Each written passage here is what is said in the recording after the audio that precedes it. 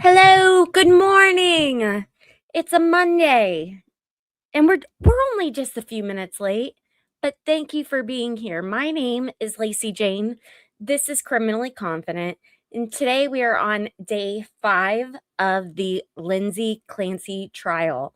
Uh Also week 2. So we got 5 days of content ahead of us.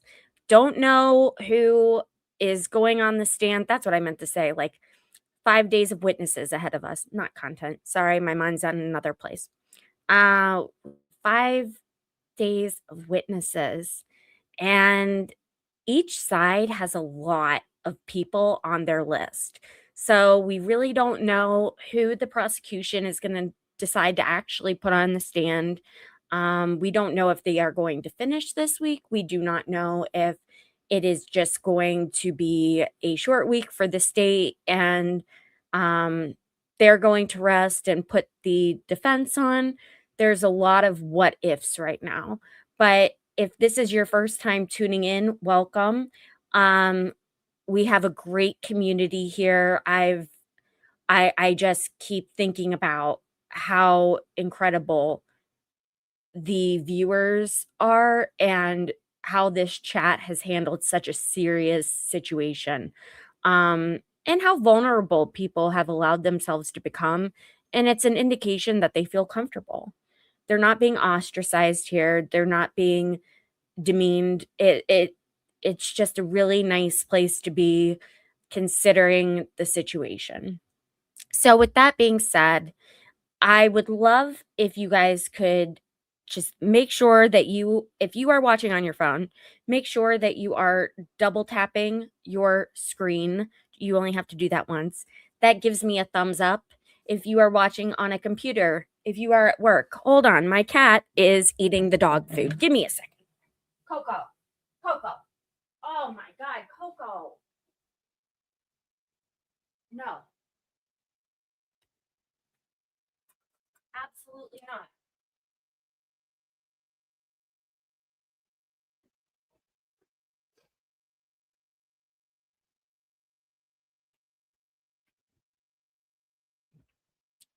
That cat. Um, just make sure that you have liked this stream, please, and double check that you are subscribed. The next thing that I would love to hear from you guys that you guys are doing is turning on your notifications from personalized to all. Whenever you subscribe to a channel, it'll automatically go to personalized notifications. So you just click on the bell on the front of my YouTube page and select all. And that way you don't miss a beat. And that brings me to another point. If you are absolutely loving this and you want to support the stream and the channel, you can become a member. One of those perks is member only live streams, which we talked about on Friday. And since then, I'm not sure how many people saw my post Saturday night or Sunday morning. Um we had a family emergency and I thought that I was going to be in Florida right now. Thankfully, I'm not. I'm still waiting to hear if I need to uh, pa- pack my things up. And in that case, I will be streaming from there. But it was a wait and see yesterday kind of day and get all your laundry ready in case you need to leave. So I'm sorry that we didn't do that. But I even have the thumbnail picked out for when we do it. So I appreciate you guys being patient on that. And we are we are getting to it. And if you haven't seen the post, you can go back and read it yourself. It's a long story. Um, so like I was saying, this is day 5. So far, we have heard from Lindsay Clancy's ex-husband. We have heard from the doctors of 2 out of 3 of her children that assisted with life-saving measures. We have heard from all of the EMTs and the the firefighters and the police that showed up that day, and it's been extremely difficult to watch and to hear, which kinda brings me back to why I have just been I shouldn't say that I'm surprised, but it has been so incredible to see the people in here that are showing up and showing support for the other people in here that may be struggling or know someone that might be struggling. And it's just been that part of it has been very beautiful to see. And I I appreciate each and every one of you who are doing all of the things, liking, commenting, hyping. You guys have really brought in some new faces, into the chat, some different perspectives, and that's the other thing. I don't wanna have an echo chamber here. That's not my goal. I like differences of opinion. All that I ask is that we don't disparage one another in sharing those differences of opinion, and I haven't seen that. I've seen some people that are, like they may be, like, kind of trying to rage bait, and then, we calmly explain, "Thank you for sharing your perspective. Um we don't wanna ostracize anyone. We don't wanna demean anyone's, opinions." A lot of people are waiting to hear from all the sides, from all the witnesses that are put up on the stand before making a definitive decision. Um, and I guess that leads me to what are they deciding? So Lindsay Clancy in January of 2023, she found herself in a horrible situation, um, basically for months since the previous September. She had been seeking help for severe mental health struggles, majorly severe. And she had been prescribed, written, and or refilled over 30 scripts, and these were heavy duty psychiatric medications. And she was still only getting 3 hours of sleep a night, and she was beginning to, exhibit symptoms of, um, postpartum psychosis after giving birth to her beautiful, 8-month-old, and she was doing all the right things. She was even keeping a journal of the medications, when she took them, how much, and, how she was feeling. I mean, ask any doctor, that's like the dream patient. They are tracking their progress, they are letting the doctor know definitively, "Well, hey, look, if you go back to June 13th, look at these, uh, notes that I took." It's like, that's really helpful to have. Excuse me. Oh my god, Coco. No.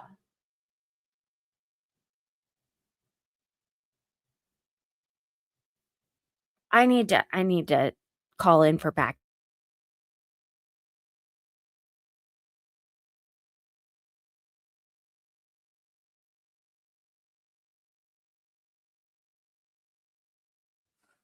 Okay.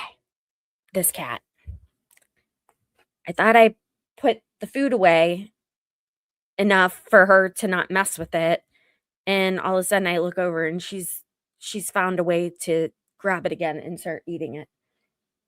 And so I called for Frank and she's like, "Oh no, not him." Um so she had been trying to receive help. She He's on the phone. I'm on here. There's so much going on. She had talked to countless physicians, and She had even done a inpatient hospital stay, and she knew what was going on with her body and more or less with her mind. She was a labor and delivery nurse at the best hospital in Boston, and her family saw it, and everyone, quite frankly, I think towards the end, everyone was just feeling hopeless. And give me 1 second.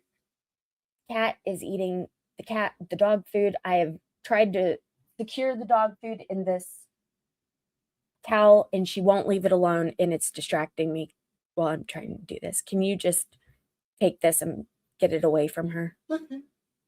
Thanks. Okay.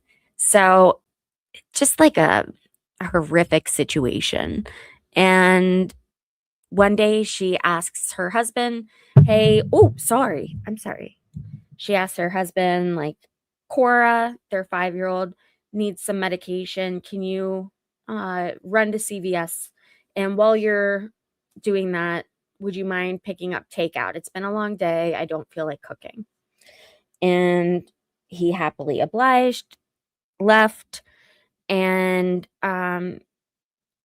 when he returned home, it was totally silent, which is not normal if you have 3 children under the age of 5, right? And he was looking around, finally found his wife outside in their backyard laying in the snow. She had tried to, and don't be mad at me for saying this. This is a YouTube thing. They don't like real words on this platform. It's why we're on Kick. She had tried to unalive herself 3 different ways. And they'll get to those different ways. If you don't know, maybe ask in the chat or just listen to court, because you won't go 10 minutes without hearing about it. And she had unalived the children while he was gone. She said that she heard a voice telling her that she had to do it. And just horrific. The EMTs, the paramedics, the police officers, you can tell they're just all horribly traumatized by this awful situation. 1 second again.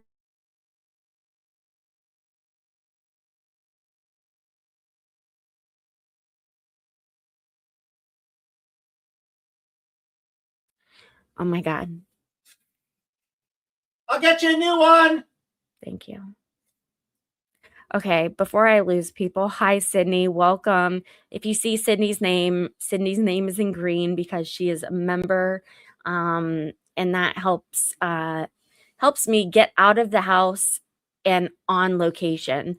For instance, I will be in person for the Michael McKee trial, which is covering he is alleged to have, once again, unalived Monique and Spencer Tepe here in Columbus, Ohio. I received my press credentials last week, so that your guys' support by being a member, it goes a long way. And then I will be covering the House of Horrors trial if that goes to trial. I wouldn't be surprised if they plea out. And I'm at least planning on going to one day of the the Caleb Flynn trial. He is the former American Idol contestant here in Ohio. It's a little bit of a longer drive, which is why I'm not committing to several days of it. So I appreciate my members being here and supporting the channel. Good morning, Angela. Thank you for being here. And then my beautiful, crazy Brazilian. You may not know her name, but I do. She is a lovely, lovely woman. We have had many conversations. We love this woman. Hello, Troll Steve. If you don't know the lore behind Troll Steve, you're missing out. Steve, I love you. Steve used to come in here and he was super mean, just trolling me. And I finally was like, dude, why are you mean? There's no reason for you to be mean. And he was like, you know what, Lacey, you're right. And ever since then, he is in every single stream and he is so sweet. We love Troll Steve now. Yeah. Oh, you think that I I think they would be crazy to go to trial with the House of Horrors. I think that uh the majority of people who live around me, I'm in Central Ohio. Uh that is Southeastern Ohio, right next to my alma mater. So it's about 70 minutes. And it's in one of the poorest counties in Ohio. It's right next to West Virginia. I think I think that situation is just horrific. And right next, you guys might remember this. Right next to where that happened is Pike County. Do you guys remember the Pike County murders? It's another word I'm not supposed to use on YouTube, but screw it. Um, Pike County, that's when there was this family that they were all mad at each other and they lived in double wides next to each other. And like one of them conspired with the other members of the family to kill the other side of the family. I'm saying all the bad YouTube words this morning. Um oh, Magic wants to know why it looks like I'm in a treatment chair. Thought you were done. I am done. This is for those of you who don't know. I had surgery on my aorta. It was a major surgery in May, and May 13th. So I'm not even 90 days out from surgery yet. And if you guys have seen my moderator, maybe not, she bought me this lift chair, which I needed. It helps me, this is my bed, helps me get up, like it lifts me up to my feet so that I don't have to use those abdominal muscles, getting it all out of our system before court starts. Um, so shout out maybe for my lift chair. It also heats, which is really nice because I'm always cold. And yeah, like this.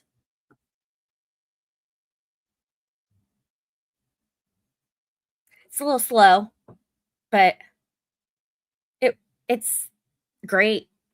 Great, great, great. I got it from um Sandy's Furniture, and it I really like it. But as much as I like it, we are headed back down to the studio. Um, I have decided that we are setting things up on August 13th. I will be back downstairs in the studio doing the shows from there. I do like doing them from here because I literally get out of the chair and just roll into bed, which is also the problem. I need to be a little bit more active. I am done with my ketamine treatments. Today is the first Monday in over 3 weeks that I am not at the ketamine clinic getting my treatment. And I can happily say that it did everything that it needed to do. I went for chronic pain. And since I finished my treatments, I was able to decrease my medication like over half. So that's incredible. Absolutely incredible. And it also helped with the mental health act. I need to do like word exercises before I go live. when I first did ketamine, treatments, I was in a really bad, mental, emotional headspace. I was having some very dark thoughts, and my medication wasn't helping me, and I read about ketamine treatment, and it absolutely saved my life. I mean, there's no if, ands, ors about it. It was a remarkable experience. Um, but you do it in conjunction with, like, talk therapy. If you just do it, like, alone without the talk therapy aspect, I don't know if it is as helpful. Uh, but having that was, I felt very blessed to be able to do that because it's not cheap. But I know that my was he my husband at that time? I know that Frank saw that I was in dire need, so we, we paid for it, and, I let it go too long without getting a maintenance treatment, and that's why I had to do the process all over again last month. So moving forward, uh, I am going in for a tune-up either every 90 days or, like, every 6 months so that I don't have to do the $3,000 3 weeks worth of treatments all over again because that's a lot. Um, you didn't distract me. I'm glad I could answer your question, no problem. Yeah, it was very great. And Steve just enjoyed me being at the ketamine clinic. The man is never as talkative as he was in my chat when I was not reading it. I did see you when you had gone to Florida for a break, and it looked like you had just needed a break. I don't remember, um I like to go to Florida. I will I wanna live in Florida, but, it's where my dad lives, and that's where I thought I was gonna be today after my stepmom got sick this weekend. Thankfully, thankfully, she's better. So, I was very weepy at the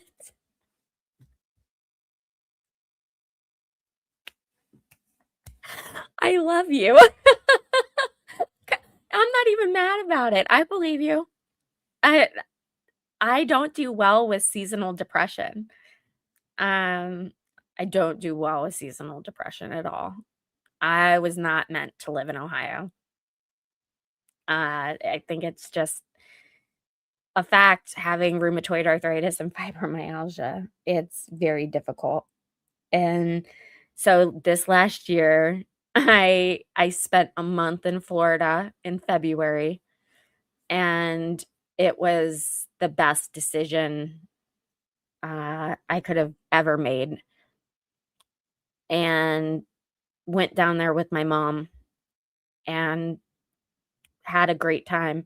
We got a Airbnb with a pool, like, that was the qualifications. I wanted to and when picking the Airbnb, I wanted a place that had a pool, and not to share with anyone else. I wanted my own pool, and we got down there, and the pool had an algae outbreak and was unusable the entire time we were there.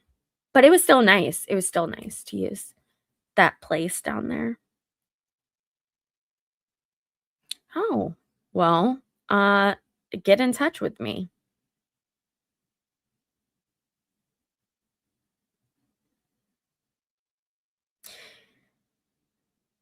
Yeah. The newest development has been neuropathy. I've been experiencing major neuropathy. If you don't know what that means, it's basically just, these neurons in your hands and your feet just exploding, and it feels like lightning bolts going off, and it it's horrific. But thankfully, I have medication that helps me when, um, that happens, which is usually in the mornings. Back back to Lindsay because I saw it's 9 o'clock. I know we're about to start. Um, her parents are there. Her ex-husband, as I mentioned, he went on the stand first. He is not there for the remainder of the trial, at least that's been my, um, takeaway, but he has been extremely, extremely vocal about his support for Lindsay and asking the greater community to please have it in their hearts to forgive her. This is not the woman that he married. This was a horrible, horrible situation. But he saw her trying to get help. He saw her actively going to the appointments, actively taking the medication, actively advocating for herself. And I saw over the weekend that he, along with his sisters, have opened a park in, the area where they why is it leaving me right this moment? Duxbury, which is where they used to live in Massachusetts, and it's in memorial of the 3 kids and mental health, and why didn't we hear about that in court? You know what I'm saying? Like, Sydney, dang it. Um, what a remarkable thing to do, and a lot of people are looking at Patrick, and they're like, "What was this guy thinking? Why why didn't someone call in family as reinforcements to have them help?" They did that. They did that. And it got bad, like, really bad in November, December of '22, and he started going to the appointments with her in person because she had done a lot of, virtual health meetings. That worked for her. She had 3 kids at home, she had just given birth to her 3rd, and so I can understand why she did that. But essentially, even though they went in person those last couple months, it it ended up with the same result, which was, like, just throwing more medicine at her, and, pardon me, and, like, I it it didn't work, and it's really upsetting to think that she called, like here's another word YouTube's gonna be mad at me for. She called, like, the suicide hotline, and they said that because she didn't have a plan when she called, that she wasn't eligible to, like, receive inpatient help. There's a girl in the chat, Bubbles, who has told us her own struggle, and she said that when she called them, they told her to make herself a cup of tea. She's from Scotland. And, make herself a cup of tea and go for a walk. And I was like, "Off a cliff?" 'Cause that who says that?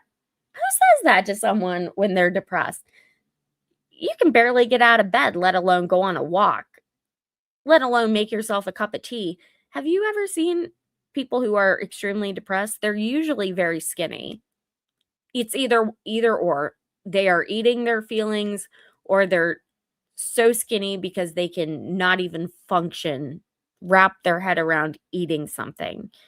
It's it's horrible. And so I love that you guys in the chat have been using each other as a support system. It's been incredible to see. I've really enjoyed getting to know more about each of you, and even those that are, I don't even wanna say lurking, but coming and maybe not participating in the chat, but showing up every day. I really do I I really do appreciate you guys. Uh, that has made the chat has made this 10 times, I guess, easier, less devastating than it would be just watching it alone. It is what it is. Oh, let me mention this. I have 2 streams going right now.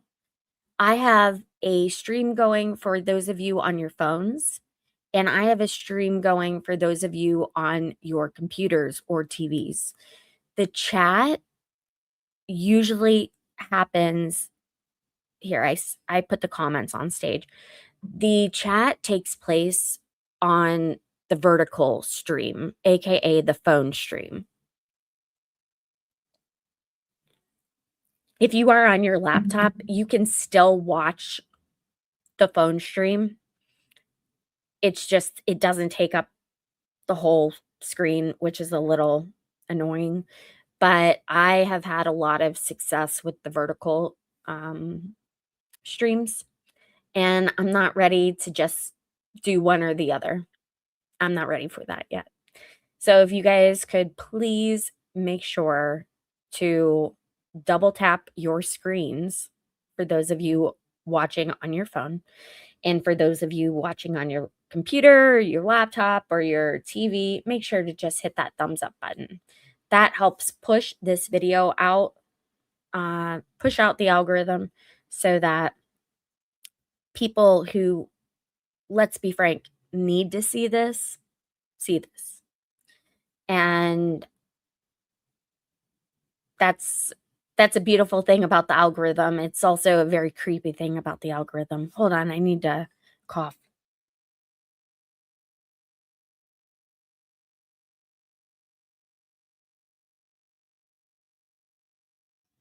I started with drone medical delivery. I've never had a drone.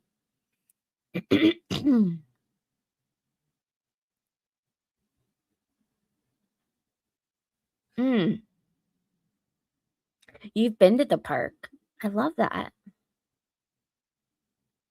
You know what? When I'm on my laptop, I don't have emojis, so a lot of my sarcastic comments, they don't hit the way that they're supposed to, and people are like, "What?" But, uh, it is what it is. "Oh, you seem so nice. Happy Monday."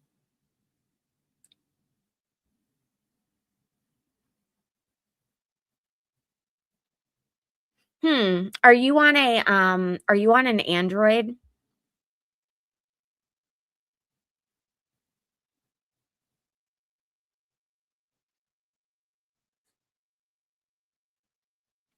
Thank you guys for doing that. It really helps bring more people in here, and inevitably that helps me with getting out,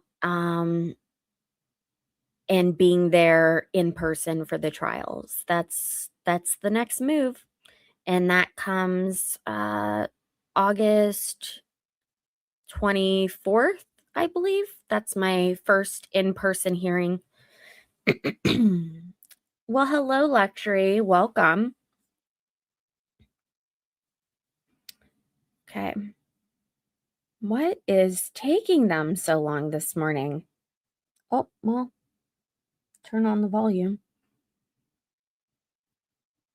Let me know where you guys are watching from. I'm always interested in knowing, like, are you guys watching from Massachusetts? I'm from Ohio. Oh, here we go. This court is in session. Please be seated. May I proceed, Your Honor? Yes, please. Your Honor, before the court today, we have the matter of Commonwealth versus Lindsay Clancy. Ms. Clancy is present. She is represented by Attorney Kevin Reddington. The Commonwealth is represented by Assistant District Attorney Jennifer Sprague and Assistant District Attorney Shannon Buckingham. All right. Good morning, counsel. Morning. All right. Good morning, Ms. Clancy. Counsel, can I just see you briefly just for a second? Of course. And then I think we'll be ready to bring the jury in. So on Friday, they actually went on a field trip, the jurors. For this trial, they have 18 jurors, simply due to the fact that it is a long trial. And the longer the trial, the more likely you are to lose a juror to whether it be sickness or a serious emergency that comes up and they need to have alternates for. So that's the first thing. But they went on a field trip on Friday, and it was basically to the house for which Patrick and Lindsay lived in. And they drove the route that he took when he went to go pick up the medications and the takeout the night that this horrific event took place. I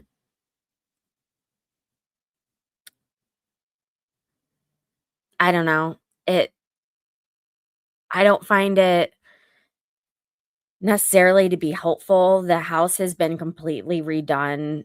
It looks nothing like what it looked like when the crime took place. And it just seems like another opportunity to really mess with these people.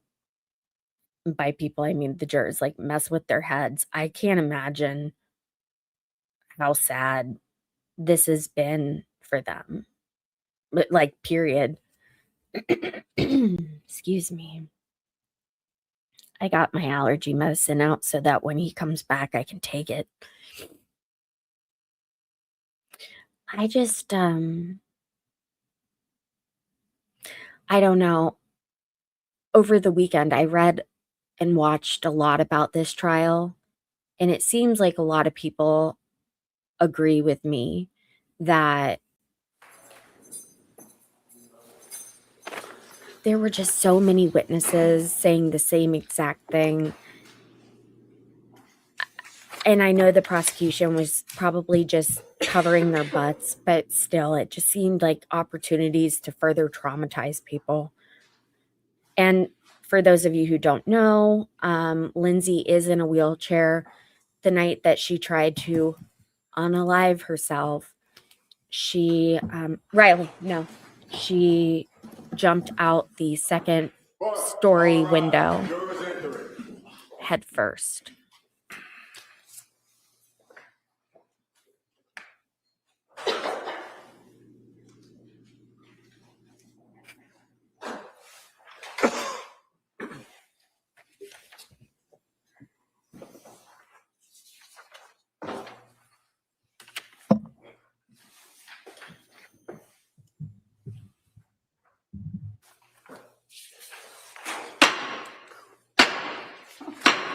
Hear ye. All persons having anything to do with the Honorable William Sullivan, Justice of the Superior Court, now sitting in Plymouth, within for the Commonwealth. Draw near, give your attendance, and you shall be heard. God save the Commonwealth of Massachusetts. This court is now in session. Please be seated. Good morning, Your Honor. May I proceed? Yes, please. Your Honor, before the court today, we have the continuation of the jury trial in the matter of Commonwealth versus Lindsay Clancy. Ms. Clancy is present. She is represented by Attorney Kevin Reddington. The Commonwealth is represented by Assistant District Attorney Jennifer Sprague and Assistant District Attorney Shannon Buckingham. All right. Thank you, Madam Clerk. Welcome. Good morning, everyone. I hope everybody had a restful weekend. So what I want to do is just kind of tell you, first I'm going to go through those questions, make sure everybody was able to follow my instructions. Then I'm going to go over what today's schedule is, and then we'll return to the Commonwealth's presentation of evidence. All right, and so let me ask those questions. First question, has any member of the jury read, seen, or overheard anything from any source about any aspect of this case that would affect your ability to be fair and impartial? All right, next question. Is there any other serious matter or concern bearing on your service as a juror in this case that anybody needs to bring to my attention? All right, again, thank you for following those instructions. Now, today's schedule, let me say first thing about schedule. I know I haven't always been completely correct on some of the schedules we follow, but I want to just let you know that those decisions about the scheduling is on me. All right. And sometimes I have to take into consideration other factors or things that are going on. So what I really wanted to tell you is that don't speculate why we might go a little late or a little early on any certain days, but certainly don't hold it against either side in regards to that. The person who's making those decisions or that decision is me. All right. So you should be aware of that. So that being said, the thought is today we should go into the afternoon. All right. And if that changes, I'll let you know. And what we're going to do at this point, we're going to return to the Commonwealth's case. And with that, Commonwealth, call your next witness, please. Thank you, Your Honor. Commonwealth will call Michael Snyder. Oh my God, please don't let it be a police officer or firefighter. I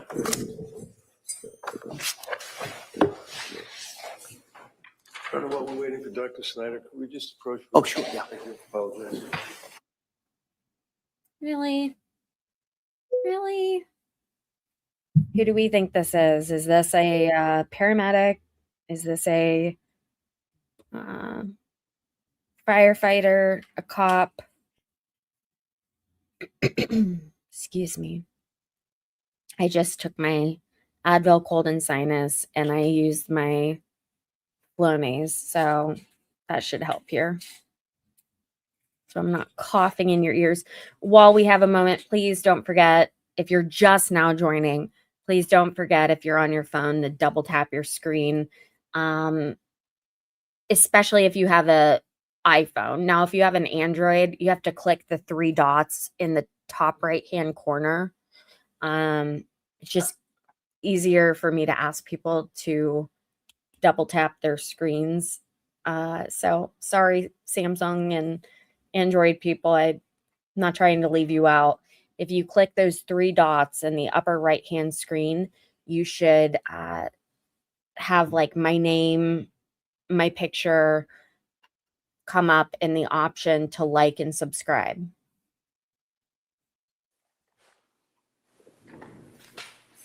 Oh, a doctor. Good morning, Candy.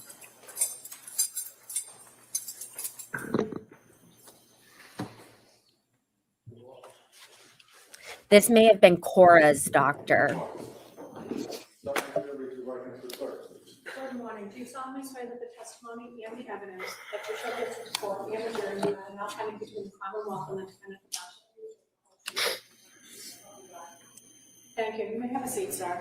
Watch your step, please. All right. Good morning, Doctor. Good morning. All right. May I inquire? Attorney Buckingham, please. Thank you. Good morning, sir. Could you please tell the jurors your first and last name?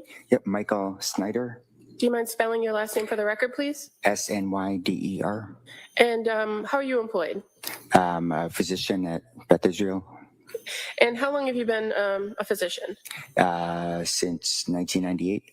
Can you tell us a little bit about your educational background? So undergrad at UMass Amherst, I did medical school at Tufts University, and then I did my residency in emergency medicine at Boston University. And how long have you worked at Beth Israel? Since 2014, 12 years. And do you primarily work in the emergency department? Yes. I'm going to draw your attention to January 24th of the year 2023. Do you recall working in the emergency department on that day? Yes. And in the evening, were you made aware of multiple pediatric traumas that were coming into the emergency department? Yes. And when you are made aware of people coming in, how does that occur? So we'll typically get a call on the EMS phone that something's coming in that they want us to know about up front. And do they provide you with some basic background information about what's occurring or what occurred on scene and what's occurring during the transport? When possible, yeah.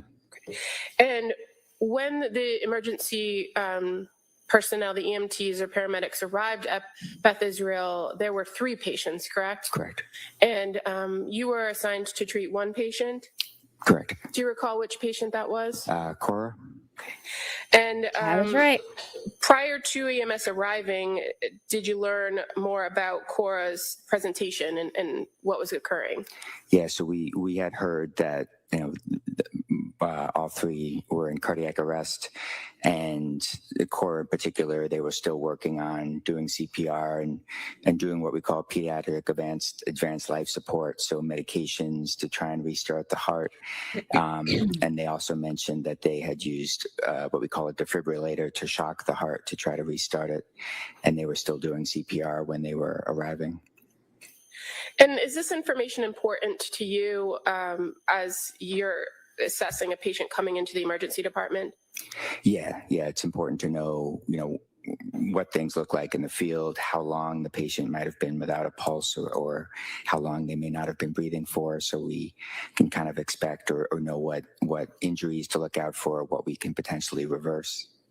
And were you aware of the age of Cora? Yes. And she was 5, correct? Yes. And as far as the medications that you were aware of, what medications had been provided? So prior to coming to us, she had been given epinephrine, which is the primary medication we use in a cardiac arrest. And do you know how they had administered that medicine to her? Yeah, so she had what we call an intraosseous device in her right tibia. Sometimes it's very difficult to get an IV in, so we can go directly into the bone or the bone marrow. And were you aware of whether she had been intubated en route? So she was not intubated en route. When she arrived at the emergency department, were you there to greet the ambulance? Yes. And what happens when a patient comes in through the emergency department via ambulance? So when the patient first comes in, we immediately have our team, start to sort of take over care, so there's no gap. And then we also get a sign out from the paramedics and EMTs and any other staff that had been involved in the case.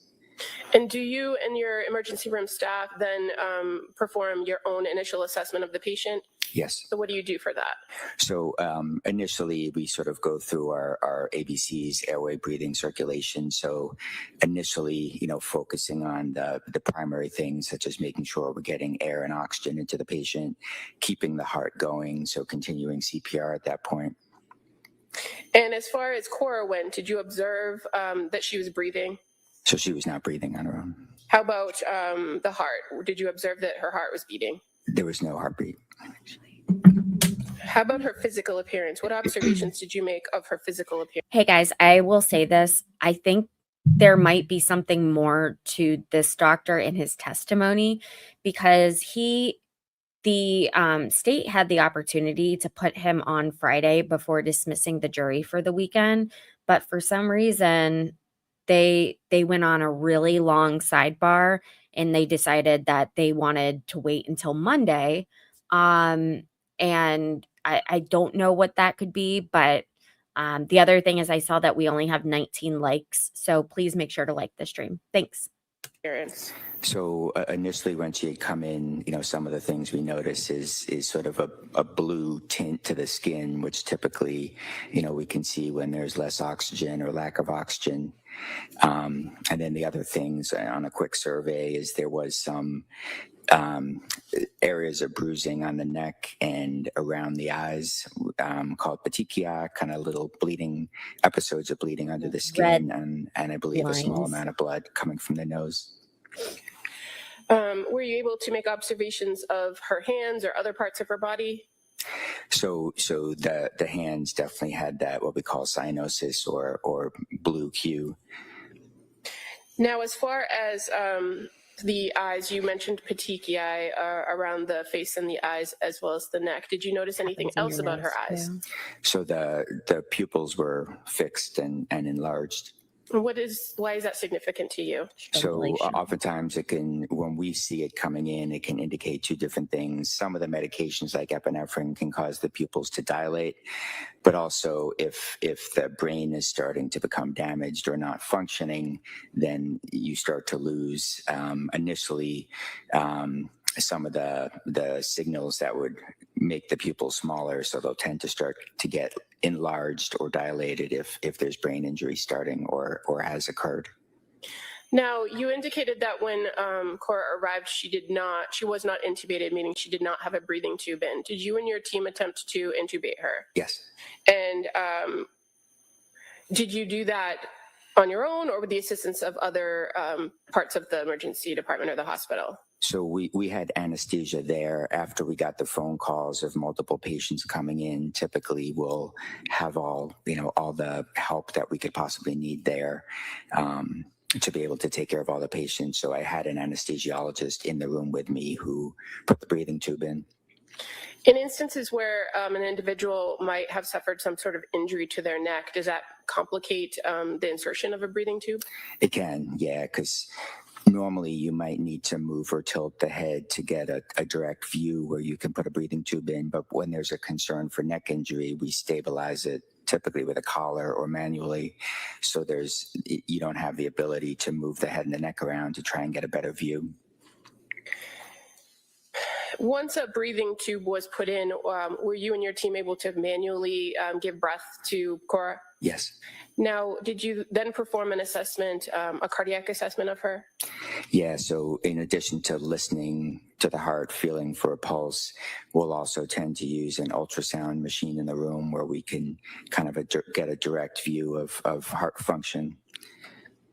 And you were aware that they had defibrillated her twice in the ambulance. Why is that significant when you're treating a patient that's in cardiac arrest? So when they defibrillate a patient, it's typically the heart's or might be in a rhythm where it can't pump blood. So it might be sort of out of sync or quivering, where we may attempt to use electricity to kind of shock it back into a rhythm. Once you performed the ultrasound, the cardiac ultrasound, were there any attempts made further to use a defibrillator or? Yeah. Throughout your course of treatment with her, did you continue with various medications? Yes. And was CPR ongoing throughout your entire time with her? Yes. Were you consulting with any other colleagues or any other hospitals in regards to the care of Cora? Yeah, so we actually had, in addition to all my colleagues in the emergency room, we had intensive care physicians from Children's that were on the phone with us, kind of working through any things that may have come up in the case, also expecting that they would be receiving the patients from us. Is your hospital at the Beth Israel equipped to handle this type of pediatric trauma? So we can do the initial stabilization, but then we need to ship the patients out to either get a specialty care or continued inpatient care. And how long did efforts in treating Cora continue? So in the emergency room, roughly 30 minutes. And fair to say that all of the efforts that you made were not successful? Correct. And at approximately 1928 or 7:28, did you finally declare Cora deceased? Yes. Thank you. I have nothing further. Anything? I have no questions. Thank you, Doctor. Thank you. Thanks. All right. That was easy. I don't understand why they didn't just Commonwealth calls Dr. Andrew Capraro. put him on the witness stand, Lacey, on Friday. Maybe he had an emergency come up.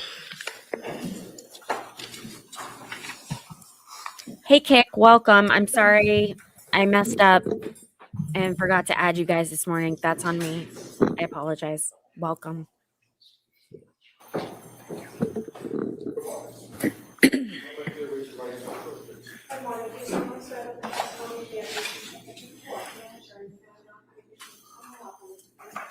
Thank you, Steve.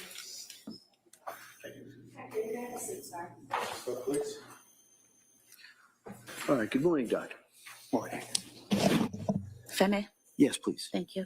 Good morning. Can you please state and spell your name for the record? My name's Dr. Andrew Capraro, last name Capraro, And your date of birth, please? July 9th, 1970. What do you do for a living? I'm an attending physician in the emergency department at Boston Children's Hospital And how long have you done that? for the last 26 years. Can you just briefly describe for us the training and education you had to qualify for that role? I went to Providence College undergrad and then went to Brown Medical School.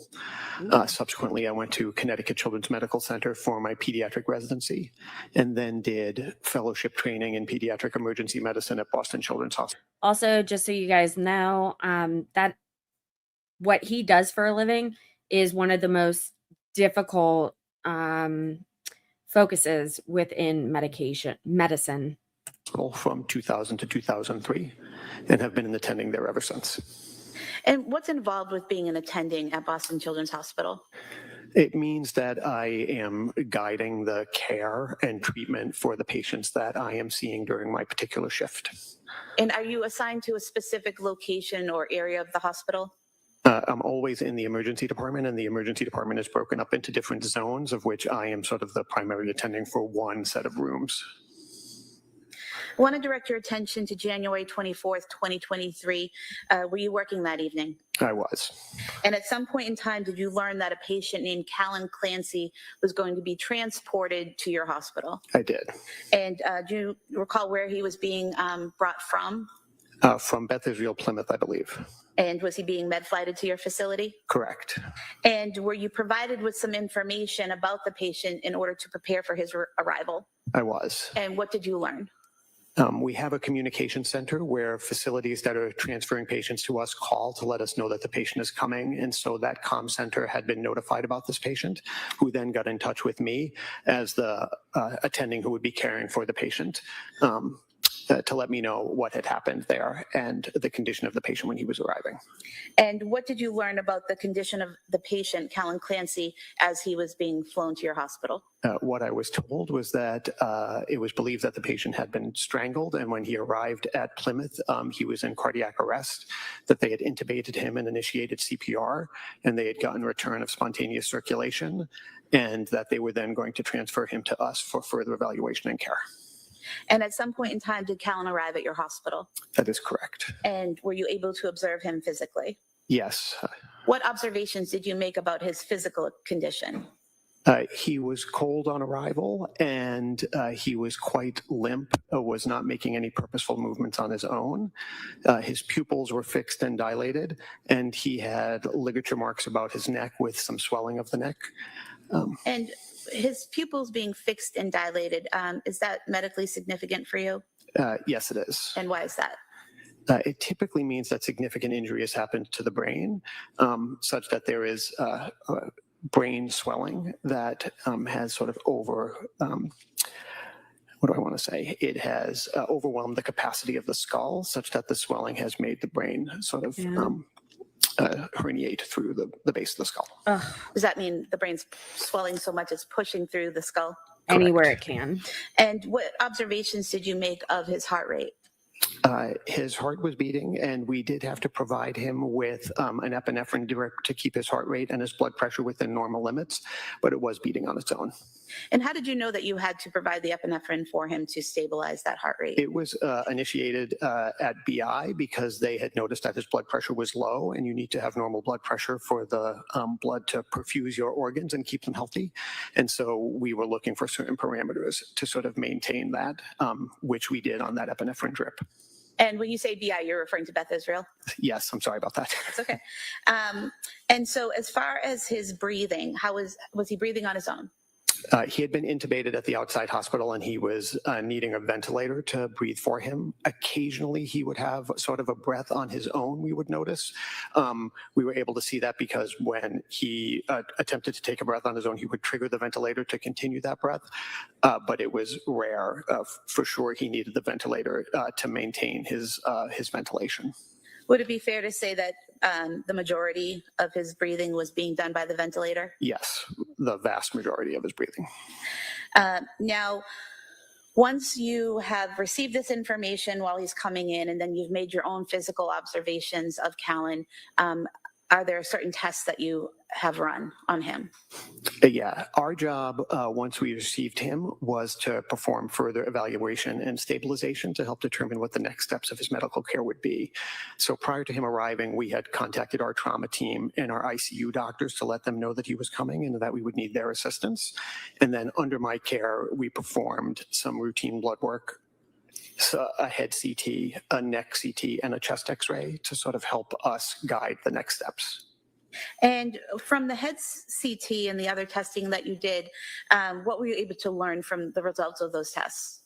The head CT in particular showed significant brain swelling consistent with hypoxic ischemic injury, which was most likely, or which was the most significant finding that we found. So could you please explain for us what is hypoxic ischemic injury? Hypoxic is just a fancy word for not getting enough oxygen, and ischemic is just a fancy word for not getting enough blood flow. And so when your organs don't get enough oxygen and blood, they sort of suffer injury and therefore get to swelling. And so That's why I had his surgery brain was showing evidence of that. in May. So would it be fair to say that his brain wasn't getting enough oxygen and blood flow, and then because of that, it was damaged and swelling? Correct. Now, this type of swelling and injury, as you're describing it, can that be caused by strangulation, the injury of the brain? Most certainly. And you mentioned earlier that you did see some marks around his neck. Is that correct? Correct. And what were those consistent with? Strangulation of some sort, most likely from an object, based upon the linear aspect of the bruising. And when you say the linear aspect of the bruising, does that mean it's in a straight line? Correct. Now, once you had the results of this testing, was there, did you make a decision on what to do next? Yeah, the main thing was to help us figure out, did the patient need to go to the operating room for some sort of other procedure to help with this, or was this something that could be dealt with medically? And so once we had the results of the head CT and then the neck CT as well, it was felt that the next appropriate step in his medical care would be to be transitioned to the intensive care unit for them to take over care. Why was it that surgery was not an option to help Kellen in this situation?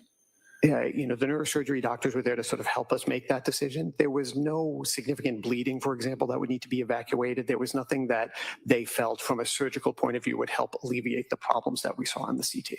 Okay. And so was his care transferred to the ICU? That is correct. And once Kellen was transferred to the intensive care unit, did your care for him end at that point? Correct. I have nothing further. Thank you. Thank you. Mr. Reddington? What did she say? What happened? Thank you, Doctor. Please step down. I created a poll for those of you on your phones. That's what I was doing. I guess I missed the noise. Commonwealth calls Dr. David Cassavant.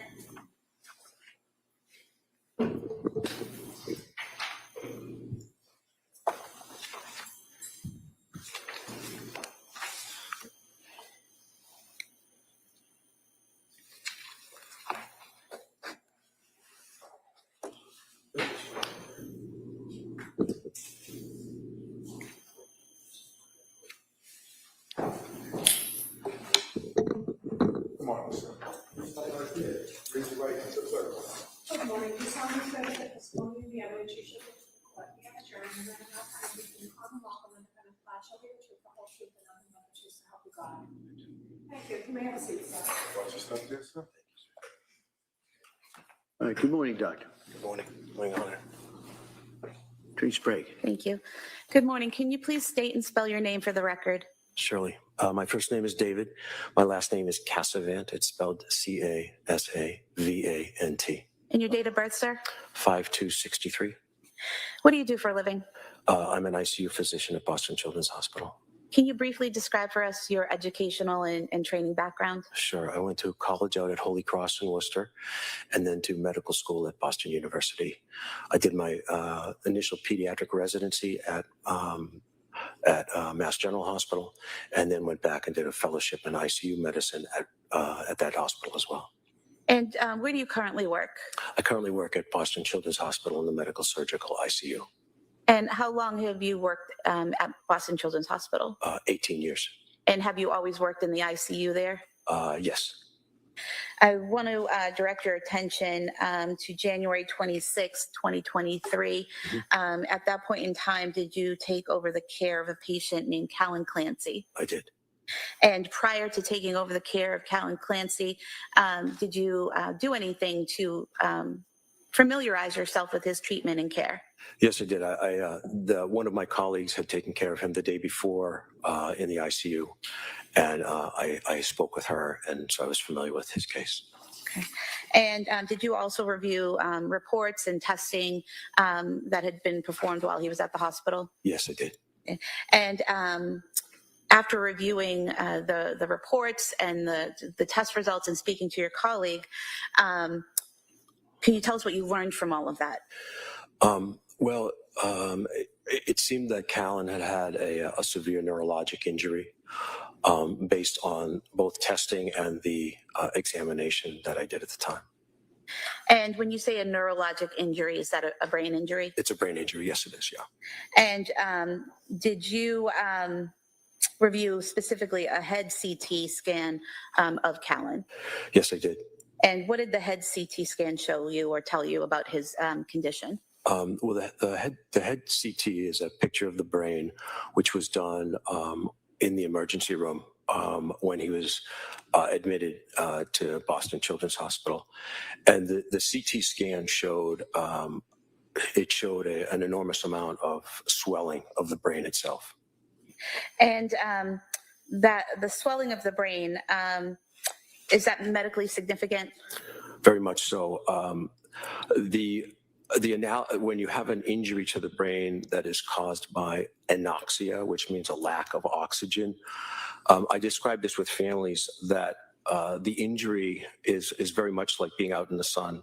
You don't notice it at the time, but swelling occurs over the course of time. And one of the things with a lack of oxygen to the brain is the injury occurs and then swelling starts to happen over the course of time, typically peaking at 48 to 72 hours. When you see swelling that happens that early in a case, as in Callan's, it means that there's been a very significant lack of oxygen and therefore injury to the brain itself. So, for example, some types of injuries that would withhold oxygen from the brain would be more mild and the swelling would occur over time. Is that correct? That's exactly correct, yes. So if a severe injury happens that withholds oxygen from the brain, that's when you see that immediate swelling like Callan had? Very much so. Sort of the comparison of a sunburn to a burn that you might get from a stove. This was a stove. It's very, very profound. Did you perform a physical examination of Callan? I did. And what did you observe? Well, one of the first things that I noticed as I approached him was that he had a breathing tube in place, and I knew from my colleague that he was not on any sedation, which is very difficult to tolerate, having a breathing tube through the vocal cords if you're not sedated, and he was not sedated at the time. The next thing is that when I approach a patient in their bed in the ICU, we always start with a quick introduction that we're going to be coming near them in case they're asleep. And I usually start with something along the lines of, I'm Dr. Dave, I'm just going to listen to your heart. And I'd usually address them by name and to see if they start to respond. And then I'll go ahead with the rest of the exam, but that's just to sort of warn them that someone might be touching them. And then I'll listen to heart, lungs, and then to move forward to see if how responsive they are. So if you get no response at all from the initial, just using your voice, the next thing is and then from the exam, if they don't move around, then you start to sort of think, well, let's see how responsive they are.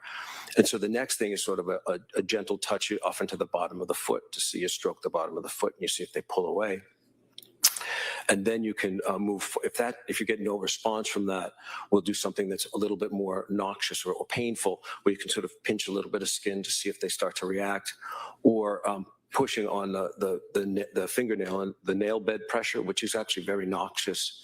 And if you can see two types or several types of response, either no response, or you can see a very specific response where they pull away from that area, and that's a specific, or you can see generalized response, which are all sort of graded, graded along those that are as we're sort of getting a sense for what their level of consciousness was. So if I could go over a few of those things that you just mentioned.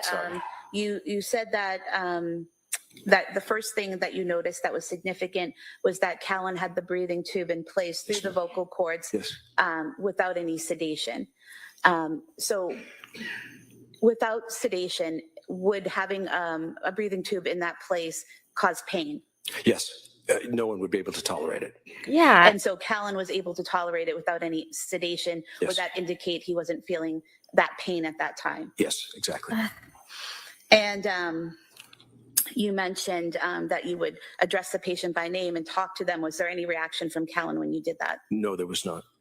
And then you mentioned you would rub maybe something along the foot. Was there any reaction? No, there was not. And did you do what you described in pinching the fingernail or pinching somewhere on Callan to see if he responded? Yes. And did he respond? No, he did not. And what did these interactions and tests on Callan tell you about his condition? This told me that he was unresponsive. He was unresponsive to both things that would cause discomfort and things that would cause pain. Did you also do anything in terms of looking at his pupils and any tests on his eyes? Yes. So after all the other things that we look at the pupils, and so one of the things is we have it's a reflex response. If a light is shown in an eye, the pupil constricts. And what I noted about Callan was that his pupils stayed widely open and did not constrict. And when someone's pupils stay open and wide when you shine a light in them, what does that indicate medically? Well, the eyes are a direct extension of the brain, so that's why we focus a lot on them as an area of investigation. And the lack of a response to light indicates that there's some abnormality to that, and in this case, it was a brain injury. There's medications that can keep your eyes open if you've ever had an eye exam, but that was not the case with Callan. And just to be clear, when you're talking about brain injury, we're not talking about some type of trauma that was inflicted on the brain. You're talking about the lack of oxygen and blood flow causing an injury to the brain, correct? That's exactly correct, yes. At that point in time, did you work with another doctor to do more in-depth testing regarding his neurological status? Yes. So at Children's, we have multiple teams that come together for a patient, for many patients. But for Callan, the neurology team was there from the beginning. And when in a case like this, when we see no response in an unresponsive patient, we start to get our neurology team. And one of the things we start to do is brain death testing to see if they could be what we call brain dead, meaning that the brain itself is not functioning, and that even though their heart is still beating. How is it that someone's heart can be beating if their brain is dead? It's a really good question. So there's actually two parts to the nervous system. The one is the part that we see the most in people when they react, and they react to us and they speak and they do things. The other one is the autonomic or automatic system. And the automatic system is largely in charge of the things like the heart, if the heart has not been injured. And so it was sort of continuing on. And does that give you any indication, the fact that the heart was still continuing on, about where the injuries were in the brain? Yes, it does actually. Yeah, Where would that be? Yeah, so the large part of the brain that we sort of think of as when we see the pictures of the brain, that's the cerebellum, and that's the biggest thing in humans that is most developed, and that's in charge of our consciousness, our reaction to things, whereas the brain stem, which is another part, and that's really part of the autonomic system, and that's the same in almost all vertebrates and mammals, and it's much more automatic, and so it tells me that it seemed the cerebellum, which is that part that makes us sort of the human side of what we do, that's much more sensitive to a lack of oxygen, to an anoxic injury. And it told me that that was really where that injury was in that part of the brain, much less so in the brain stem itself. So would it be fair to say that the brain stem itself that controls those automatic responses was still functioning somewhat, but the part of the brain that made Callan was not functioning? That's exactly correct, yeah. And can you describe for us the brain death testing? Sure. So the brain death testing at Boston Children's it's a very strict testing that includes some of the things that I just mentioned, but we work with our there's a checklist that we work on with our neurologic colleagues, and we sort of go through each of what we would expect for responses from someone, and we actually then work through different of the nerve sets that we would expect them to respond to. We have it set up so that there's an ICU physician is there, and then a neurologist is there, and the neurologist and the neurology team, they're the ones who perform the brain death testing. And then the test is then repeated again 24 hours later, just to make sure that there's no piece of that is different or incongruous with a diagnosis of brain death. And while the neurologist is doing this testing, are you there present, watching the testing and seeing the results as it happens? Absolutely, yeah. So we're sort of committed to being there for the whole time. And the brain death testing itself goes through some really basic things. Again, as I described earlier, the things that would be painful and do they pull away or not. The eyes, the looking at the reflexes of the eyes. There's also other reflexes too. Things like if you stroke the cornea, which is the front of the eye, people blink, and that's so the blink reflex. Cough, gag. There's also a reflex where they actually put cold water into an ear, and that gives people a disequilibrium. And so those are all the things that we think about. And then also there's some breathing components to that as well. Is one of those breathing components an apnea test? Yes, it is. Yeah. And what is an apnea test? So apnea is a word that just describes describes a lack of breathing. And how do you test that? So in a patient such as Callan, what we do, and in any patient when we're doing brain death testing, we actually disconnect them from the ventilator. And the reason that we do that is we want to see if that autonomic system in the brain will start to react as the carbon dioxide starts to increase. So our body makes carbon dioxide all the time, and the way we get rid of it is by exhaling. And where we breathe in fresh oxygen, and then we breathe out CO2.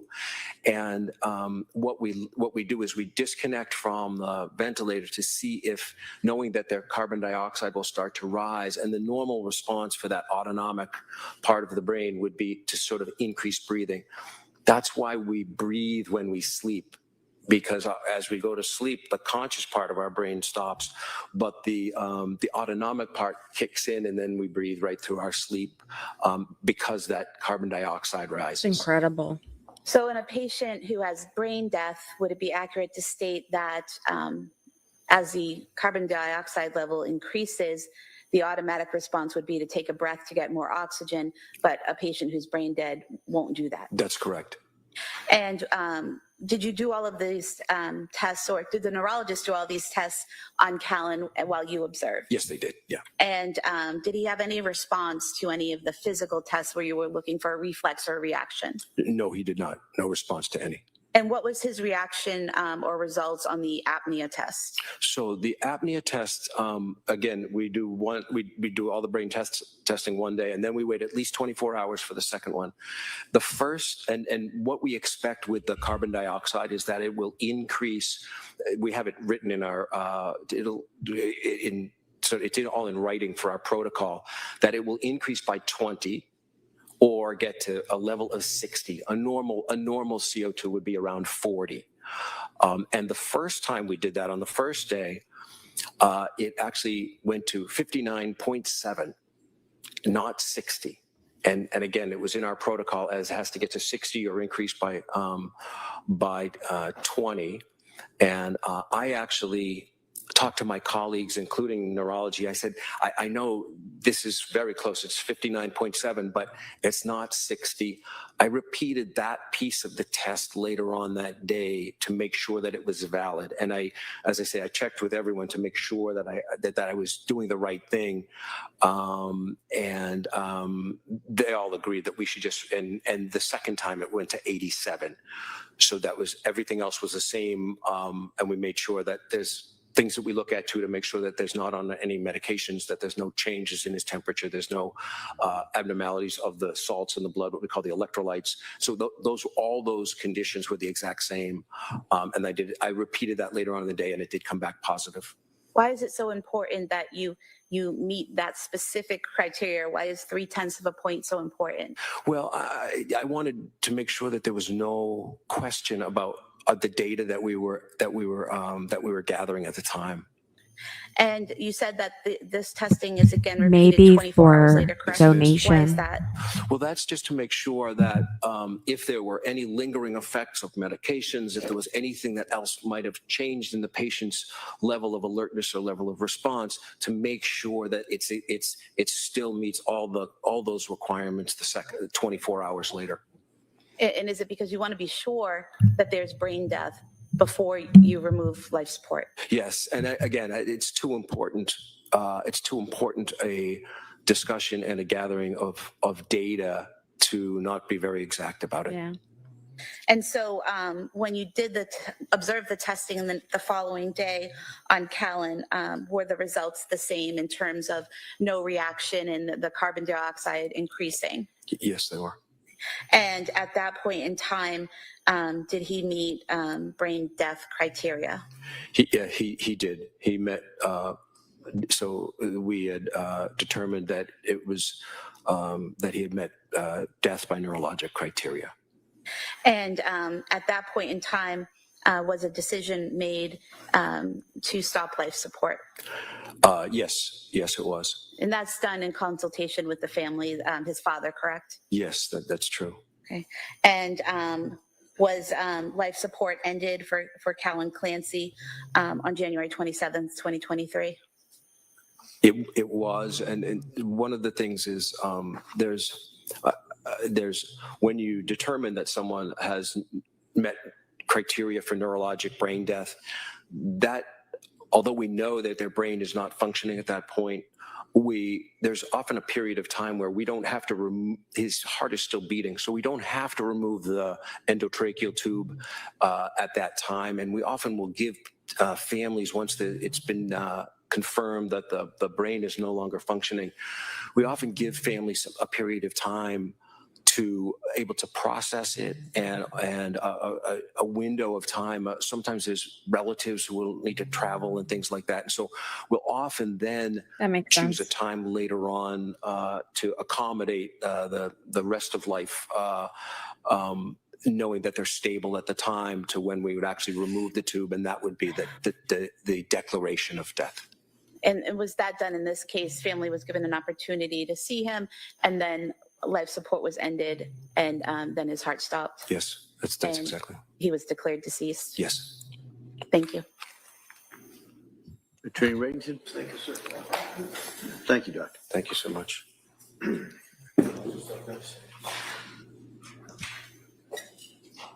Oh, are we done? No questions? Okay. At this time, the Commonwealth would move to admit the Boston Children's Hospital records for Callan Clancy into evidence. There's 2 volumes. Objection? Your Honor, I have no objection because we both have the records. We both want them in evidence, so I have no objection to any of the records that they have. We signed releases for them. For like Beth Israel, Brigham and Women's, South Shore, they all can go in. But That's a yes. It may be admitted. all right, Kevin. That was a very long-winded way of saying yes. God bless him. Yeah, I went to A and B, yeah. Hey guys, if you haven't done so already, please make sure to like this stream. If you're on your phone, usually that just means I'm sorry, if you say the name again? yeah, Kelly McDonough. Okay, sure. just double tapping your screen that you're watching on. That would be great. Oh, and double check that you are subscribed because I think we might hit a benchmark today. Please, thank you. Oh,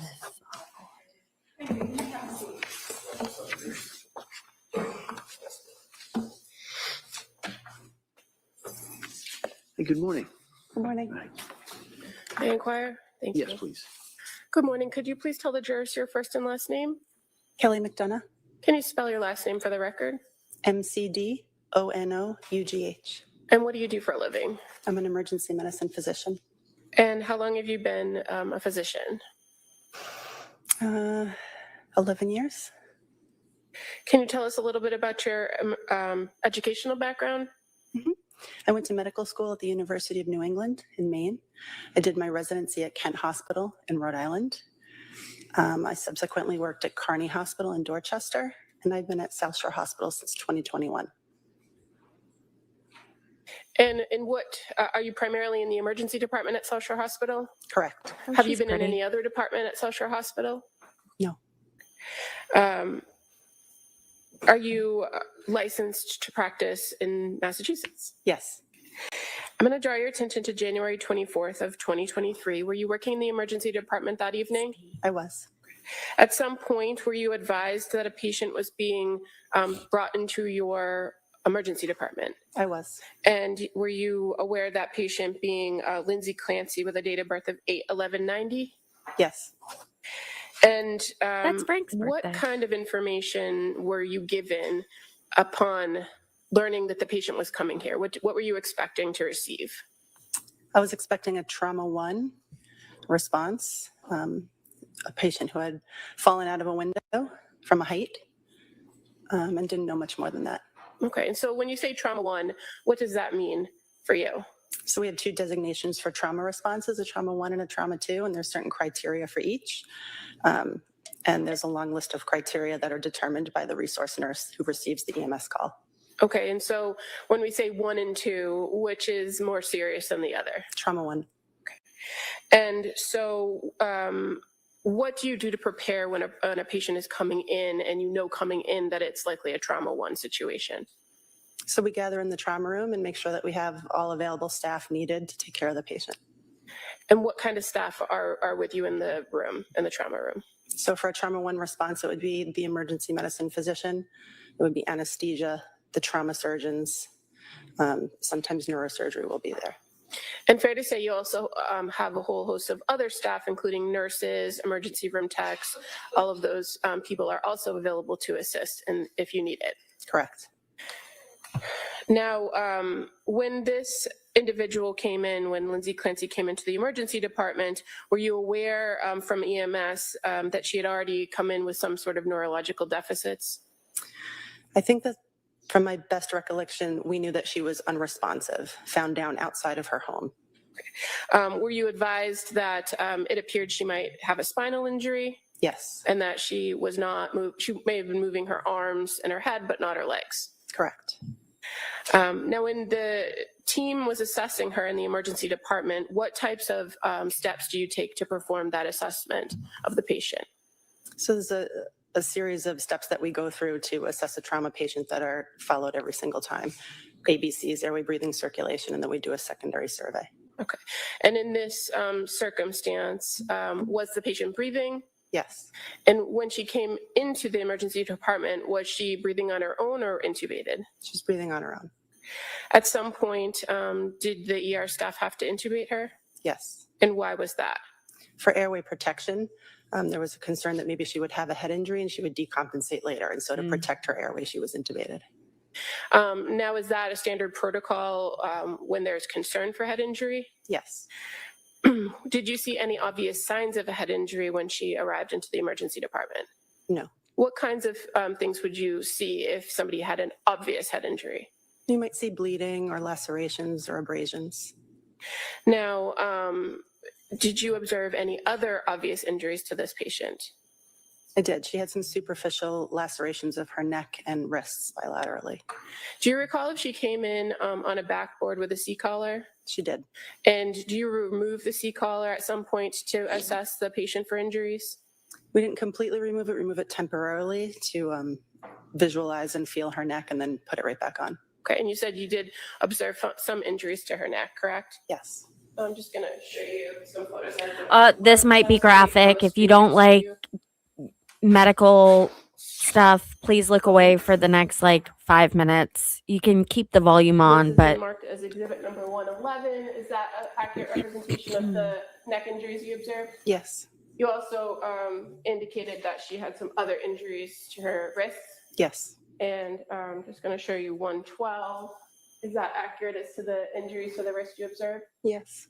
Now, you described the injuries to as superficial.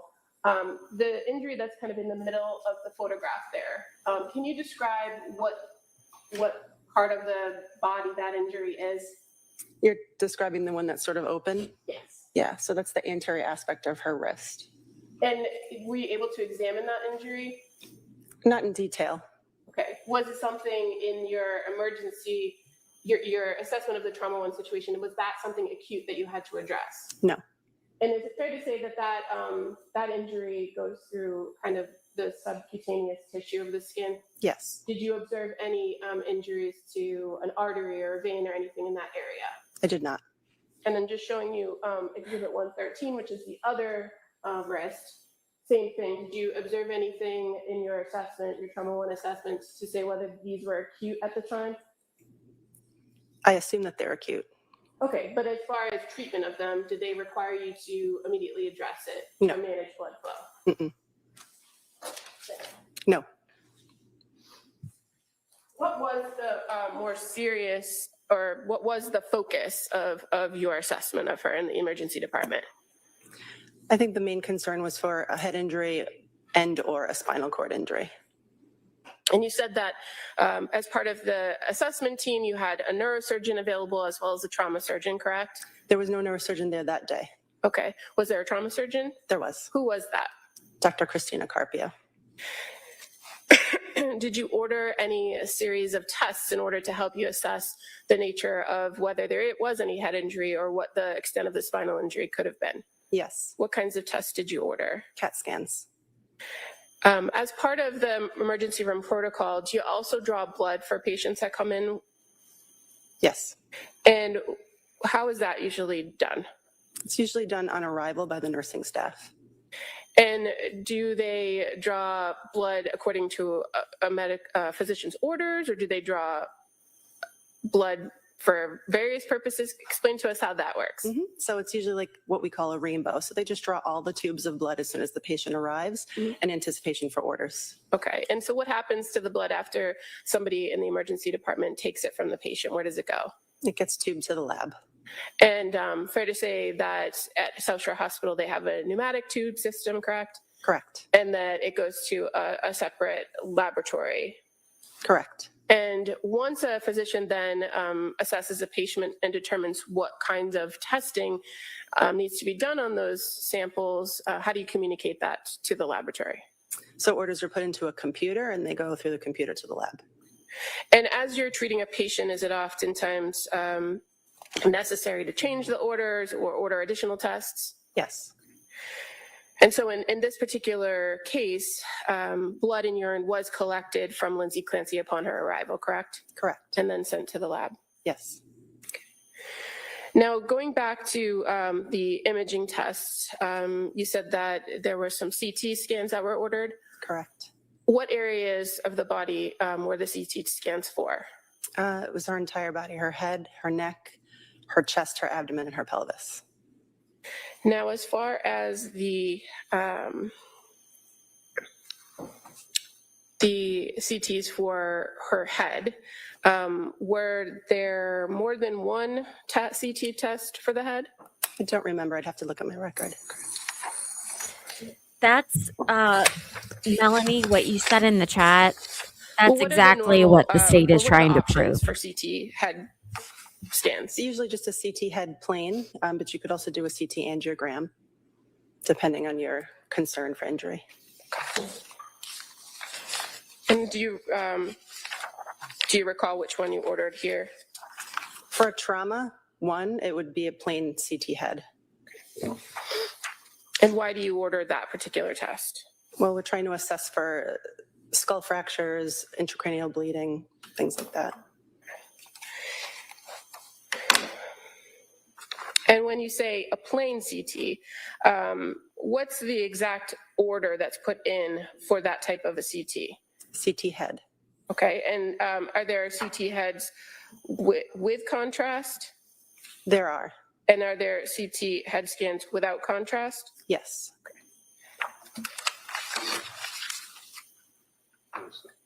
And approach witness.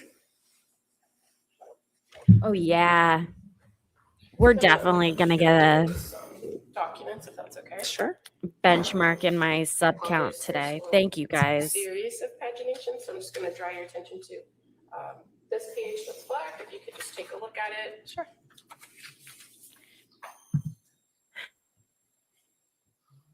Mm-hmm. Okay, and I'm just going to flip to the next page as well. The next page is blank, but is this the extent of what you would have received as far as information regarding a head CT that was done without contrast? Yes. And I'm going to just draw your attention again to another flagged page here towards the end. It's actually 2 pages from the end of the document, if you could take a look at that. Mm-hmm.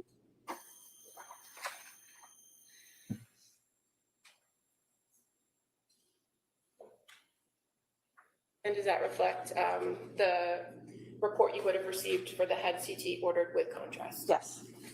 And in addition to getting a report from imaging, you also receive some actual images, correct? Yes. And do you review those? Yes. In this particular circumstance, when it came to the patient of Lindsay Clancy, was there anything remarkable in either of those head CTs? Not that I recall. And in fact, indicated the impression was unremarkable. CTAF had no evidence intracranial aneurysm, arteriovenous malformation, or abrupt occlusion, correct? Correct. What does that mean? It essentially means it's a normal study. Now, as far as the other CT scans that were conducted, there were findings, remarkable findings on some of the others, correct? Correct. And what did they reflect in your experience as far as her injury goes? From what I can recall, I know she had a thoracic spine injury. And how about the CT that was done of the chest area? I don't recall. If I may approach.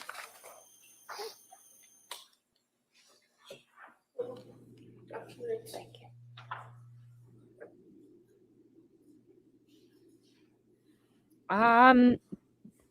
Liv, that's absolutely Does that refresh your memory? bonkers. Yes. And what was the extent of the result from the chest CT?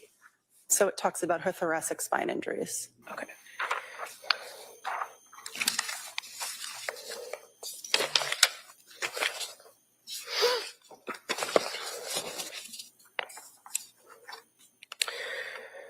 Now, after reviewing all of the images, all of the CT scans that were done here, the cervical spine, the head CTs, the thoracic spine, what was the plan for this particular patient? Was she able to be treated further at South Shore Hospital? The decision was made by the team that her injuries were too severe to stay at South Shore Hospital, and the decision was made to transfer her to a tertiary care center. Were you able to stabilize her before transporting? Yes. Is that something that's important to make sure our patient is stable before sending them off in the ambulance or a helicopter? Yes.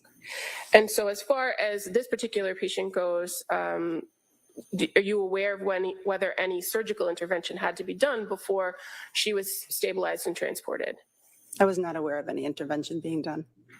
And again, you had Dr. Carpio, who was also there to assess that. Correct. We work as a team.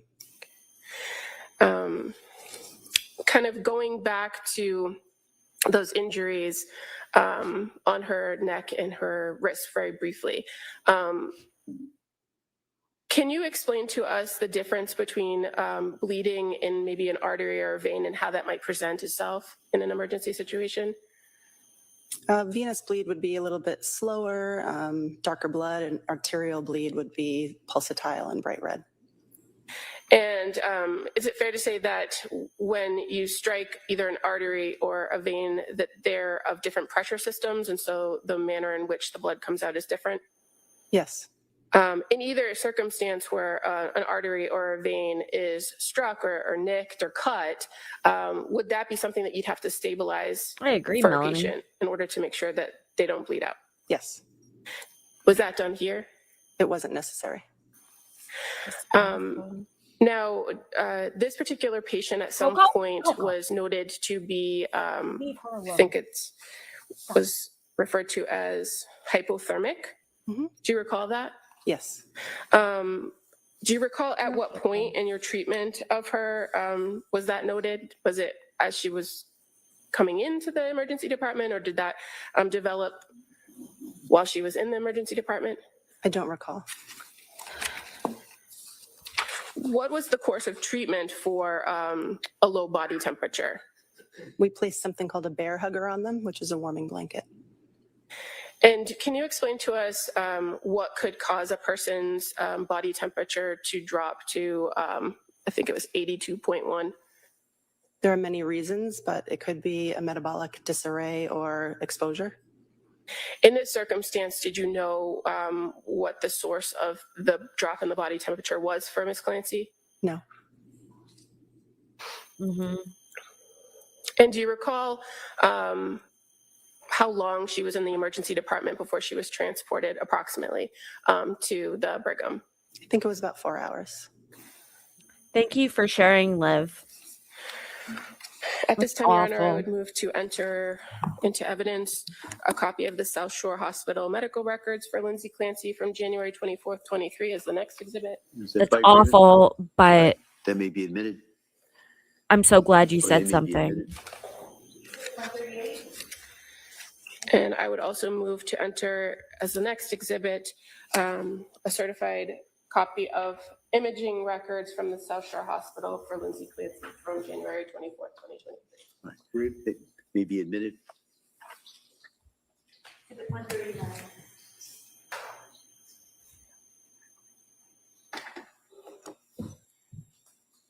So finally, Dr. McDonough, did this defendant receive surgery at South Shore Hospital?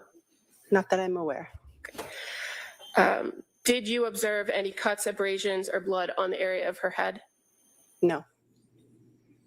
And based on your review of those findings on the CT scans, was there any noted injury from the head CTs that you could tell? No. That's remarkable in And and were of you itself. able, after using that bear hugger device, able to get her blood, her body, her core body temperature back up to normal?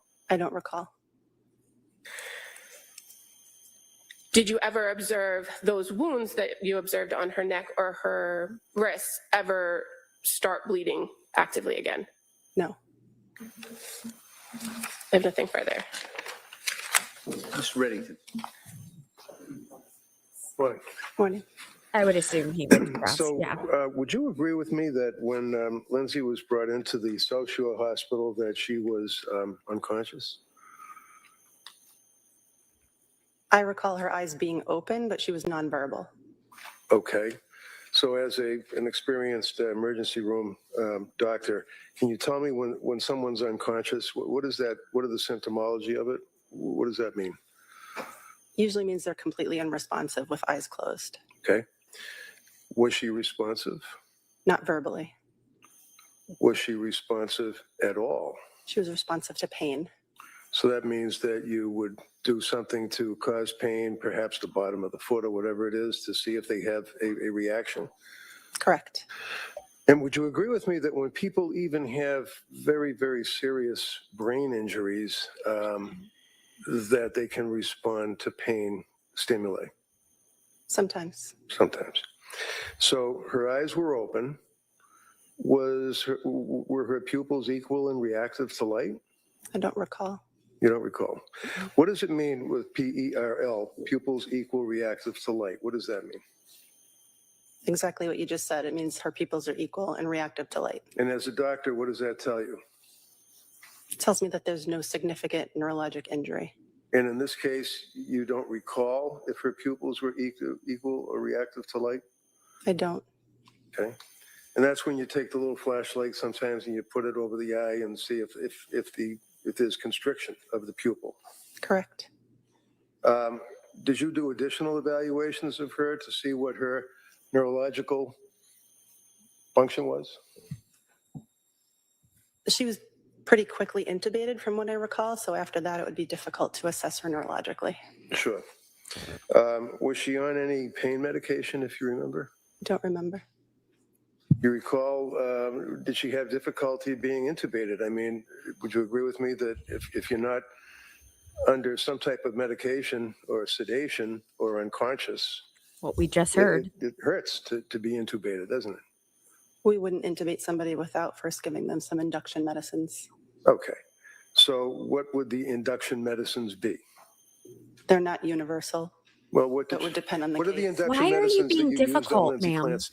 I don't know. I'd have to refer to my record. And also, I wasn't the one who did the intubation. So she was intubated, had the tube coming out of her mouth. She's laying on the table, and you are continuing an assessment. You were the lead doctor in the emergency room for Lindsay Clancy, right? I wouldn't say I was the lead. I think the trauma surgeon and I worked together. Right. Where she Her doesn't want to be. temperature, her core body temperature was 82 degrees. Is that right? If that's what the record states, then yes. I'm sorry? If that's what her medical record states, then Well, yes. as you sit here, you don't know what her core body temperature was? I saw her 3 years ago. I see about 200 patients a I'm month. sure you're very busy, but this is a murder trial, doctor. Did you review your records and your notes? I'm happy to Mr. look at my record if you bring Reddington. it Did here. you review your records and notes before you came in here today to testify on this case? Sir, I did, but I don't have a photographic memory. I do. Did she regain consciousness at all while she was in your emergency room? No. Can you tell me what CSF is? I love him. Cerebrospinal fluid? Yeah. Is that what that is? But it CSF? could be. I'm not sure in what context you're referring to it. Well, how about if there's a massive leakage of CSF from her nose? What does that tell you as a doctor? It could mean that there's a skull fracture. Did you notice any clear fluid coming from her nose? I did not. Is that something you would look for? Yes. I saw that in a Grey's Anatomy episode once. Do you guys remember that? Alex had her and she came into the free clinic. It was a guy and he had a runny nose and he couldn't make it go away, and it was actually spinal fluid. That actually happens. How quickly do you get the results of the x-rays when you're in the emergency room? Bingo. Well, these were CT scans, but fairly quickly in a trauma. I'm sorry, CT scans, x-rays. So you had CT scans that were able to show you the damage to her neck and upper chest. Is that right? Yes. And what did those CT scans show you? Well, what I remember is a thoracic spine injury. And when you say a thoracic spine injury, would you agree that top part of your neck, your throat area would be cervical, right? Correct. And that's when the numbers go C1, 2, or whatever they are. That would be the actual vertebrae in the cervical area of the upper body, correct? Yes, the cervical spine. Okay. And then below the cervical spine would be the thoracic spine. Is that correct? Correct. And the thoracic spine would be, and sometimes they're delineated as T1, T2, meaning thoracic 1, thoracic 2, all the way down to what, 5 or 6? 12. I'm sorry? 12. 12. So when you looked at, and the lower portion would be the lumbar, is that right? Correct. Now, when you looked at the CAT scans, did you determine the extent of the injury to the spinal cord? I could determine the extent of the injury to the bony thoracic spine. Okay, what was that? I don't recall exactly the level. I would have to look at the report. What does that mean? The level of the T? Correct. Was her cervical spine injured? I don't recall. I'd have to look at the report. That's Were you wild. aware that her thyroid was crushed? Oh, I don't Oh. recall. Do oh, you know that her cervical spine vertebrae was fractured, destroyed? I don't recall. Doesn't that control a person's breathing? Does that have anything to do with breathing? It can. What do you remember about looking at the damage to the spinal cord depicted on the CAT scan? What sticks out most in my mind is her thoracic injury. Okay, and what was the thoracic injury? I don't recall the exact level. What does it mean by effect level? The exact level. I'm sorry.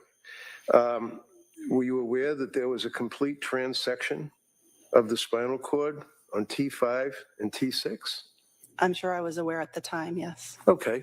And just, can you tell me what does it mean when it says a complete transection of the spinal cord at a particular, apparently that would be at thoracic 5 and thoracic 6, right? Mhm. What does that mean with a complete transection? It means the bones are no longer one on top of the other. They're moved apart. Were you aware that there was a significant edema noted in her chest? If that's what the report says. Okay, and what is edema? Swelling. And does it also refer to fluid? It can. Did it refer to fluid in this case? I'm not sure. I would have to read the report. So in addition to the edema that was noted, was there edema noted around C7, T1, T2, T3 to T4? Again, I would have to have the report in front of me. When you noted her base temperature as being 82 degrees, what does that tell you as a doctor? It means that her body temperature is lower than normal. And what is normal? 98.6. And if a person goes from 98.6 to 82 degrees before you place her in the bear hugger, what does that tell you? Does that affect the body at all? Yes, the body works ideally at 98.6. So anything outside of that range, not ideal. To what effect, as a How do you doctor? pass. What effect, if any, on the body if a person has an 82 degrees base temperature? The list of things that could go awry is quite long. Can you give me an idea, maybe the top I three? love your comments, you guys. She could have a metabolic derangement, What's a metabolic derangement? meaning her body wouldn't be processing things the way that it was before. Her cells are not working the way that they should because it's too cold. Would you agree with me that when you were looking at the injuries to the wrist and to the both wrists, actually, you This was noted the lead lacerations doctor. in the volar aspect of the wrist? Yes, Okay. What is a volar? What is a Welcome. volar? What does that mean? it's the anterior aspect. Of it. Interior? Okay, thank you. Would you agree that on both wrists there was deep laceration? I wouldn't characterize them as deep. You would not? And when you made reference to her being transferred to a tertiary care center, what does that mean? It means that it's a hospital that has more Oh my services God, is and she? specialized care than we do at our hospital. Now, when she was at the South Shore Hospital, don't counsel think asked so. you about whether or not you noted any injuries to her head. You did not notice any bleeding or scrapes or bruises of that nature, right? Not that I recall. Did you notice any injuries to her lower body, her legs, her feet, let's say her feet or I her agree. buttocks? I don't recall. Wow. Of course you like the Dr. Steve. She's hot. At any time while she was at South Shore Hospital, did she have a cardiac arrest? Wow. Not that I recall. Do you know she had a cardiac arrest when brought to the Boston She's Hospital? I did beautiful. not know that. How about blood? Was there any blood transfusion at South Shore Hospital Medical Center? I don't recall. Are you aware that she had a massive transfusion of blood once she hit Brigham and Women's? No, What does that tell you? Massive transfusion of blood. What does I've that had one. I couldn't comment on why they gave it to her. Oh my God. Oh my God. This is so uncomfortable. Were the police in the hospital when she was there with you? I don't recall. Was she chained to the bed by handcuffs? I don't recall. Go ahead. You redirect? He's like, yeah. I'm just gonna give you your notes if that's okay. Sure. Oh, Thank you. thank God. I'm gonna just take a look at it. Thank and then God. Take your time and just look up when you're done.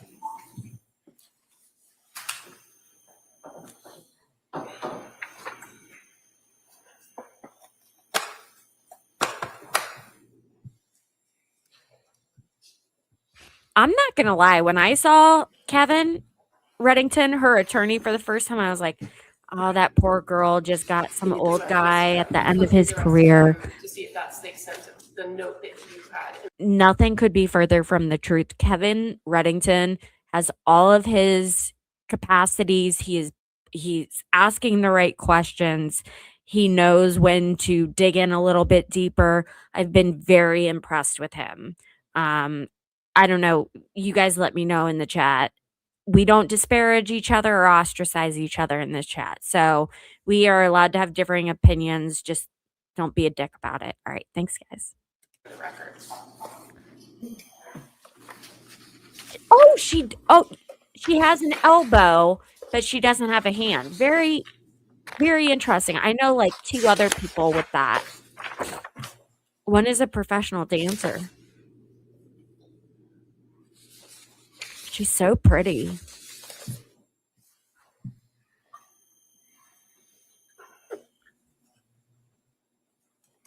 She looks, I'm not even going to say it. I'm not even going to breathe it into the universe. Thank you. Now, counsel asked you on cross-examination about pupils, right? Mhm. Was there anything notable, according to your now review of the notes, about Lindsay Clancy's pupils? No. So what did that tell you about a possible head injury?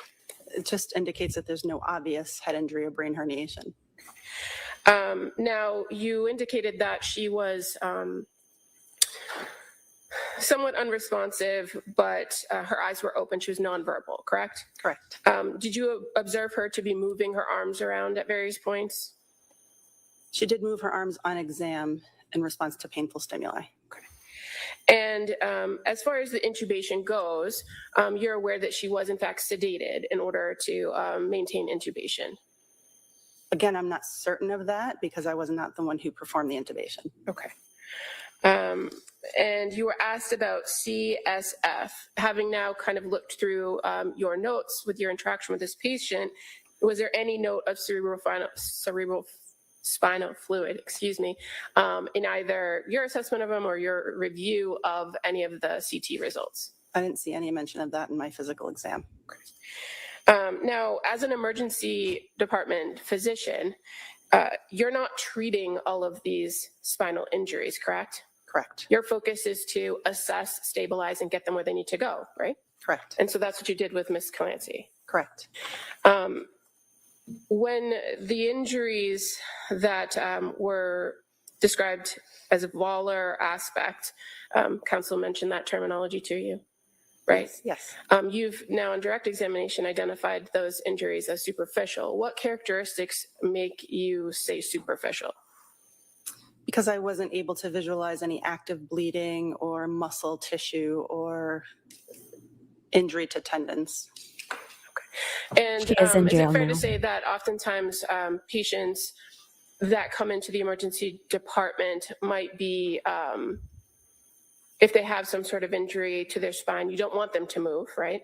Correct. So they might be at some point kind of either put in soft restraints or restricted on the bed. Correct. Thank you, nothing further. Is there anything further? All right, thank you, Doc. Thank you.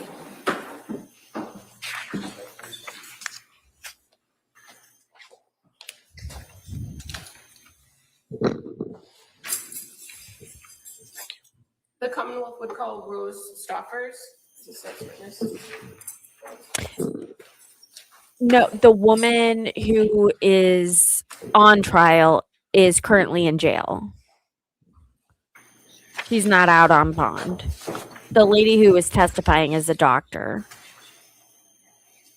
I would not call her charming. I think she was rather difficult, but hey, I gave her props. I think she's beautiful.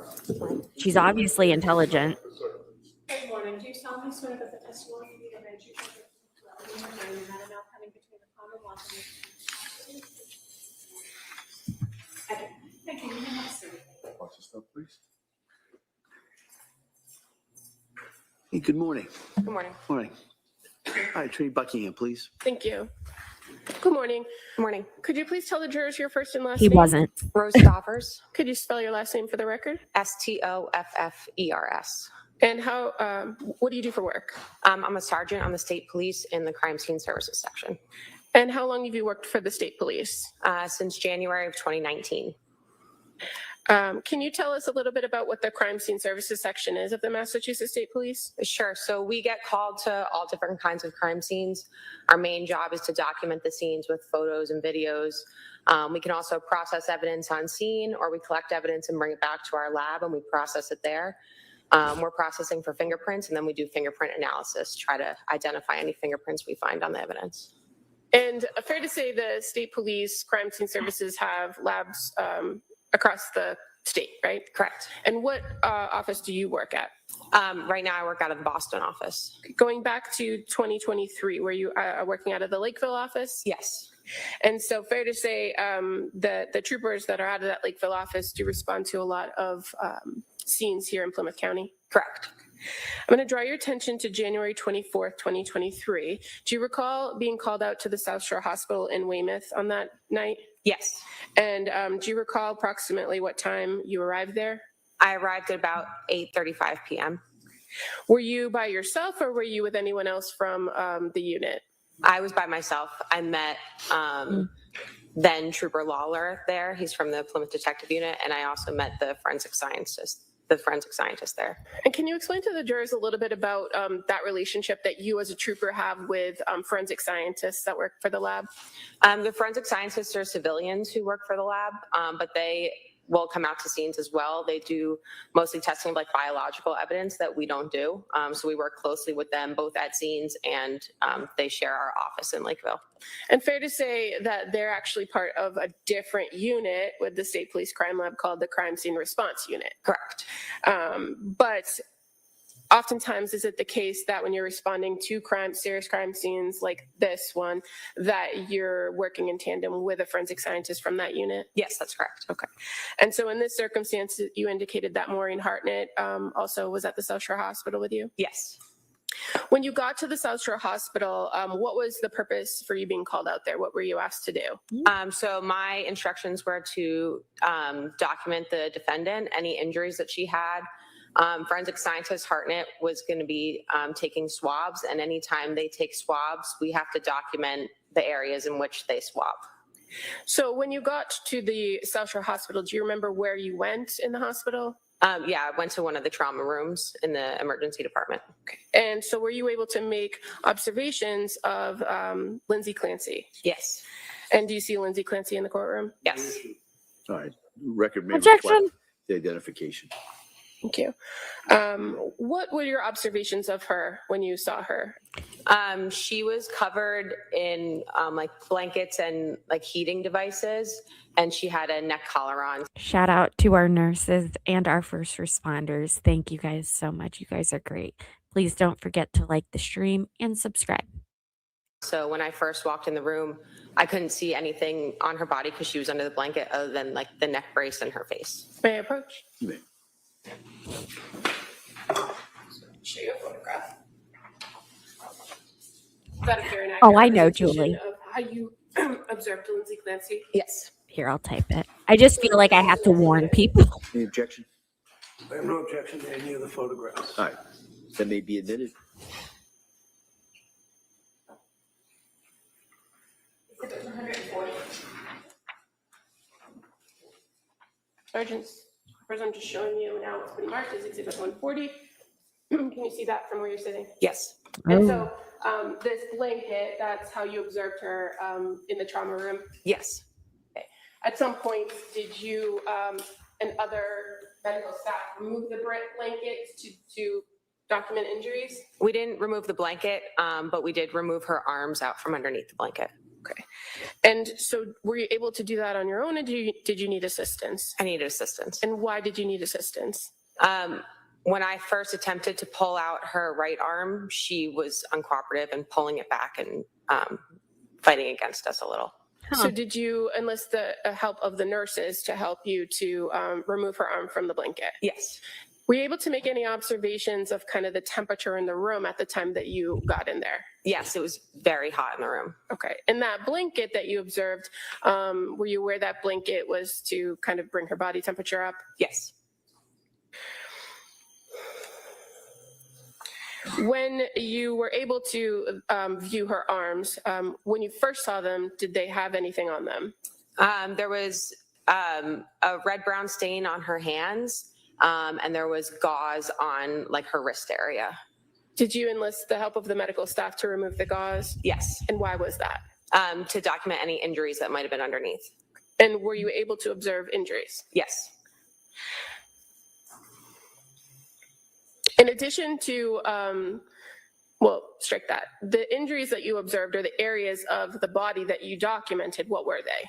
I documented, I took that first overall photo of her. I took a close-up of her face and the neck area that I could see. I documented both her hands, both sides of them, her wrist area underneath where the gauze was, and then the nurses assisted in opening up the neck brace, and I took photos of her neck as well. Okay. And in addition to documenting the defendant herself, did you document any other items that were at the South Shore Hospital that evening? Yes, I documented any personal belongings that were brought in with her.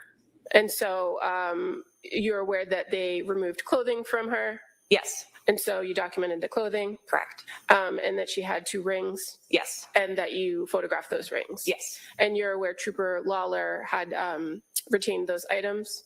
I'm not sure who retained them from there. Okay. But your role was just to document them? Correct. I didn't take anything. Okay. In regards to this particular case, well, go back for 1 second. In the crime lab, how does your unit, or how do you identify particular cases that you work on?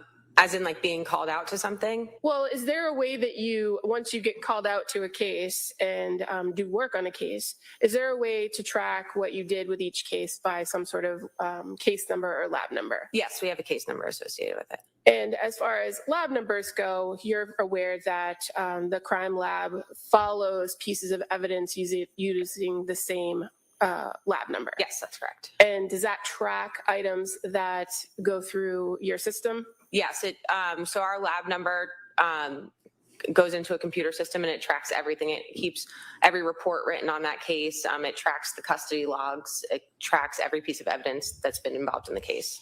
If it helps you, there's no issue as to chain of custody or foundation or anything like that. All right, thank you. Thank you.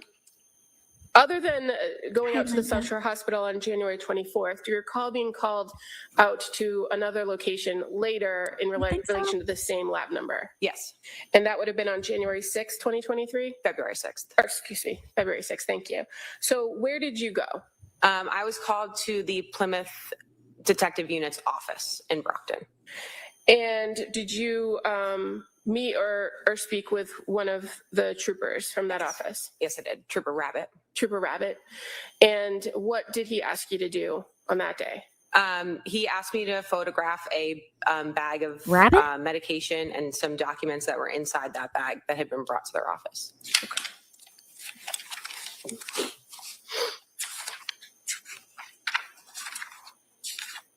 And did you do anything else with the items that Trooper Rabbit had in his possession on February 6th? No, I just photographed them and left them with them. Okay. And again, is that something that your unit sometimes is called out to do? Yes. Okay. Nothing further. Attorney Reddington? So, is it trooper? Are you a chemist? Or? Sergeant. Sergeant, sorry. Are you a Sergeant, chemist? you had a search warrant apparently when you went into the house, I guess, with Trooper Rabbit? I didn't go into the house. Oh, so he just gave you the bag. In other words, you didn't go in the house and take pictures of any of the rooms or anything like that? No, the bag was at their office when I went to their office. Oh, okay. All right, that's all I have. Thank you. Anything There you on- go, anything Jessica. further, Attorney It's on the Buckingham? screen. No, thank you. All right, thank you, Sarge. Thank you. Can we have hers? Yeah, please.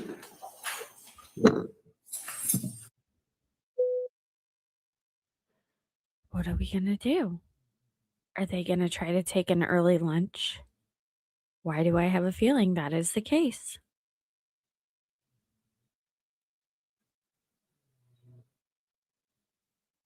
Yeah, I thought her face was like really defined. She could. At this point, so I'm going to ask you to go back. We'll get you back in here in a short while. Okay, thank you. Court, all rise. Jurors, please go to notebooks. Oh my god.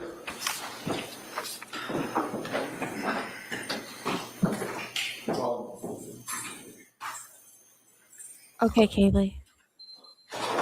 Be safe.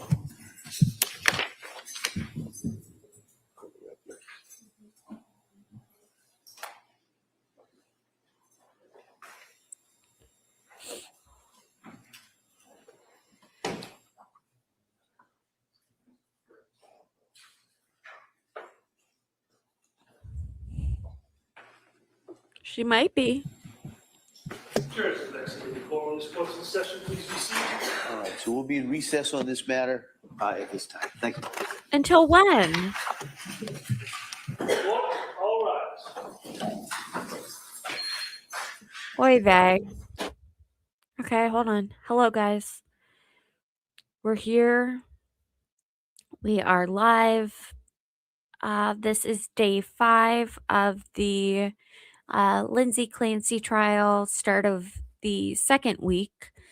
And today we heard from Cora's doctor. We heard from Callan, the baby who lived a few days after the event. We heard from his doctor. We kind of heard from Lindsay's doctor. She was how do I say this? A bit more of a difficult witness, but still, nevertheless, it was an informative morning. So that's what we came here for, right? If you haven't liked the stream yet, please go ahead and do that. That helps me out tremendously by pushing this stream out to people who are looking to learn more about this case, and or people who need to be a part of a community that acknowledges that there are mental health issues in society, which I think our group has done a great job with doing. I always let you guys know we are not an echo chamber in here. You don't have to have the same opinions. I encourage people with differing opinions to speak up.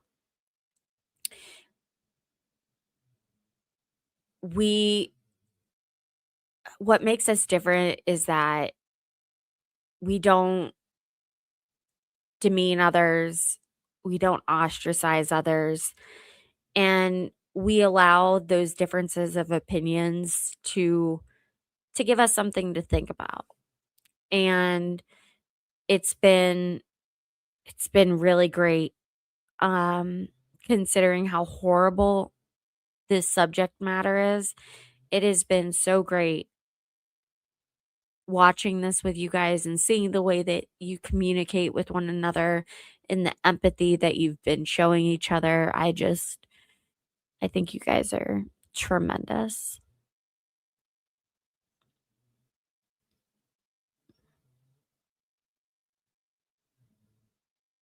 Sorry guys, I'm reading through the messages. I didn't have the comments on my screen. Yeah.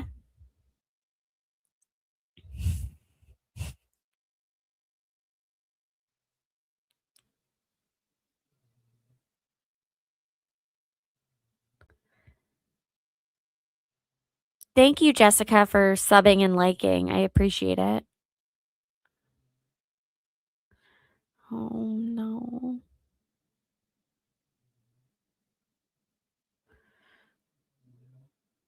I'm so glad that you got help, Amber. I'm so, so glad.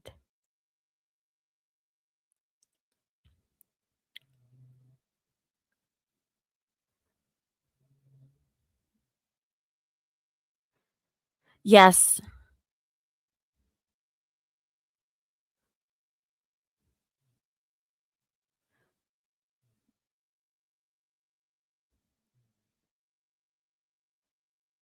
Yeah. There are people who will take advantage of those excuses. I agree 100%. I after reading how many times she sought help, tried medications, journaled her medications, and um called the suicide hotline. YouTube's going to be mad that I said a word that hurts its feels. Um I mean, it's just devastating, and knowing that, I think the biggest thing for me is Patrick supporting her, knowing, because of the fact that he saw what she was going through. Like, he saw that she tried so hard to get help. And so the fact that he is able to forgive her and encourage other people to do so because he saw what was going on, that hits me a different way. Um, it makes me it makes me believe that this is not being used as just an excuse.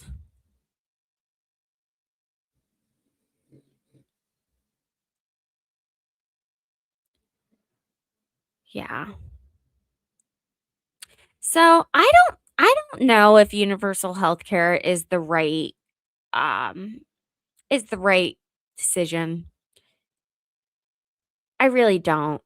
I If you guys are coming here for the first time, I always say was.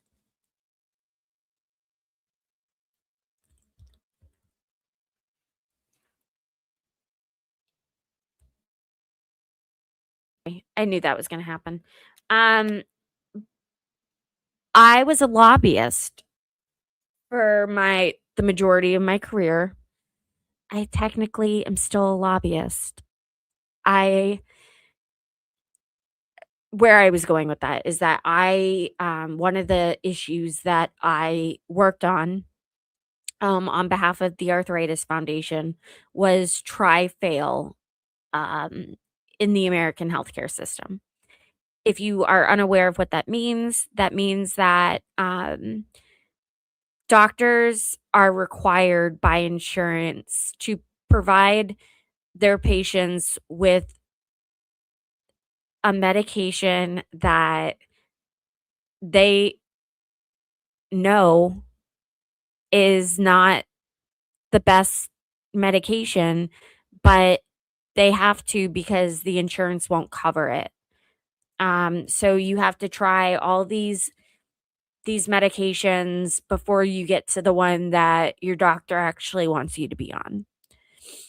And I I suffered for many years because of this system. And I think that that is a tremendous part of the problem that we are seeing, personally. Yeah, I couldn't agree more. So, I was just asked if I could, let people know what's going on. I have this saved for anyone who needs to read it. So, this woman was suffering tremendously from, postpartum psychosis, and that's a whole different animal than postpartum depression. And she had reached out to doctors. She had been on several medications. She had been hospitalized for her thoughts of self-harm and the fact that she couldn't sleep more than 3 hours a night. And despite all of that, she never received the adequate care that she deserved.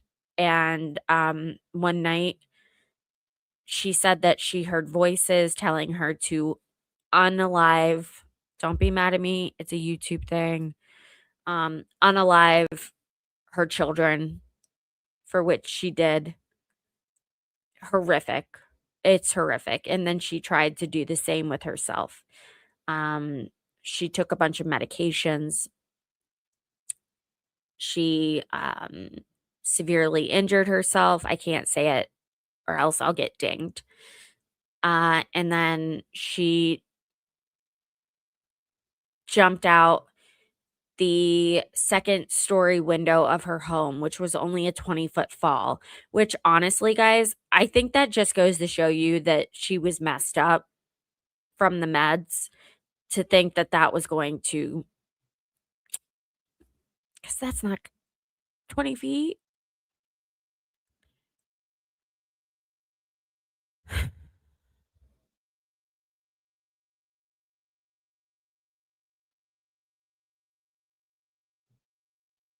Coming in hot, Patty. We're really not going there, but a lot of people have said similar things. Yeah. Preach. If you are now just joining us, we are kind to each other. We are not taking, yes, we don't take sides. We want to hear from people with differing opinions. And we are certainly not hostile towards others who have opinions that differ from ours. So there were 3 children. There was one that was 5, there was one that was 3, and there was one that was 8 months. And the postpartum depression started after baby number 2. And it continued through baby number 3, but it got so much worse. And she was a labor and delivery nurse, which is what makes this also so crazy. Like, she knew what was happening to her. And that's why, in my honest to God opinion, that is why she made the efforts that she did to reach out to other doctors, because I've been in this situation before. I felt like I wasn't heard. And I was like, all right, well, this isn't a good fit. I'm going to look for another doctor. That's not doctor shopping. That's being an advocate for yourself. I went 12 years being misdiagnosed with something that was not wrong with me. And it's so frustrating. And then to go through the try-fail system where you are being told you have to try a medication that you know is not going to work because of the fact that your insurance isn't going to cover the medication. I mean, oh, by the way, I looked for my testimony. I have it. I don't, it feels weird to show you guys my testimony on it. She had a husband who was advocating for her, and he is still advocating for her. They have since gotten a divorce, but he is her biggest supporter because he saw what she was going through. And that was what really got me, like, really changed my perspective on things. I'm not gonna lie. It was the fact that he has asked people to please take a step back, think about the words that he's saying. He forgives her because he saw what she was going through. He saw her try to get help. He saw the system fail her. And her parents were helping. They were coming and staying with her. It's wild. It just, yeah. You guys are bringing up excellent points. And for those of you who are just now joining us, I just finished going through ketamine therapy. I've done it before for treatment resistant depression and PTSD, and I can tell you without a shadow of a doubt, it saved my life when I did it. I did it 2 years ago, and then I did it this last month. Thursday was my final treatment, and this time I did it for chronic pain. I had surgery off of my my aorta, and I was having a lot of pain. I had surgery less than 90 days ago, which is why I'm sitting in a lift chair right now. And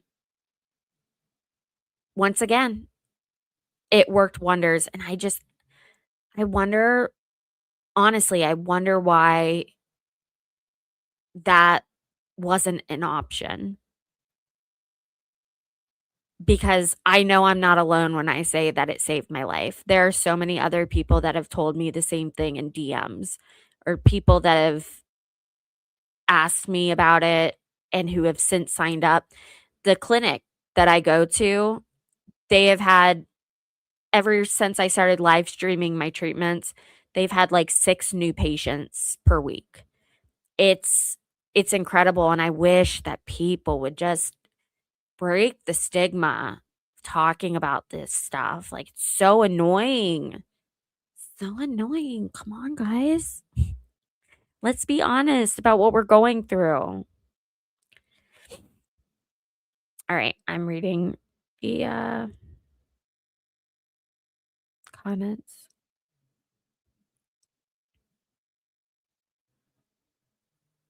Yeah. They had such an incredible life.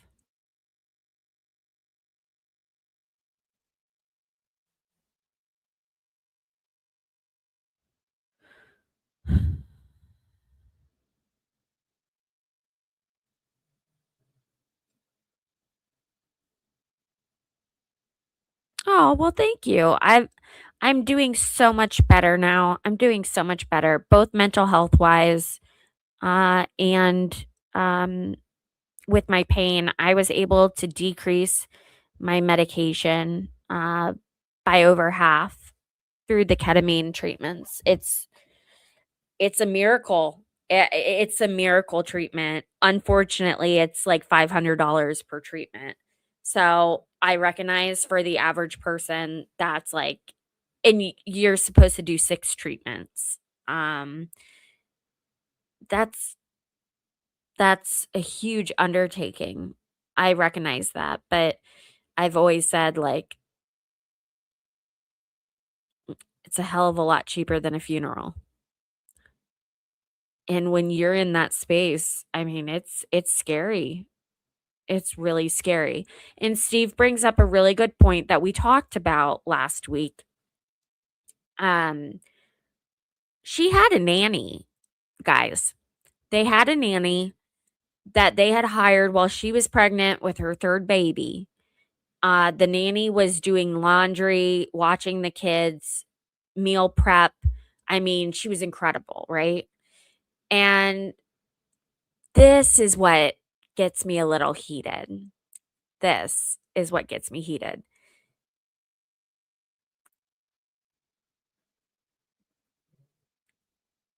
Patrick decided that because Lindsay was struggling and not going to be able to go back to work, that they had to fire the nanny, even though it was helping her tremendously with the management of the household and those kids. I don't like that. I think that was I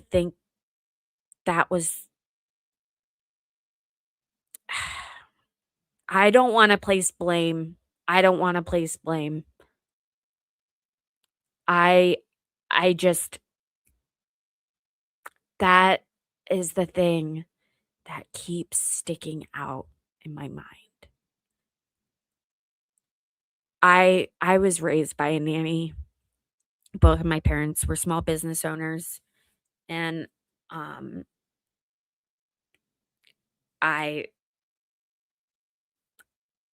an only child, and my nanny, if I didn't have Donna, I mean, like, it's wild to think about. I just, thank God my parents saw that there was a need, that they couldn't do it on their own with the position that they were in with their businesses. You know what I'm saying? Like, totally different. It wasn't a situation where they were depressed or anything. My mom didn't go through postpartum depression, but why did they get rid of that nanny? Was he being a cheapskate? God forgive me for saying that.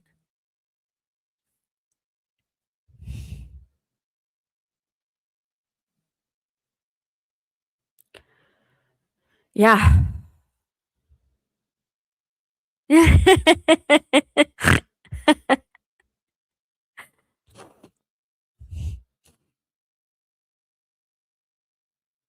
Yeah.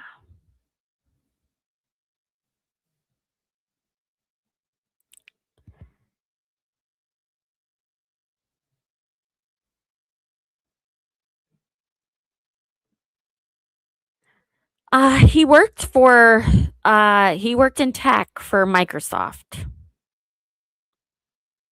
And she was a labor and delivery nurse, and he said on the stand that every month he put away money in case she wasn't going to be able to go to work. So in their home, I mean, their financials, they had a boat. It just, the math ain't mathin'. I really don't like that. I really don't like that.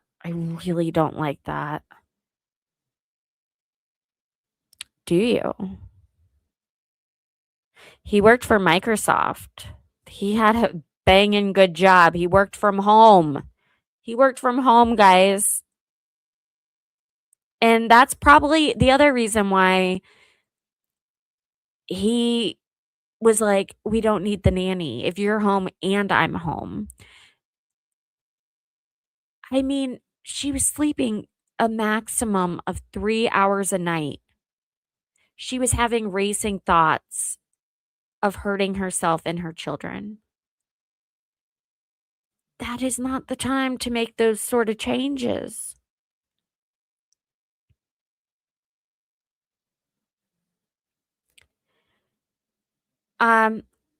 Super music, I can't show your comment because you can't say the M word on YouTube. They get really mad. Don't even get me started. Yeah, he had money. Huh. I mean, when they were going through it on the stand, it just seemed like money was not the issue here. It seemed like there may have been like a thought process of,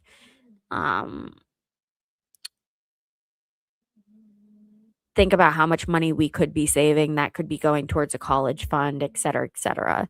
That's like, and you know what? The reason why I say that is because I can absolutely see Frank saying that. Like, if you're not getting your ass to work, we're getting rid of the nanny. Even if there's a payoff, he works in finance. He just doesn't think with that side of his brain. And I don't know. It's something I feel quite strongly about.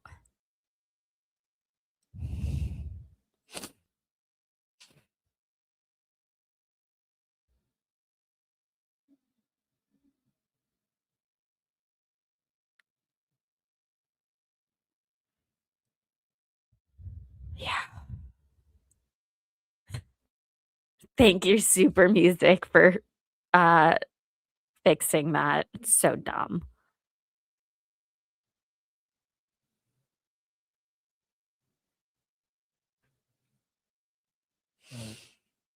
I don't know. I also feel like, and this is just Super Music, I think that it's not, and I've said this, I've actually said this last week. This is not a case of black and white.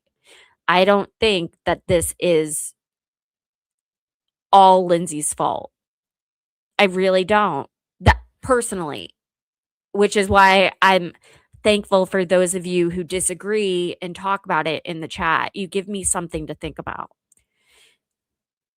I think there's a lot of blame here. I'm happy that Lindsay has a civil suit against the doctors that she sought treatment from. I think that, and I've also said this is going to be a landmark case. This is going to be a case that sets precedents in the United States moving forward when it comes to unalivings due to mental health. Hard stop. I can guarantee it. As someone who has worked in policy creation and lobbied, I can tell you this is like the biggest deal.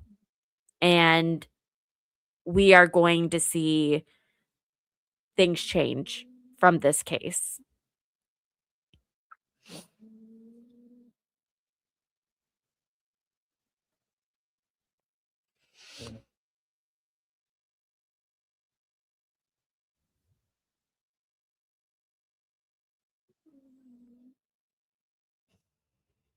Yeah. Yeah. I hate to say that. I hate to say that.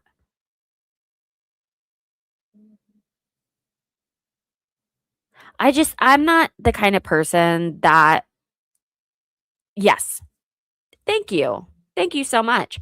I'm not the kind of person that's like, you, it's all your faults. It's all your faults. Period. End of statement. Like, I'm not that way to begin with. And so it's really difficult for me to sit here and throw any shade at Patrick. I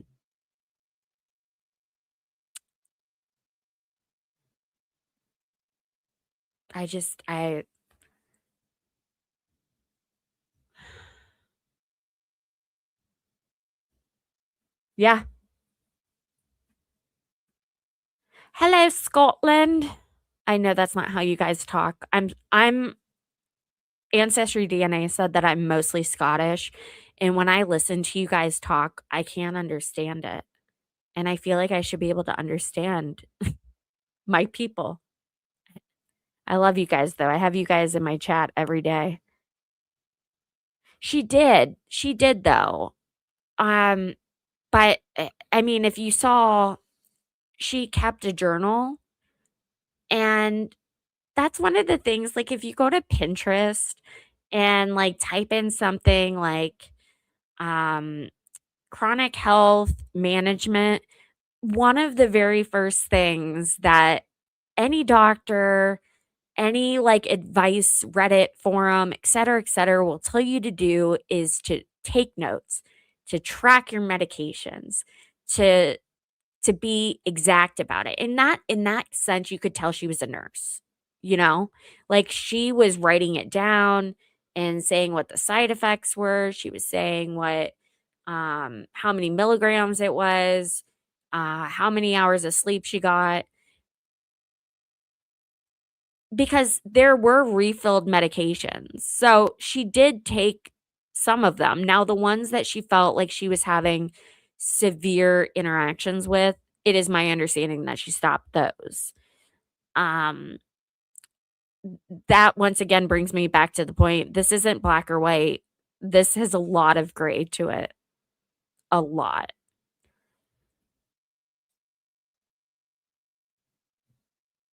Yeah. Yeah. Yep.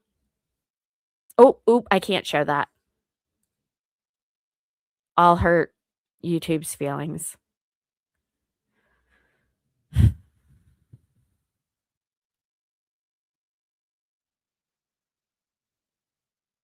Yeah. So we're all in agreement that Lindsay needs to be held responsible. It's just how. Does she go to jail where she's not going to receive any treatment? Let's be real. Like, let's call a spade a friggin' spade, right, guys? If she goes to a jail, first of all, she's in a friggin' wheelchair. She's just a sitting duck. And she's not going to receive the mental health services that she obviously needs. I heard last week that even if the jury finds her guilty, she's not going to like Rikers. Like she's going to a jail for people with disabilities, but it's still a jail. Like it's still serial, you know what? And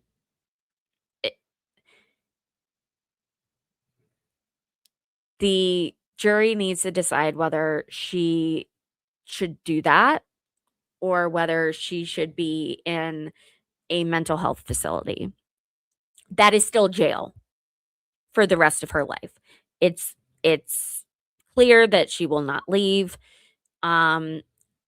but she will receive an abundance of mental health treatment. And that is what the jury is going to decide. Now, with that being said, according to those in the courtroom that I have been watching coverage from, it's pretty much across the board. People believe that this is going to be a hung trial. Like half of that jury pool is showing indications that they are just like wet hornet mad. And then the other side of the jury is showing indications that they are emoting empathy, that they feel for her. So either way, it's going to be a landmark case, and we are going to hear attorneys reference this case as case law for the rest of the time that we watch cases on YouTube, which honestly, we may be nearing the end of, because I'm seeing more and more trials trying to not be transparent. And that is terrifying.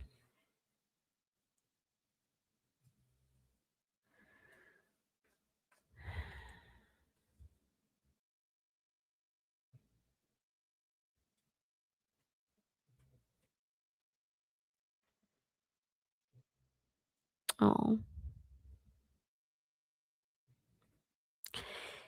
So what's weird is that it seemed like she did have a village, but the village was on retirement. Like her parents came around while she was in treatment over New Year's. And then I guess they just left. What?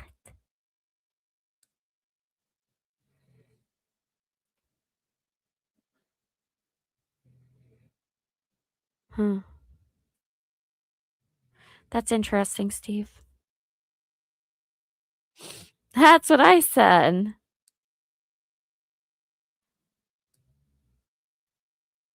No, I don't think she'll ever return to society. I really don't.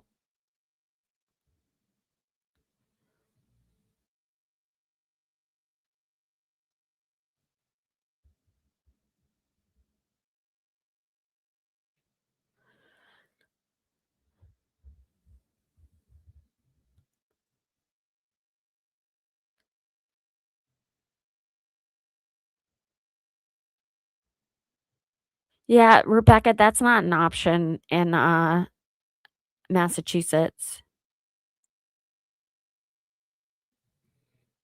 Yeah. What time is it in Australia? Australia?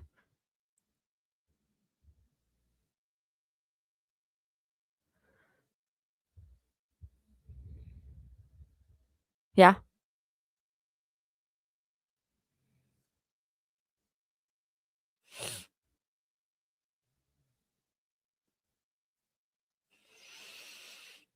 I think that we have an opportunity, guys, as a society. I actually spoke on a forum last week. I think that we have an opportunity as a society to um, grab the attention of Americans when it comes to pharmaceuticals. A lot of Now this is a totally different topic, but a lot of people blame a small group of people for the opioid epidemic. And that it's going to be too much of a thing to get into. But I don't think that the people who are in absolute dire pain should have to pay by being in pain because of doctors and pharmacists being terrified to prescribe the right medication. I think that we have an opportunity to piggyback that conversation off of this mental health conversation and the try-fail system. I mean, once again, the doctors were not able to prescribe the medications that they knew she needed because you have to go through with your stupid insurance and try the baby steps first and see if that works, knowing fully well that this patient needs extreme help. It just, there is a bigger conversation as a whole.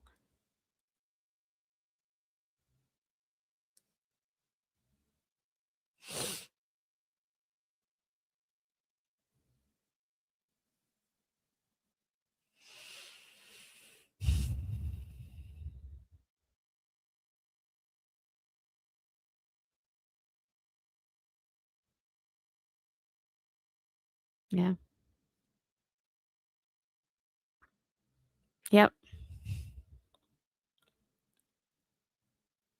Or you have to think about it, maybe. So there was a conversation, we are being told, that took place between Patrick, Lindsay, and Lindsay's mom. And the conversation was not good. At For the very first time, she says, "I'm having these very dark thoughts of hurting myself and the children." Ding. Stop. Full stop. Stop right there. Period. She is not having the kids by herself. I don't care how inconvenient it is. We are calling up the nanny that we fired saying, "Hey, we need help. or mom is packing up her bag and moving in. Like, stop.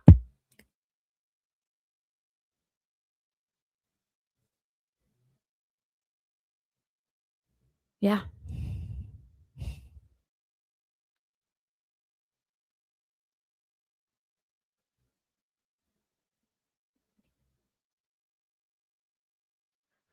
So the jury is told, "Ugh, I can't have your comment on there because it says a naughty word, a naughty YouTube word." We always hear the jury being told to make up their minds based on the law and not their feelings. And I think that's so important in the American legal system. Like,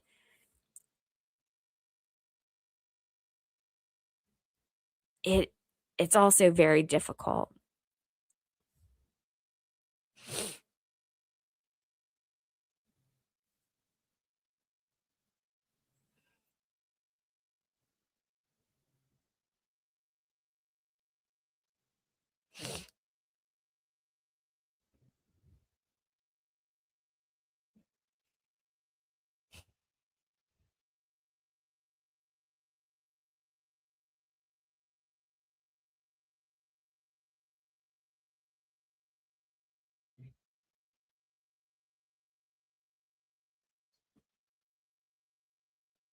Hey, Coco, stop biting her. I'm sorry. My cat is a psycho.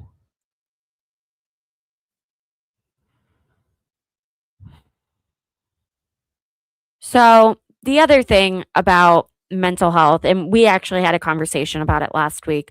One of the biggest problems with mental health patients is medication, um, medication compliance, because you're in a state of psychosis and you don't know what you're doing. So you don't know when you took your meds, or you think you took your meds, or you end up taking like a whole bunch of your meds and not realizing it. And it's very scary. Actually, that is an excellent. I am going to show you guys a video. Let me text it to myself. Give me 1 second.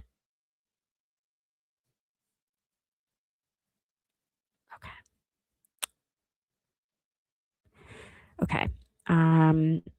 Show video of Stowe police chase. Okay.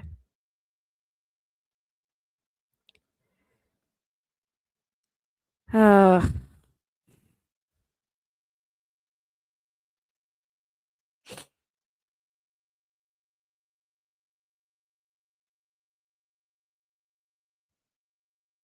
I see, Rebecca, this is where you and I agree. I agree. Um I don't blame a certain person, group. What I don't like is the DEA now telling doctors how to do their jobs. I don't agree with it. And there are people in this chat, I'm not going to put that, like, blast them, that have really battled with addiction. But that's what I love about this is, even if we don't have the same opinions, like, we can still respect each other and not disparage one another.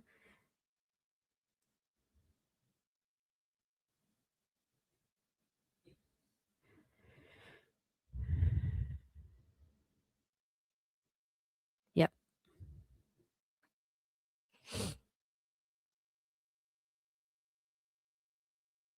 Wow, it's 2:30 a.m. in Australia. That's crazy.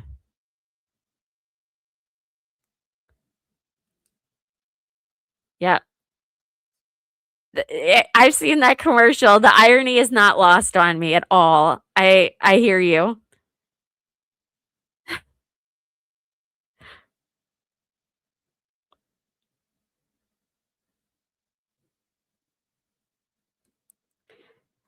I hope you're not leaving.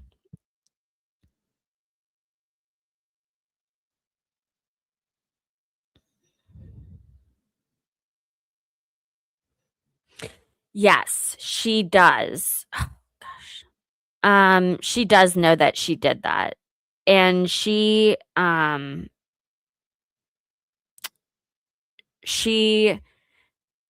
been sitting there crying, and it's been horrific to watch. And the whole courtroom has been crying. It's just awful. I'm really behind in comments.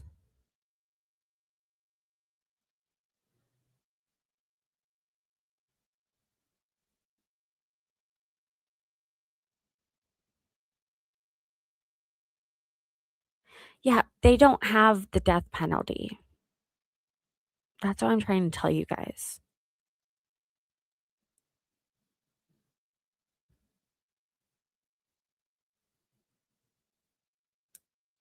Right?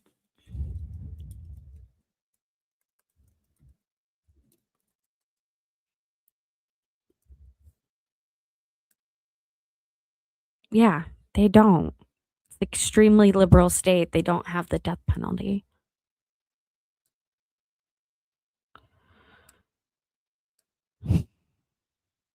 I don't think she was aware of it at the time. That's my own personal opinion. I think we all agree on that. It's just very unfortunate.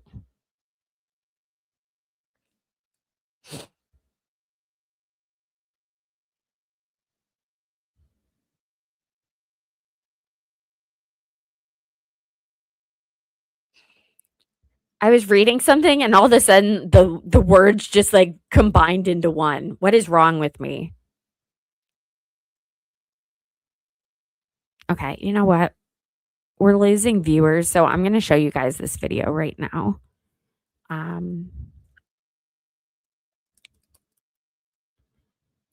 Hopefully there isn't a... Hopefully I don't get in trouble. That's what I'm trying to say. Latest.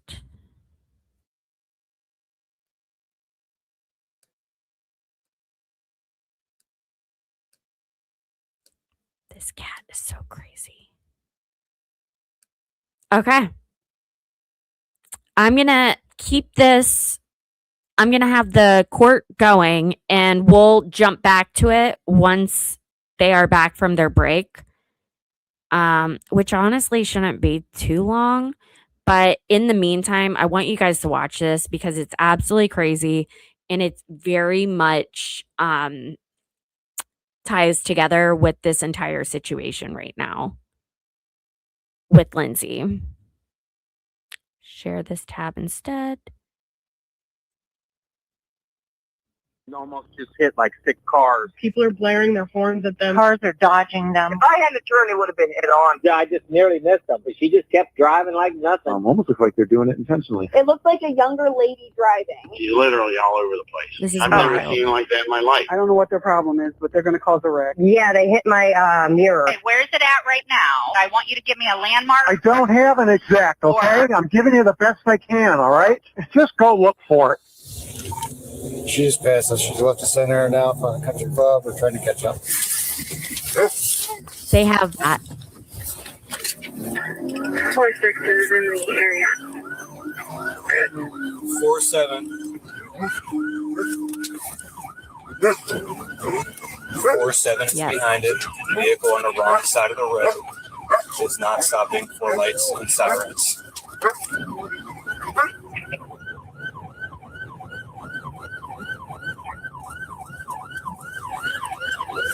Copy, not stopping. Lights and sirens, 1304. Blew the red light on the wrong side of the road, westbound on Graham. Passing over Route 8 currently. King Frank Young, 4236, 4235, unsure. That's messed up, Sydney. Continuing westbound, approximately 50 mile an hour on Graham Road, passing over Hudson. 36, I'm going to try to get in front of it.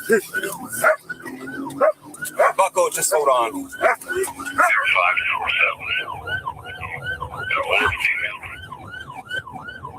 During lunch. I'll talk about that during lunch.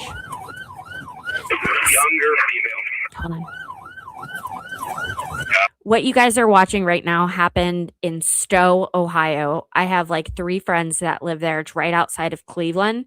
And it's about an hour and a half, 2 hours, depending on traffic, away from my house. And strangely enough, you guys are going to be saying the same exact arguments for this as you are about Lindsay Clancy. So I think it's important to watch all the way through.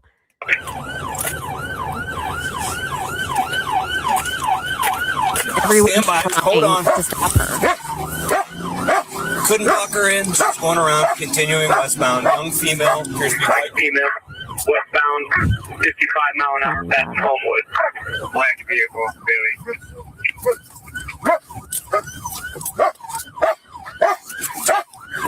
blowing red light, southbound onto Oakwood. Southbound onto Oakwood. Wrong side of the road. Southbound Oakwood.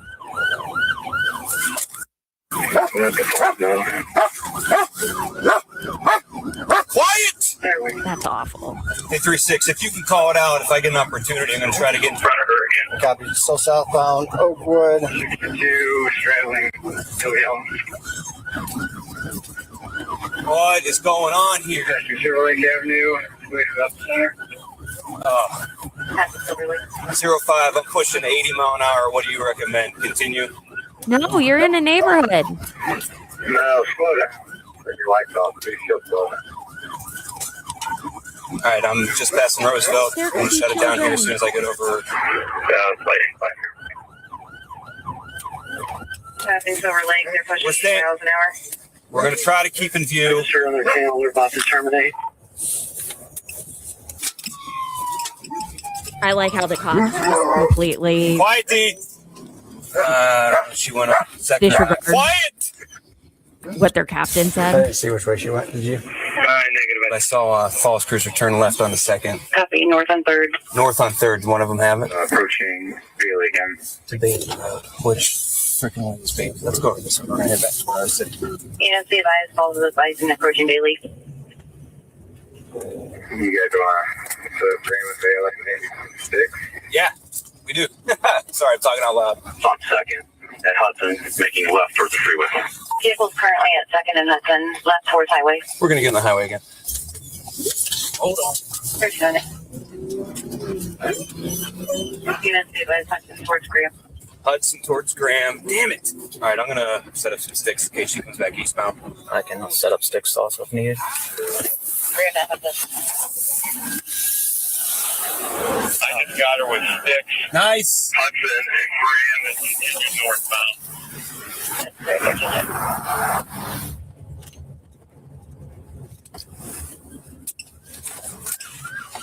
The vehicle's also entire. I just went up on the curb around me. Now westbound Seals. Westbound Seals. I'm trying to get onto Route 8. Going the opposite direction of travel on Route 8. We are not allowed to pursue opposite direction. Opposite direction, Route 8. Is it north or south? They're southbound and northbound lanes. Southbound, northbound lanes, sir.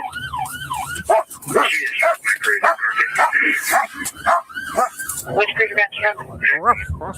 All right, careful. She's off on your right side of the road, up by the guardrail. Okay, I'm at Graham right now. All right, she'll get to you in just a minute. Any idea on speed? No, I could not tell. Yeah, I see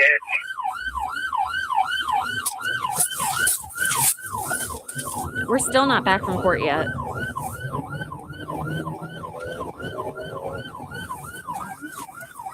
Yeah, shout out to Midwest Safety. Hold on. Yes, we're going to report that it may have flipped down the embankment.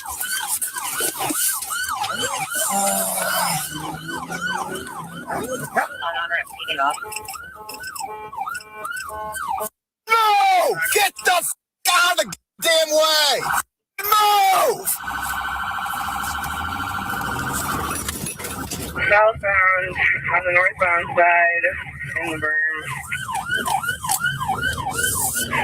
Copy.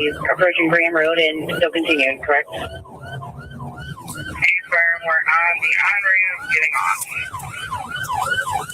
On-ramp getting off. Turn the box around.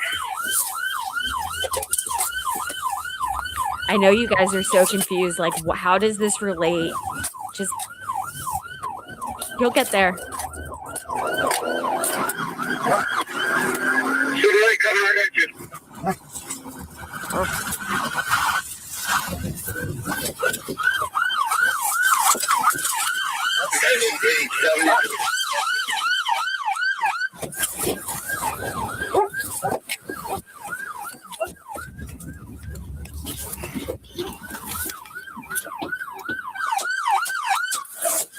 Open the door! Slim Jim. I haven't asked. Yourself, Mark, might still be probable. Watch yourself behind. Watch yourself behind. Come on. Hold on. Watch yourself behind. Put it in park. It's in park. You gotta step out, all right? Come on, man. Man, you gotta step out. You were fine. You gotta come out with me. There you go. Come on out. Stand up.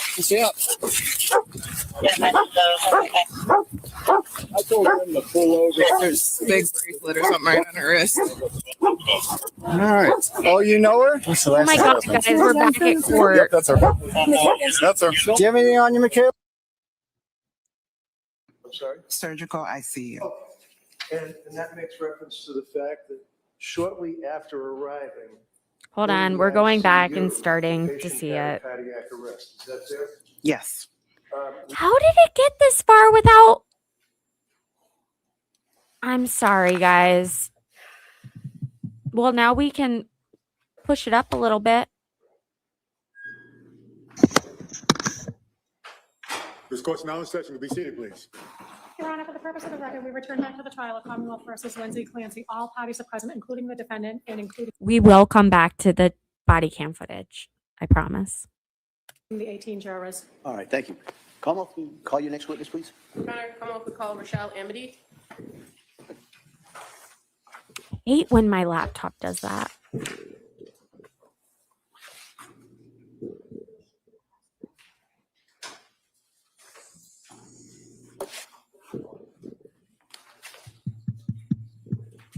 Well, it's nice now because we'll be able to zoom.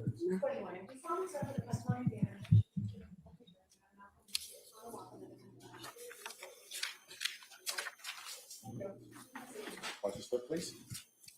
Hey, good morning. Good morning. Inquire? Yes, counsel, please. Thank you. Good morning. Good morning. Could you please tell the jurors your first and last name? Rochelle Amity. Do you mind spelling your first name for the record? RACHELLE. Last name is AMEDE. Thank you. And She doesn't look how are happy you to be employed? What do you here. do for work? I'm a nurse at Brigham and Women's Hospital, the trauma surgical ICU. How long have you been a nurse? Almost 27 years. And can you tell us a little bit about your educational background? I have a bachelor's in nursing from Salem State University. And how long have you worked at Brigham and Women's? 20 years this week. And which unit did you say you worked in? The trauma surgical ICU. How long have you worked in that unit at Brigham? 8 years. Going back to January of 2023, were you working in that same unit? Yes. And what was the shift that you normally worked? I work the night shifts, which is 7 p.m. 7 a.m. And what was your schedule like for any given week? Did you work back-to-back shifts or? I can sometimes work back-to-back shifts. Okay, but you always worked the night shift? The night shift. Okay. I'm going to draw your attention to a particular patient that you had some interaction with in January of 2023, and that was Lindsay Clancy. Do you recall treating her? Yes. And was she in that trauma surgical intensive care unit? Yes. Do you remember the first time you interacted with her? Yes, I got her. And would that have been on the first night she was there on January 24th? Yes. How did she come to your unit at the Brigham? She came from the emergency room, went to MRI, then came to the ICU. And seen at a local hospital? Yes. In Weymouth, the South Shore Hospital? South Shore. While you were treating her on that first night, were you the main nurse assigned to her care? Yes. And what were your responsibilities as the nurse assigned to her care on that first night? First night, she was intubated, came to me intubated. We had to maintain her blood pressure at a certain number, just care, regular nursing care. Okay, and were you aware that she was on what's called a 1-to-1? Yes. What does that mean? That means patient usually can't be left alone, and also depending, you always have to have somebody outside the room with sort of monitor the patient. And is that because that patient has been identified as a potential suicide risk? Yes. Now, on that, the 24th into the early morning hours of the 25th, was there a particular event that you were witness to for this particular patient? She coded. What does that mean? Means her blood pressure dropped for her. It meant her blood pressure dropped and it wasn't sustainable with life. So what did you do when her blood pressure fell and she coded? We started CPR, we did compressions. And this event occurred approximately at 3:30 in the morning, correct? Yes.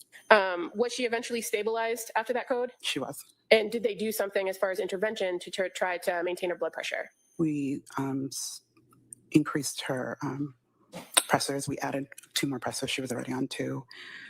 They placed chest tubes in, started what we call a massive blood transfusion protocol. And did this all occur in the trauma surgical intensive care unit, or did she have to be taken to a different unit? It all occurred in her room. And other than medical staff that were treating her that particular night, did you observe anybody else present? She had 2 police officers outside the room. Okay, and so did they remain outside the room for the duration? Always outside the room, yes. As far as your interaction with the patient on that particular night shift, was she responsive at all during the time that you saw her? No. And with intubation, you mentioned she was intubated. Is a patient often sedated in order to maintain intubation? Yes. Why is that? Helps them not fight the vent, breathe better, and make sure that they're comfortable. And what does sedation do to an individual? You're calmer, you're sleeping. Makes them more relaxed? Relaxed, yeah. Other than that night, that first night, the 24th into the 25th, did you have the occasion to treat this patient at other points within that week? Yes, I have. And I'm going to draw your attention to January 26th of 2023. Do you recall interacting with her on that day? Yes. And is it fair to say that on the 26th, she was still intubated? She was. And under sedation? Yes. Well, during this time period on the 26th, was she arousable, meaning could you initiate some communication with her? Some, yes. And were you able to kind of give her commands in order to care for her that she was able to follow? Yes. And when I say able to follow, obviously. Simple, yeah, commands. What kinds of Can you commands? squeeze my hand? Can you wiggle your toes? Just basic neuro check to just make sure she's alert and she's able to follow, understand what you're saying to her. And for this particular patient, you're aware that she presented with a spinal injury, correct? Correct. And so movement of the lower extremities was not something that she did. Correct. But did you observe her to move her head around and move her arms around? Yes. Now, you also had the occasion to treat her in the overnight shift of January 28th of 2023, correct? Yes. And during that time, she was also still intubated? I believe so. I'm not sure. I've had it both intubated and okay. extubated. While she was still intubated, did you have a system that you could use to communicate with her? Yes, board. We have a whiteboard or clipboard that sometimes patients can write on. Did you observe her to utilize that whiteboard to write on it? Yes. And at this point, when she's writing on the board, her eyes are open and she's responsive. Yes. And she's able to tell you how she's feeling, correct? Yes. And fair to say she used that whiteboard to tell you she was confused and that she couldn't feel her lower extremities. Yes. And do you recall her complaining of having pain? I don't recall. During this time period on the 28th, do you recall whether the patient was placed into restraints? Yes. And why was that? Well, we restrain all patients that are intubated for safety. Yeah. And why? So they don't pull out the tube or pull out any lines that they My have. mom tried to do and it. so as they're not at that level of sedation anymore where they're just completely asleep, there is danger that they could move and cause damage Medical equipment, not okay. And so in this case, as far as the restraints go, fair to say that they were soft restraints. Soft, yeah. And what does that look like for a patient? Meaning, Well, like what does a soft restraint look like? a soft restraint, it's like maybe I would say a cushion restraint, and then it's tied to the sides of the bed. So it's all the way around your wrist. Okay. At some point by the end of that shift, do you recall that she was extubated? Yes. Can you tell us what extubation is? That means you remove the tube. You usually stop all sedation. And were you able to make observations of the patient once she was extubated? Yes. Did her presentation change at all from your previous interactions with her? No. Did you have the occasion to treat her again on January 30th? Yes. And again, at that point, she has already been extubated. And are you able to then make an assessment of her without the tube in about her orientation and her alertness? Yes. Is that something that you kind of do each and every shift? Every shift, yeah. Was she still on sedation medication at that time? No. And what was your observations of the patient's demeanor now that she's extubated? She's flat, no emotion either way. And is that fairly consistent with what your observations were of her during the course of your time treating her? Yes. How about being alert and oriented? Did you observe her to be alert and oriented? She was. And did you observe her to identify sleep as an ongoing issue? Yes. And so as part of the plan for treating her, did you address the sleep? Yes. And how did you guys address sleep? The plan was to start the first sleeping medication for her. I don't remember exactly which one, and then wait a couple hours, see if it worked, and if not, try another medication. Okay, and this actually occurred over the course of a few days. Few days. Yeah. During the time when you observed her to be flat, as far as her affect goes, did you also observe her to be cooperative? Yes. Meaning she followed your directions? Yes. Did you treat her, or were you the overnight nurse for her on February 2nd? It's Massachusetts Yes. and doctors. On this particular night, February 2nd, do you remember her making a particular request of you or asked you for something specific? I think that was the night she wanted to reach out to her lawyer. And did you note that in your nursing notes? Yes. And why did you note that particular request? Objection. I see counsel. Is it? Oh, I'm glad you didn't leave, Just Be. We gotta let everyone share their opinions, you know, even if we don't agree with them. But I know that you were here the other day and you brought so much to the chat. So I'm so glad you're back. I know a lot of people were upset that I stopped the body cam video. We're gonna go back to it, and there's a reason for it.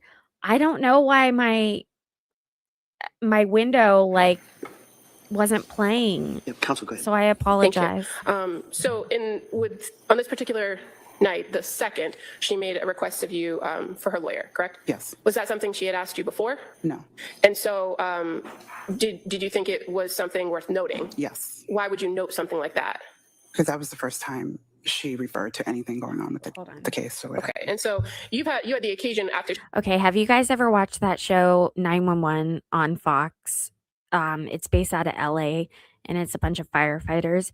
If you weren't to look at her, she looks like the bald black lady, or she doesn't look like, she sounds just like her. And I can't remember this lady's character's name, but she sounds just like her. She was extubated to have some casual conversation with her, correct? Yes. Okay. And this was not a conversation you'd had before? No. What did you do when she made that request? What was your response? I sent what we call a consult to the social worker in order to coordinate reaching out to her lawyer. Athena! Wait, no. No, not Athena. Her In best any friend. of the shifts that you had been caring for this particular patient, did you see anyone besides medical staff and the law enforcement that were outside of the room come in and speak with her? No. Were you aware that she was not to have visitors? Yes, I was told the first night. And is that something that you've seen before in your work as a nurse when there are police on site? Yes. Doesn't she sound just like her? Were you present at one point when some troopers came in to take photographs of her? Yes. And were you in the room when they took the photographs? Yes. Do you recall assisting them in viewing the injuries to her wrists and her neck? I don't know if I don't remember assisting. Okay, but you were present. I was present, like in the room with her. And fair to say, your contact ended with this patient on February 3rd when she was transferred off of the trauma surgical ICU unit. Yes. So 1 moment. So crazy how much she sounds just like her. Now, you were not the only nurse to treat her on the night shift, correct? Correct. So on days that you didn't work, another nurse treated her. Exactly. And were you familiar with the nurse who was generally assigned to treat her during the day? Yes. And who was that? Megan Collins. Megan Collins. And is it fair to say that with the law enforcement presence and this patient's particular situation, the amount of medical staff that were treating her on a regular basis was fairly limited? Correct. Meaning it was the same people all the time? Mm-hmm. Okay. Thank you. Attorney Reddington. Morning. Morning. So first of all, you have the certified copies of the records from Brigham and Women's Hospital. I'd like copies. Is that clear? Call any objection? I actually have those on a disc. I was going to put the disc in instead of all the paper. Why don't we put both in? Sure.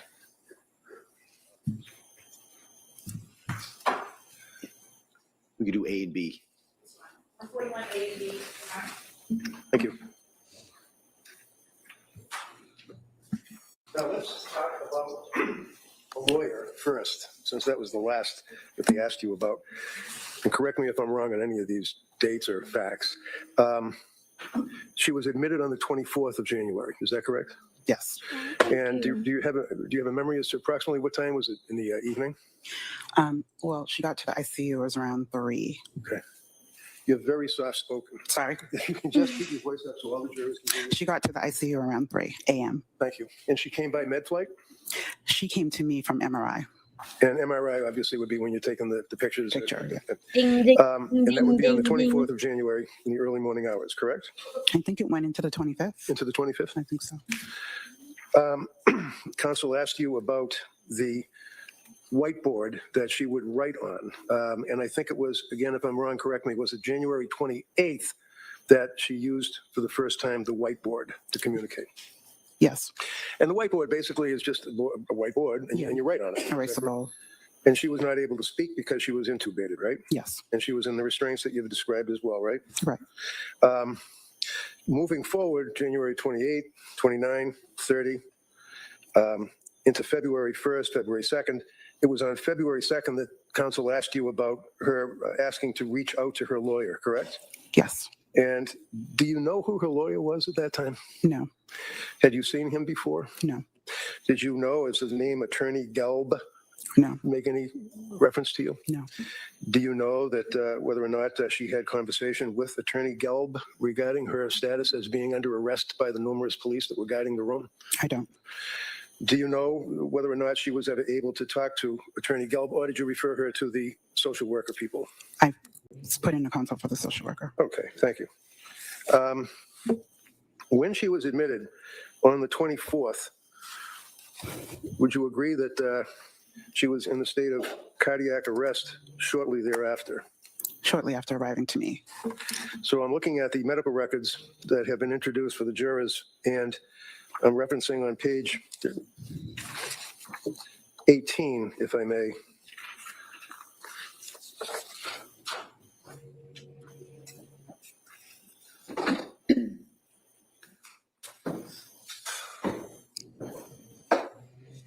Now, this is one page of 400 pages of medical records. Can you see that? But All right, let me make this bigger for you. does it indicate is it SICU course? Surgical ICU. I'm sorry? Surgical ICU. Okay. And that makes reference to the fact that shortly after arriving in the ICU, the patient had a cardiac arrest. Is that there? Yes, Were you there then? I was. And when it says the etiology of the arrest, she got 2 rounds of CPR before obtaining ROSC. Can you tell me, please, what is CPR? 2 rounds, and what is ROSC? Meaning we did chest compression. She was already intubated, so she was getting oxygen. Okay. And then bilateral chest tubes were placed in her body? Yes, Does that mean from both sides? both sides. Okay. And that punctures through the chest into what, the lungs? The lungs. Okay, so the lungs. And when they placed the chest tubes, at this point, shortly after admission, there was 100 to 300 cc's of blood from each chest tube? What does that mean? That's the output they got once they put the chest Sorry tube. again, just can you keep it quick? That's the output they got once they put the chest tube Oh, in? sorry, guys. Okay, so when they put the chest tube in, it drained 100 to 300 cc's of blood, is that correct? Correct. And then after that, again, shortly after admission to the hospital, coming from South Shore Hospital, she then got a massive transfusion protocol, which you told us about, right? Yes. And what does that mean? Means she gets, we have a protocol that with blood, depending blood products, Okay. she gets infused rapidly. And was there a notice shortly after arrival to the ICU, she was being turned and had 30 cc's of clear fluid that came out of her nose? Is that right? Yes. And what is that? Was there a suspicion that that was what's called CSF? Yes. And what is CSF? It's spinal fluid. Okay. Going to the next page, which would be 19, does it indicate, again, on there, if I can just bring this up a little bit better. So she now has noted acute blood loss, anemia, right? What does that mean? She has a low blood count. And do you know what happened to the blood, or any idea? I do not. So she had lost a lot of blood, right? Yes. And she had anemia. That would be what, low blood or something? Yes. And she required multiple transfusions immediately following her arrest, right? Yes. And when it says arrest, does that mean arrest by the police, or does that mean a cardiac? I want to make sure that's clear. It's cardiac arrest, nothing to do with the police, okay? And she had required multiple transfusions. And you were there for that, correct? Yes.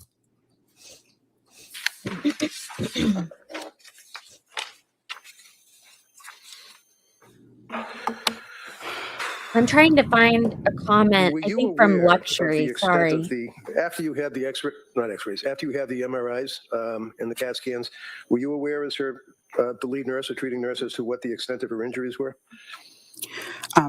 At that point, I don't believe so.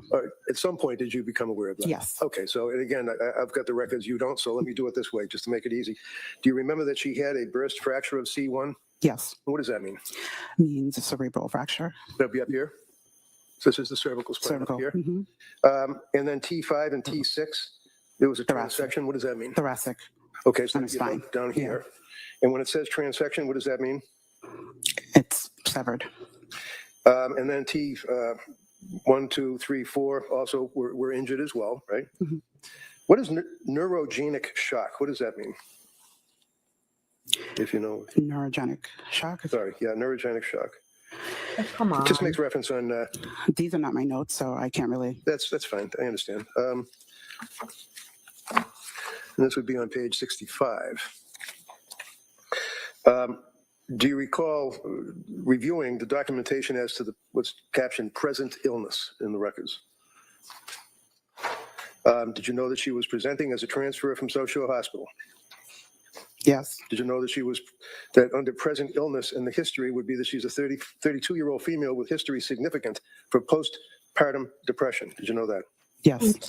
And did you know that after the fall with the C1 burst fracture and the complex transection of T5 and T6, she also had rib fracture, correct? Yes.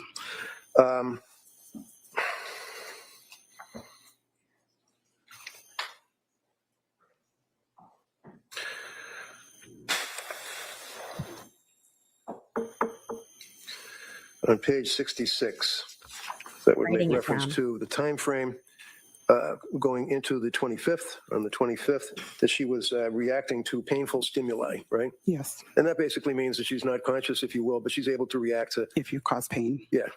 Okay.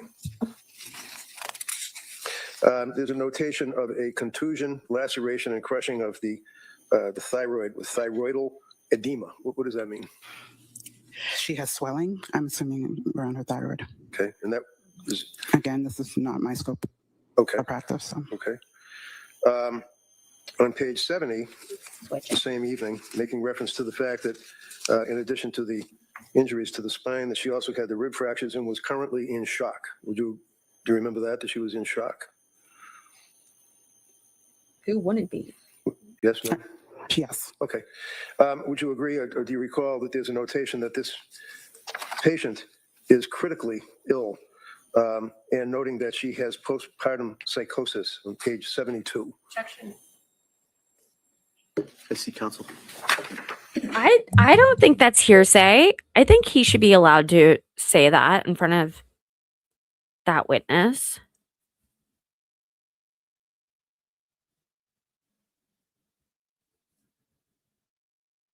Yeah, I mean, like, I think he's just trying to show that this wasn't all like a Casey Anthony ploy to just be married without kids anymore. Like, this was a legitimate medical emergency. Um, as a matter of fact, the Jefferson break, which is what Superman did to himself when he fell off the horse, it's usually lethal. Um, so the fact that she got a Jefferson break and she lived, I think is God saying, like, you need to atone for your sins. That is like the religious part, the emotional part of my brain. Christopher Reeves, thank you so much. I love you guys. You guys, just the fact that I got people to tell me who she sounded like Hen, that just made my day.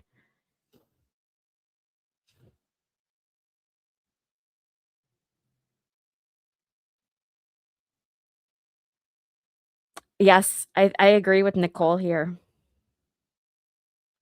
Sorry. When you're treating a patient, one of the things you try to do is to know what their total body and emotional condition is, what they've been dealing with, and what injuries they have, right? We get a rundown or history of the patient. Sure.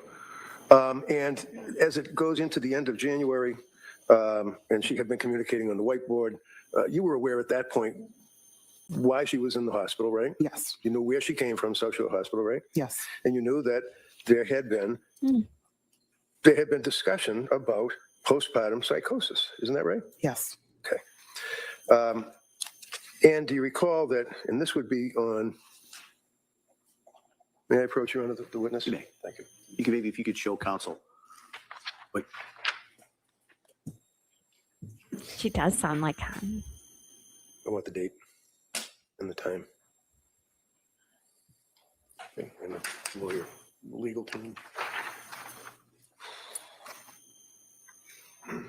So I'm just showing you one page from the medical record. Can you tell me, what date is this page from? 125. January 25. If I'd ask you if you keep your voice, at least speak of the. Oh, sorry. Yeah. Oh, thank you. January 25th, Okay, does it say what time? 9 a.m., 9:03 a.m. All right. Can I see that for a second? Thank you. And looking at that, do you recall on that date, you had been working with her the night before, correct? Correct. Where it indicates that the patient is under arrest, right? Yes. And there are police officers at her bedside. Right? Outside the room.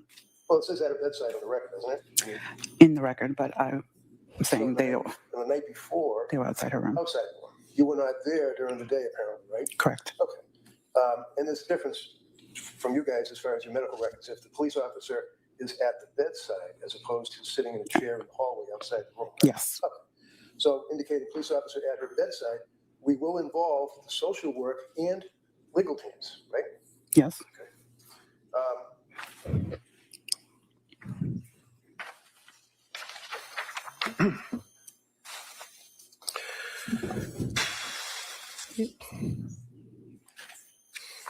Hi, Thin Man. Good to see you. Thanks for dropping a line. And again, on page 72, there's a reference to CSF leak, and that's significant. It's a significant amount of fluid coming from her nose. Do you have any memory of observing that in your treatment? I did. Okay. And then, of course, there was the code event that you've already described for us. There's the 100 to 300 cc's of blood coming from the tubes. And then it makes reference to, on page 74, to massive transfusion protocol. Is that like a medical term, or is that somebody Yes. describing it? Or It's a medical, it's a protocol that we have at the hospital. okay. And on page 75, did you make reference to, or did you observe the injuries, for example, to her wrist? I observed. Yes. And would you agree with me, page 75 of the medical record, indicating if it says RUE, what does RUE mean? Do you know? Oh, right upper extremity. Right upper extremity, 3.5 centimeter deep laceration volar aspect of wrist. Can you tell me what is the volar aspect of the wrist? I just don't know. I'm not sure what Okay, that's that's all right. referring to. That's fine. Would you agree that there was noted a 3.5 centimeter deep laceration on her wrist? I can't say because I didn't measure. This is somebody else's note, so. Well, when you looked at her, did you observe with your own eyes and your own experience that she had a deep laceration on the... She had a laceration, yes. You can't say it's deep or not? I can't say. I didn't. You want to say it was superficial? I can't say that either. So when you looked at the laceration on her wrist, you can't tell us if you would agree that it was a deep laceration.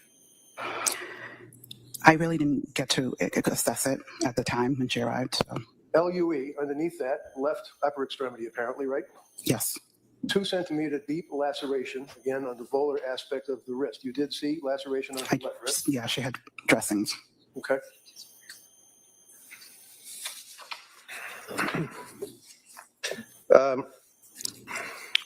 And when she was admitted, she had the core temperature of 82 degrees. Is that correct?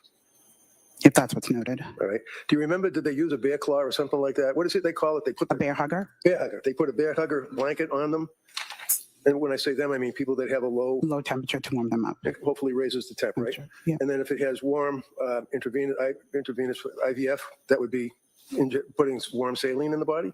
Yes, through an IV. All right, all with an effort to try to get the temperature up, right? Yeah. And her core temperature was 82 degrees even after she was at the South Shore Hospital and underneath the bear thing and all that, and still? If that's what's noted. Yeah. Again, that's on my note. That's pretty low, isn't it? It is.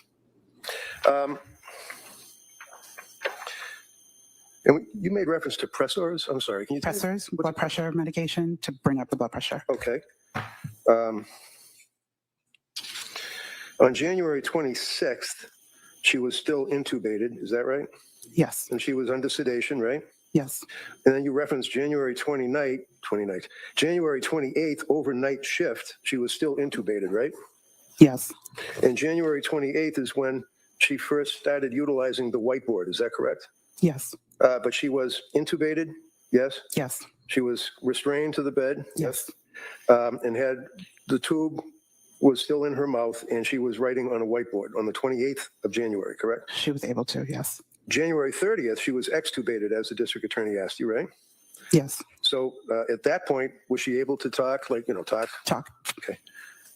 And then on February 2nd is when she used she asked about wanting to reach out to her attorney. Is that correct? Yes. But you had no knowledge as to her mother and father getting an attorney for her while she was in custody with the police all around her? No. Okay. And you tried to help her out as best you could? Yeah, to coordinate. It's harder at night to, so I wanted to pass it on. And finally, she was not able to have visitors per order of the police. Is that correct? Correct. Thank you very much, ma'am.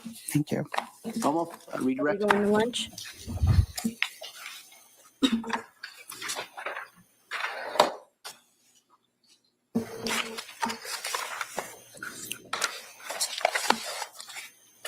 Ms. Amity, the first time that Ms. Clancy, the defendant, the patient, used whiteboard with you was on January 28th, correct? Yes. You're not aware of if she used that tool with other nurses on other shifts, were you? No. And the first time that she mentioned a lawyer on the February 2nd, that's the first time she mentioned a lawyer to you, correct? Correct.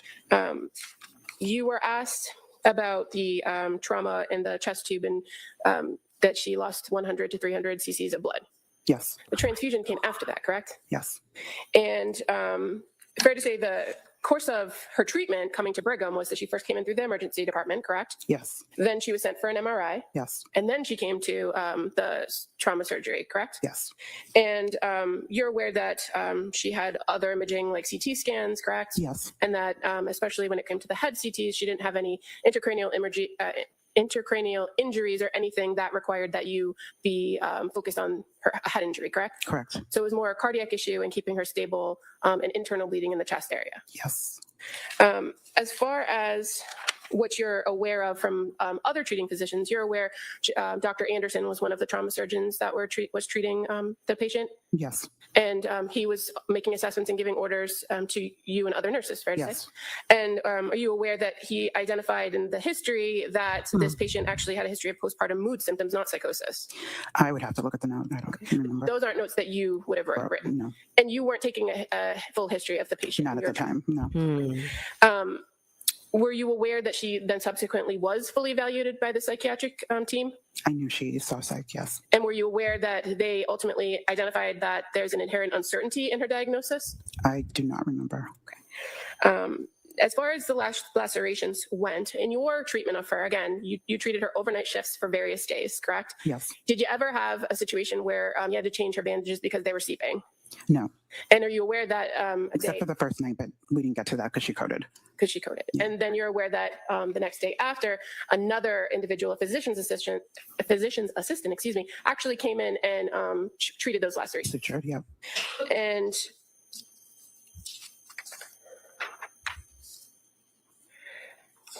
as far as Dr. Anderson goes, were you aware that on January 25th, he noted that the lacerations to her neck and wrists were very superficial and didn't require treatment at that time? I was not aware. Don't remember that note. Would you, if I showed you the record that's in his note, would you agree that that's an assessment that he made? Yes. And he didn't instruct you to do anything further with those injuries? Yes, right. Thank you. So very briefly. Sure. District Attorney asked you about the evaluation by the as she put it, psychiatric teams with a determination that there was inherent uncertainty according to the psychiatric teams. Do you know when the psychiatric teams were evaluating her? I don't know. It was after, during the day. I don't know what day, but. But in any event, I did show you on the thing over there, where the reference was made to postpartum depression, postpartum psychosis, correct? Yes. And that's all I have. Thank you, ma'am. Anything further? Nothing. All right, thank you, ma'am. Let me sit down. Thank you, ma'am.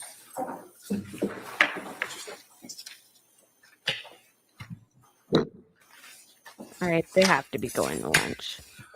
All right, come on. The Commonwealth would call Megan Collins. Maybe not. Man, we lost so many viewers by me not realizing court had come back in session yet.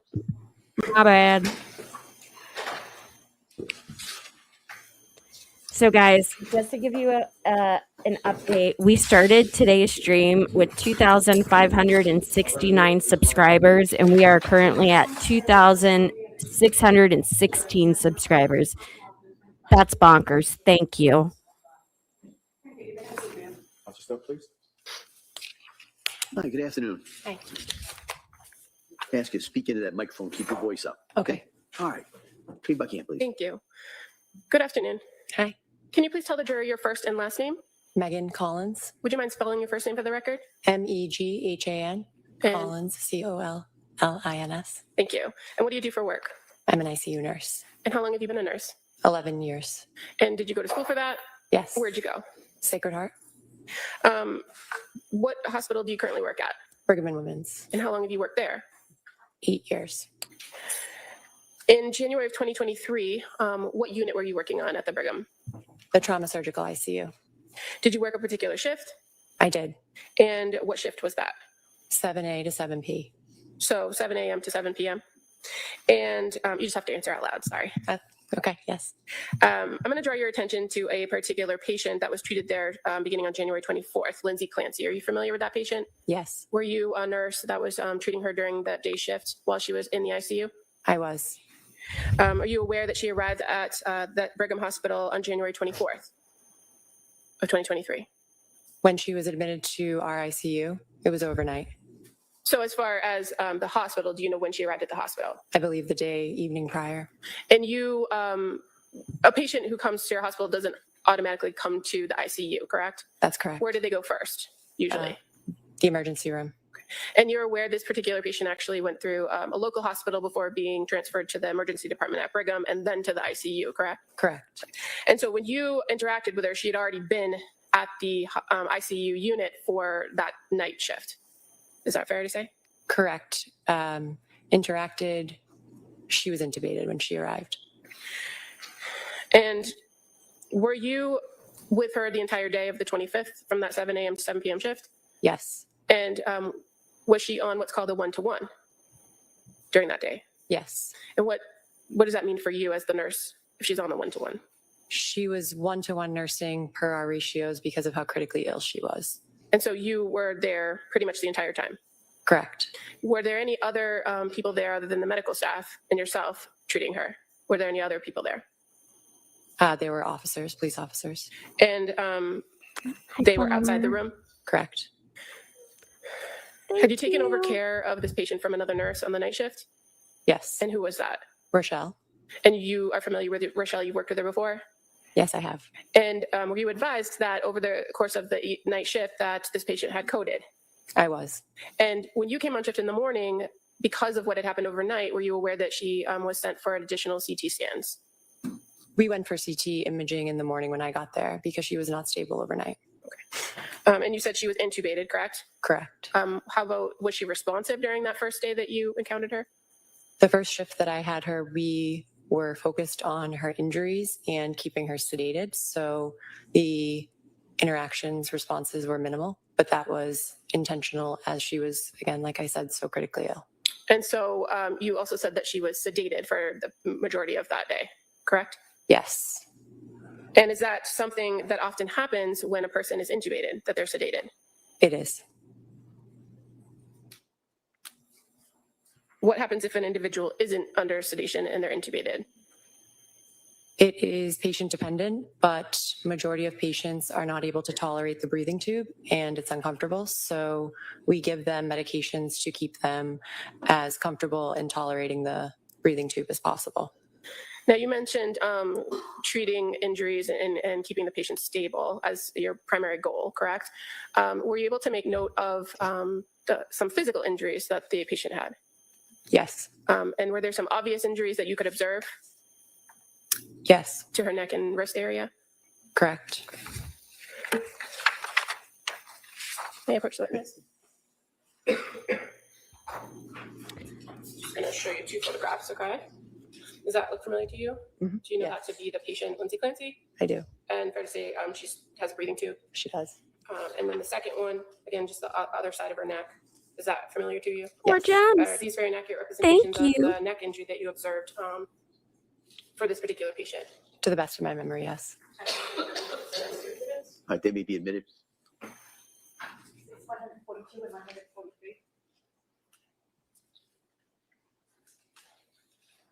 Big spender, Kaylee. Thank you so much, love. I appreciate it. You guys have been so great. I am so I'll appreciative. show you on the screen what's been marked as Exhibit 142 and 143. And you said that's, to the best of your memory, what the injuries on her neck look like, correct? That's correct. And during your treatment of her, did those injuries require constant attention? They required dressing changes. It did not require constant attention. She had multiple injuries. So fair to say she had more significant spinal injuries and other issues that you were working to stabilize her on, correct? Correct. Now, you treated her on the 25th, right? And did you treat her on the 26th? To your best of your memory? I would have to go back and look. I don't have a problem if she needs her with records if she has some. As far as January 26th on that 7 a.m. to 7 p.m. shift, do you recall making notes that the patient required additional sedation due to the tube intolerance? Yes. Okay. And that she was started on low dose of propofol? That is correct. And that in the afternoon that she had chest tubes and you kind of checked those chest tubes to, it says, interval CXR looked okay with chest tubes to water seal.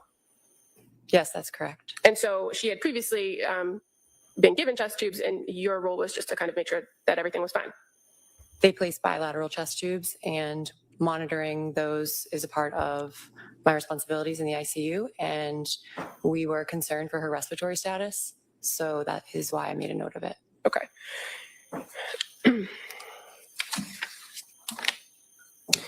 And as far as the injuries that were a part of your assessment of her, fair to say on January 29th, you also were treating her that day from 7 a.m. to 7 p.m. and you made a note where you identified injuries, right?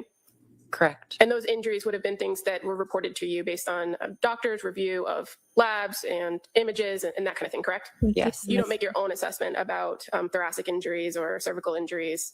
I do not diagnose. Also on the 29th or the 28th into the 29th, that is at that point when the patient was extubated, correct? Correct. Do you recall making observations of the patient when after she was extubated? She was not extubated on my shift. I was there the following day. Okay. Did you note how her demeanor, her presentation the next day? I did. And fair to say you noted increased confusion, agitation, and picking at lines and drains, correct? That's correct. And fair to say the patient had to be restrained because of the activity. That is correct. Is that something that you often see when patients come out of intubation, that when they're extubated that they exhibit signs of confusion or delirium? Yes, it's called ICU delirium. It's real And too. over the course of the next few days in your interactions with her, did you see that delirium decline or decrease? Yes, it was a multimodal approach to manage the delirium, agitation, and it did get better and it did improve. And fair to say during the time that you were treating this particular patient, there was also sleep issues that were part of the treatment plan. That is correct. And on January 29th and January 30th of 2023, were you present when the psych consult team came in to speak with the defendant? Yes, I was. Okay. What was the purpose of you being present? The purpose is we had consulted the psychiatry team to evaluate and determine capacity. And my role is as the ICU nurse is advocacy on behalf of the patient and to alert the providers if there's any changes in the mental status. Now, when they came in and you said advocate for their position, you're aware that the patient was looking to change her healthcare proxy, correct? The patient was changing her healthcare proxy. That is correct. And that there has to be an evaluation to determine whether she's of a particular mental status and medically able to make that decision on her own. Is that fair to say? Yes. Okay. And do you recall who was present other than yourself and the psych doctors, the doctors from the psychiatric unit? There was the social worker, myself, and her lawyer was present. Had you been present when a information we lawyer or didn't somebody have. else was with her prior to this consult? No. And fair to say, you were made aware very early on that there was a particular group of people that would be having access to this individual, correct? Can you clarify? Well, is it fair to say that the treatment team was kept small on purpose? And the same people were coming in and being the nurse, day and night staff. There was limited access. Is that fair to say? It was kept to a smaller team, but that was also protection of privacy for the patient. And during the course of time when she's on the ICU, which is between the 24th to February 3rd, there's always law enforcement posted outside the room, correct? Yes, and it was because she was... Well, I'm just asking you if there were law enforcement. Ma'am, it's There a was. yes or a no. Do you recall having to check with the nursing director and the legal team at the hospital to make sure that it was permissible to allow anyone in besides medical staff? Yes, that's standard protocol. And when she was transferred off of your unit on February 3rd, did you have any further contact with her? I did not. Nothing further, thank you. All right. Attorney Reddington. Afternoon, I think. Yeah. How many years you been a nurse? 11. And you obviously take that position as very serious, and your concern is to protect your patient. Is that right? That is. You made reference to the fact that she was changing her documents as far as healthcare proxy. Yes. Did you know anything? Did you know who she was changing it from? Her husband to her mother and father, or did you know anything about the specifics? She was changing it from Patrick to her parents. Thank you. And finally, what is a DNR? DNR means do not resuscitate. Do you know what her DNR was? Her code status was full at the time that I took care of her. Do you recall that she had indicated repeatedly that she wanted a DNR, that she did not want to be resuscitated if emergency arose? I was not privy to that knowledge. Okay, but that's noted in the medical record. It would be noted in the records, right? It would be, yes. Thank you very much. Thank you. Attorney Buckingham. Nothing further, All thank you. right, thank you. Please Thank sit down. you. Thank you. Commonwealth calls Dr. Shah.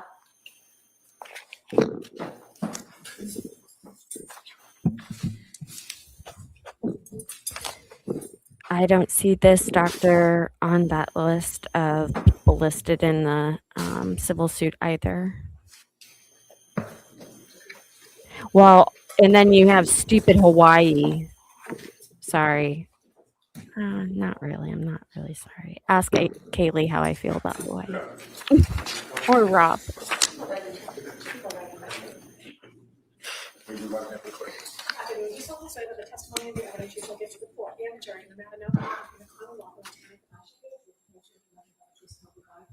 Thank you. All right, good afternoon, doctor. Hi. I'm going to ask you to keep your voice up and speak into that microphone, all right? Thanks. Thank you. Thank you, Honor. Good afternoon. Can you please state and spell your name for the record? Sure. My first name is Sejal, Sejal. Last name is Shah, Shah. What's your date of birth? 5/8/81. That's a unique What do you do for a name. living? I'm a psychiatrist. And can you briefly describe your education and training background that qualifies you to be a psychiatrist? Yeah, absolutely. So I did my undergraduate in Philadelphia, the University of Pennsylvania, followed by medical school at Jefferson Medical College, also in Philadelphia. I moved up to Boston to do my residency in psychiatry at Brigham and Women's Hospital and Beth Israel Deaconess, followed by a fellowship in consultation liaison psychiatry at Brigham and Women's Hospital, and then stayed on as a faculty member. And where do you work currently? I work at Brigham and Women's Hospital. And what is your role there? I'm Associate Chief of the Division of Psychiatry and Medicine, leading the consultation liaison psychiatry service at Brigham. And what is the consultation and liaison service? Yeah, so consultation liaison psychiatry is a subspecialty of psychiatry that works at the interface of psychiatry and medicine. So we work both in the inpatient and outpatient settings. In this particular instance, we get called by other healthcare providers that may need help with their patients or have a question related in the psychiatric realm. And so I would see a patient that's admitted to the hospital and help provide recommendations to the physicians and the rest of the care team that's caring for that patient. So basically, say at the Brigham, if a patient's being treated there and a medical doctor is treating them and thinks that they need a consultation with a psychiatrist, your department would be called. That's correct. Okay. And how long have you been with the Brigham? 19 years. Now, I want to direct your attention to January of 2023. Did you interact with a patient named Lindsay Clancy? I did. And was that on January 29th, 2023? Yes, that was the first of a handful of times that I saw her. And why did you meet with Lindsay Clancy on January 29th, 2023? So my team was seeing Ms. Clancy for a number of reasons, including for psychiatric safety risk assessment. She had come in reporting a suicide attempt, which is a common reason why my team would be called, is to continue to ensure that patients are safe when they're in the hospital. So we make recommendations about kind of safety status, what can we do to help keep a patient safe, but then we also make recommendations related to medications. So that's why my team was following her. So that was one of the reasons why I saw her on the 29th, is to continue that assessment. I was also called to ask I was asked a new question that day, a consult question on whether she was able to make the decision to change her healthcare proxy from her, at the time, husband to her parents. And when you consult to help determine whether someone's capable of making a decision like that, changing their healthcare proxy, are you evaluating their medical decision-making capacity? That's correct. Okay. How do you go about doing that? So there's generally 4 parts to medical decision-making capacity. The first is whether somebody's able to voice a choice and whether that choice is consistent over time. The second is whether they understand the situation under which they're making that choice. The third part is appreciation of the risks and benefits. And the fourth part is kind of being able to reason or rationalize that information to be able to come to a choice and how they came to that choice. Interesting. Now, if you're doing this evaluation to determine someone's capacity to make decisions, would a traumatic brain injury factor into that evaluation? It could. When you evaluated Lindsay Clancy, was she able to voice a choice to you about who she wanted to be her healthcare proxy? Yes. And is she speaking to you or writing this down? She's speaking. So she's already been extubated at that point? That's correct. And she's speaking to you, and were you aware that Patrick Clancy was her healthcare proxy? I was told that by her primary medical team. And when you talked to Ms. Clancy, did she tell you who she wanted to take over that role? She did. And who was that? Both her parents. And you talked about that needing to be a consistent choice. How did you ensure that was a consistent choice with her? Yeah, so we waited to make the change from Patrick Clancy to her parents until the next day for a variety of reasons. We wanted to ensure that that choice was consistent over time, and especially because the day that I saw her, she had just gone through some pretty major medical events, including she had a major spine surgery, a decompression and a fusion. She had gone through some oxygen desaturations overnight, so was not breathing as well. Her heart rate was up, all of which then led to her being what we call delirious. She was confused overnight to the point where she asked her nurse, "Am I delirious?" And she was also experiencing some visual Okay, hallucinations. hold on. So what happens when you're in the ICU? The ICU delirium. I'm going to give you the layman's terms version of it because I saw it firsthand with my mom. You are being checked on like every hour, right? And so you're never able to get like into the REM uh, part of sleep. And it literally begins to drive you crazy. And you don't remember things like day, who's the president, where are you, who's your husband. Like it really messes with your mind. So it's interesting to consider the fact that she was suffering from postpartum psychosis and also ICU delirium. That was one of the reasons why I was called in, to make sure that she was able to make that decision to change her healthcare proxy. And then in addition, the team I'll had turn it also down. voiced, concerns that she had come in after a reported suicide attempt. And so making sure that she was able to make that decision of sound mind. I just changed it to one like normal speed and she still talks that fast. And so we actually waited until the next day when she could be reassessed. At that point, her delirium had cleared, and she was continuing to make that consistent choice to change her healthcare proxy to her parents. And in fact, you noted in the medical records that the hallucinations were part of an issue with oxygen. It could be. That could be one of the reasons. Delirium is usually due to a variety of different medical reasons, and oxygen desaturation could be one of them. She had also just recently had anesthesia related to a surgery that she had on her spine, so that could be another reason. And then her heart rate was also actually quite elevated, so that could be another reason. Is it common for patients who are just coming off of anesthesia from surgery, who have an issue with oxygen and other medical issues that you described, to have visual hallucinations? They can. It's not that everybody does, but they can. And delirium can be quite common after surgery, and particularly anesthesia. And those hallucinations that she was having, those were resolved by the next day. They were over by the next day, correct? That's correct. And her choice to change her healthcare proxy to her parents was consistent the following day, correct? That's right. You also talked about the patient has to understand the risks and benefits of the decision, correct? That's correct. How do you make sure the patient understands that? Yeah, so one of the things we do is really ask patients to take us through their thought process of why they're making that decision and what led to them making that decision at that moment in time. So we're able to kind of see their thought process and ensure that they're understanding, what it means to remove one person and add another. And what was Ms. Clancy's thought process in explaining that to you? Yeah, she was saying that her parents are quite supportive to her, and that she was thinking that she would have to change her healthcare proxy from her husband to somebody else. And we didn't necessarily go into the reasons as to, why she would have to change it, but she explained that she was very close with her parents.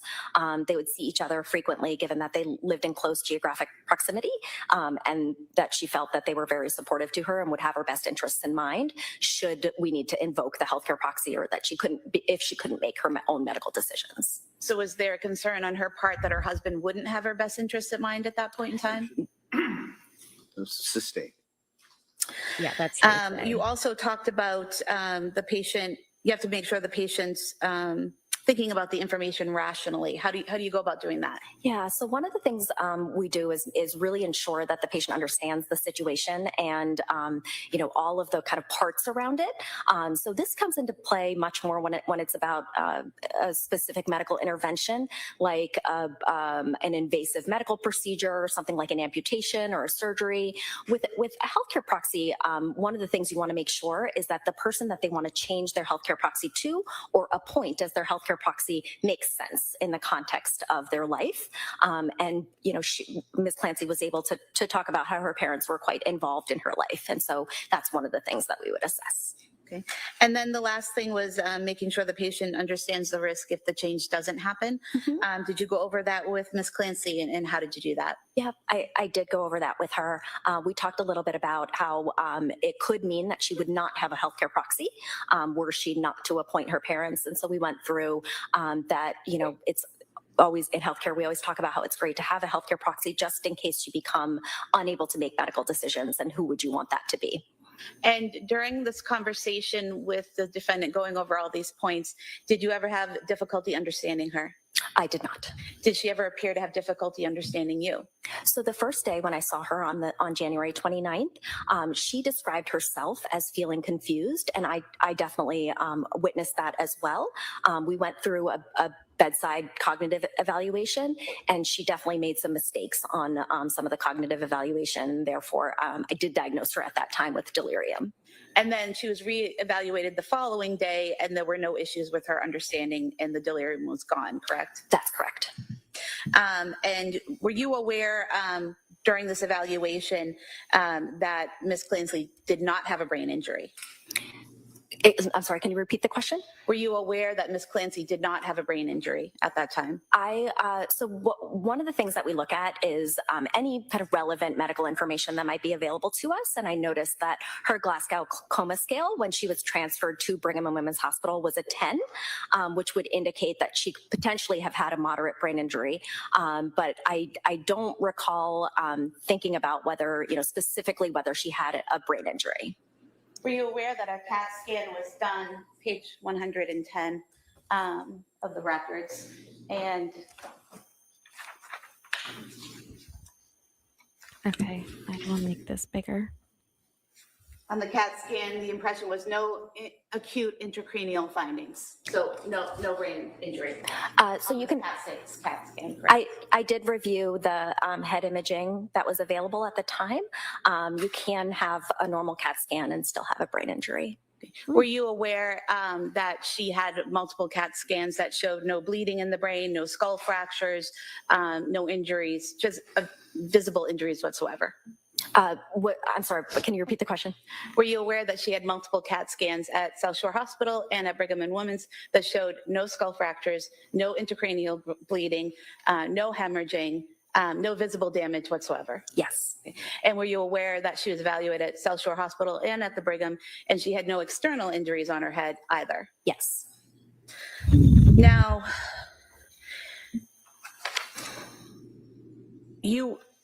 she was allowed to change her healthcare proxy to her parents, correct? That's correct. So if someone was had an injury, a brain injury, to the point where they didn't know what was going on, or they were having trouble processing or thinking, they wouldn't be allowed to change their healthcare proxy, correct? It depends to what extent. Most patients that have either a head injury or severe mental illness, let's say, just anything going on with the brain, retain the ability to make most medical decisions. And we think about changing healthcare proxies as a pretty low risk decision. As I mentioned before, something like an amputation or a major surgery, invasive procedure is something that we would hold somebody to a higher bar. But a healthcare proxy is a pretty low risk, especially if it makes sense in terms of who they want to change it to. And when was her Glasgow score 10? I believe it was as she was being transferred from the outside hospital to Brigham and Women's. And you're seeing her several days later, correct? Correct. And so when she was transferred from the outside hospital to Brigham, she was unconscious, correct? I believe so. Okay, so now she's conscious, correct? That's correct. And when she was transferred from the outside hospital to Brigham, she wasn't communicating or speaking or opening her eyes on her own, correct? That's what the reports that I was not there at that time, but the notes that I read, that's correct. So when you're speaking to her a couple days later, she's opening her eyes, she's communicating, she's responsive, she's interacting, correct? Yes. So it's fair to say that her Glasgow score would be higher than the 10 when you were speaking to her, correct? Yes.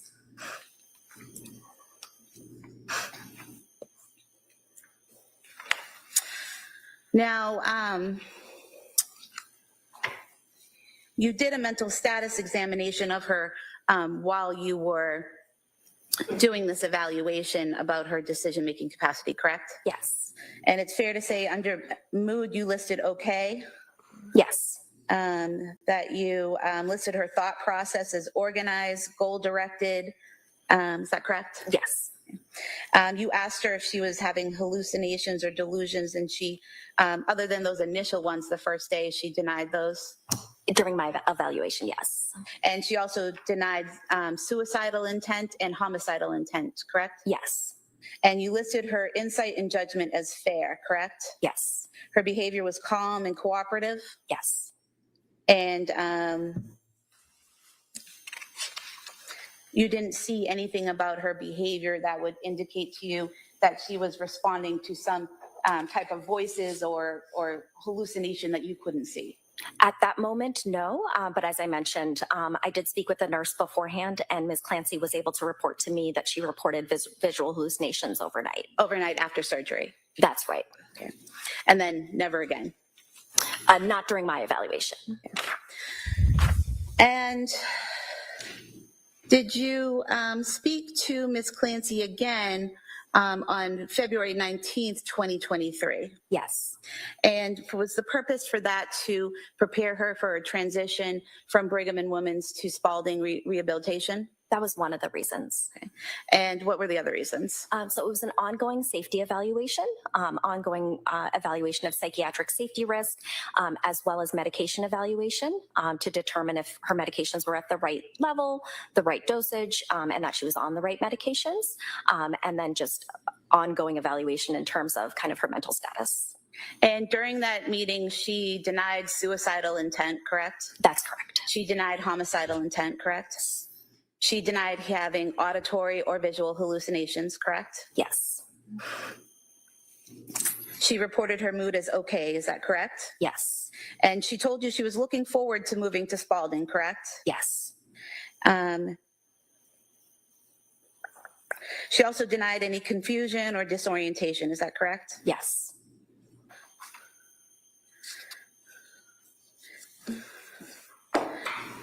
And again, you described her mood as okay on that day? Yes. And you described her as future-oriented on that day? Yes. And then you spoke to her again on February 21st, 2023, is that correct? Yes. And on that day, is this the same purpose that you just described, getting her ready, assessing her mental status and getting her ready to transfer to Spalding? Yes. Okay. And during that time, you wrote that the patient reported feeling down about her current situation, her paralysis, and the events leading up to her hospitalization. Is that correct? Yes. Understandably And you so. also noted that she said her thoughts about what she had done were not constant throughout the day, correct? Correct. So she wasn't thinking about killing her children throughout the day, every day, correct? Correct. And she said she had no suicidal intent, no homicidal intent, correct? Correct. No auditory or visual hallucinations, correct? Correct. You also write no PI. What does PI stand for? Paranoid ideation. And there was none of that either. Correct. You also made a note, notes low mood today in the context of her physical and legal situation, but does not currently meet criteria for major depressive episode. Is that correct? Yes. So her focus seemed to be on her physical and legal situation, but being hopeful about moving on to Spalding. Could I see counsel? It's 12:49. I'm surprised they haven't stopped to go to lunch. I'm not a lunch person, but I'm not gonna lie. I woke up today and I'm starving. Now, if I eat, I'll get tired and feel like I need to nap, so I'm not going to eat, but I might get some gum. I don't know. I don't know what to do.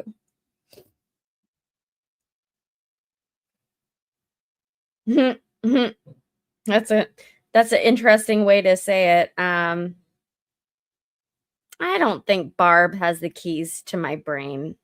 I really don't. My therapist. And so her focus at that time appeared to be her physical situation, her legal situation. Me too. And looking forward to going That's to it. Spalding Rehab. Yes. And then your last visit with her was February 22nd, 2023, correct? Yes. And again, she indicated she was hopeful about treatment at Spalding. Yes. She was future oriented. Yes. And she denied suicidal ideation, homicidal ideation. Yes. She denied audio hallucination, visual hallucination, and anything else of that nature. Yes. Thank you. Attorney Reddington. Afternoon. Let's go, Kev. So, Doctor, from your testimony, and correct me if I'm wrong, was she, to your opinion, in your experience, an honest patient telling you what her symptoms were, if any? Objection.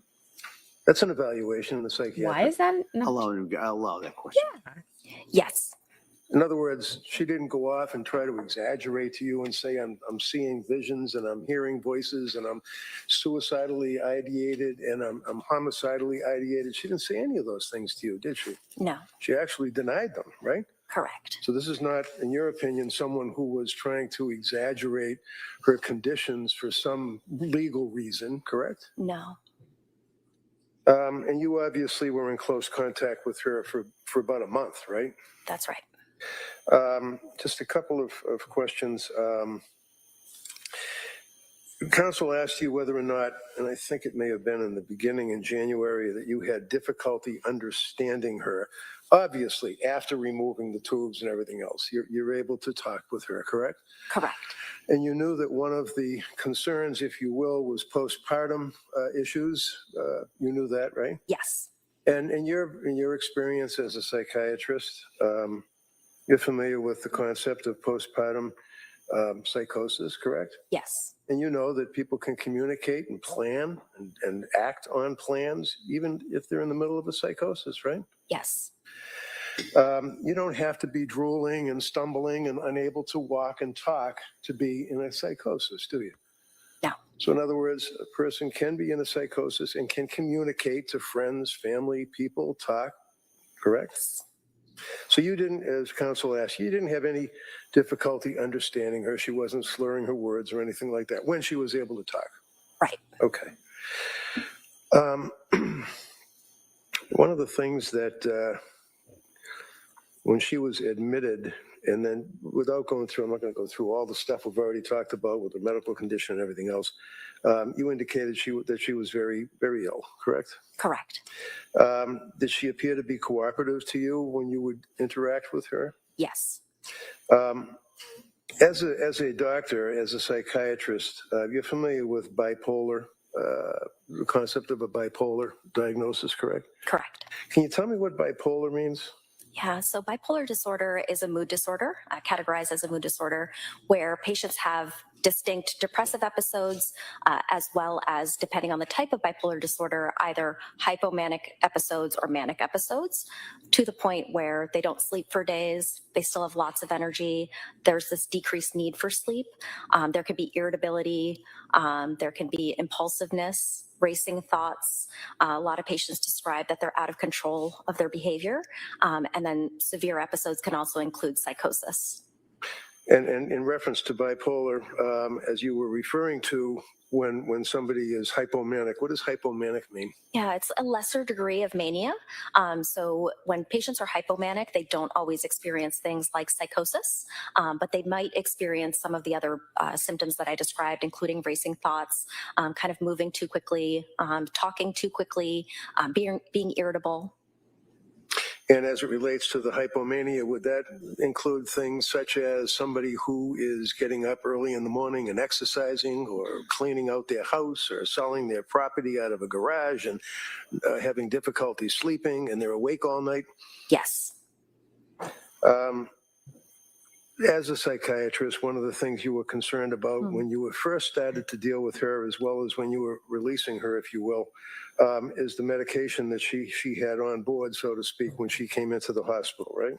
Yes. Do you remember, and I know it's difficult to recall offhand, but do you recall the medications that she was actually under from purposes of taking her blood when it was tested?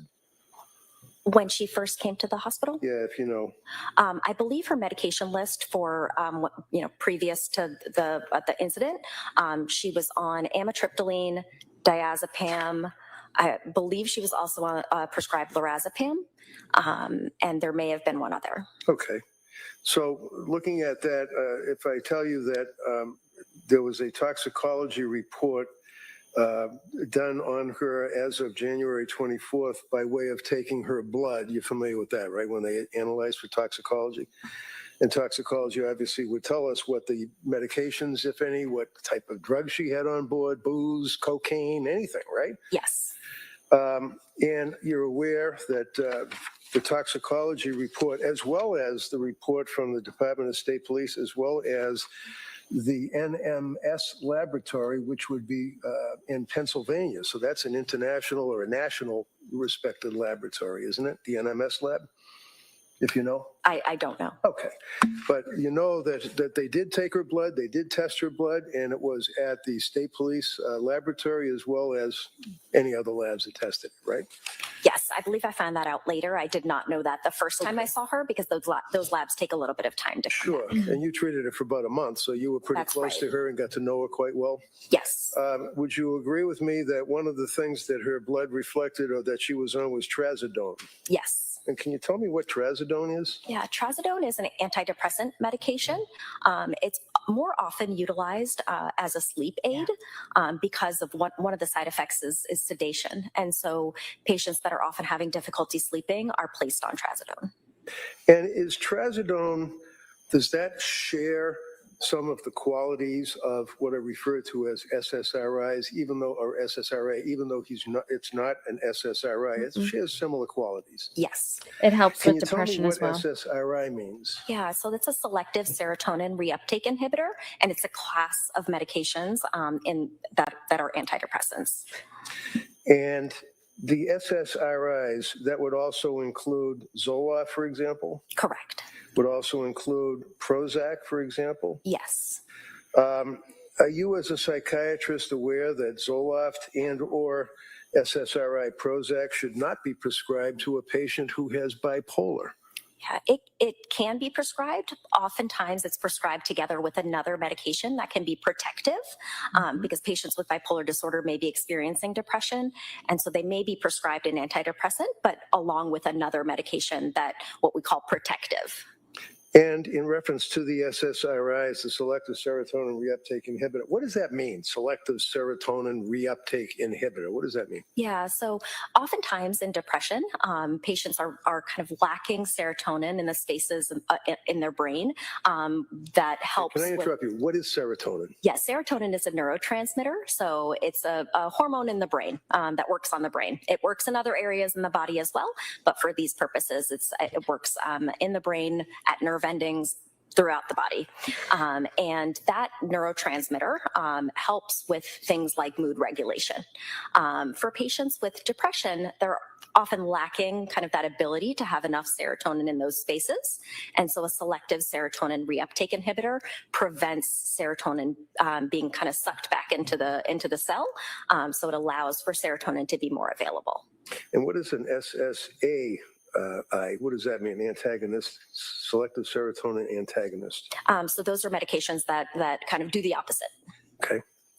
And you knew, as a psychiatrist, at least looking at her history, you knew that she had been seeing psychiatrists immediately prior to her suicide attempt, correct? Correct.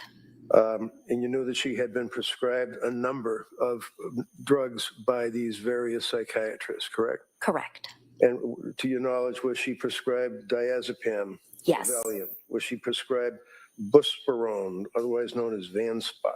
Yes. About Wellbutrin? Yes. And what is Wellbutrin? Is that an antidepressant? It is an antidepressant. Hydroxyzine. What is hydroxyzine? It can be used for a number of reasons, but for psychiatric purposes, it's often used as an anti-anxiety medication. And Klonopin. Yes. Is hydroxyzine, is that a, strike that. Klonopin, that's a benzodiazepam, right? That's correct. And then lamotrigine. Yep, lamotrigine. Lamotrigine, sorry. Yes. What type of medication is that? Is that a mood stabilizer? It is, yeah. It's also an anti-seizure medication, but in the psychiatric realm, it's used as a mood stabilizer. And then we talked about Prozac, that's an SSRI, correct? Correct. And what's Remeron? Also an antidepressant. So in addition to all of the drugs that I had mentioned, she was also prescribed Remeron, correct? Correct. She was also prescribed Seroquel or quetiapine. Yeah, quetiapine, yes. Quetiapine, okay. And what is Seroquel? So Seroquel is an antipsychotic medication. And she was prescribed, as we already talked, trazodone. Was she also prescribed amitriptyline? Yes. What is amitriptyline? Amitriptyline is one of the older antidepressants. It's a tricyclic antidepressant that can often be used to help with sleep, but also mood. And Ambien, correct? Correct. And Zolpidem. Yep, Zolpidem is the generic name of Ambien. Oh, okay. Some I of didn't know these that. drugs, they also have what's called a suicide warning or a black box warning. Isn't that right? Yes. Can you tell me what that means? Yeah. So in studies that have been done, some of them show that especially after starting an antidepressant, it can increase someone's risk of suicidality.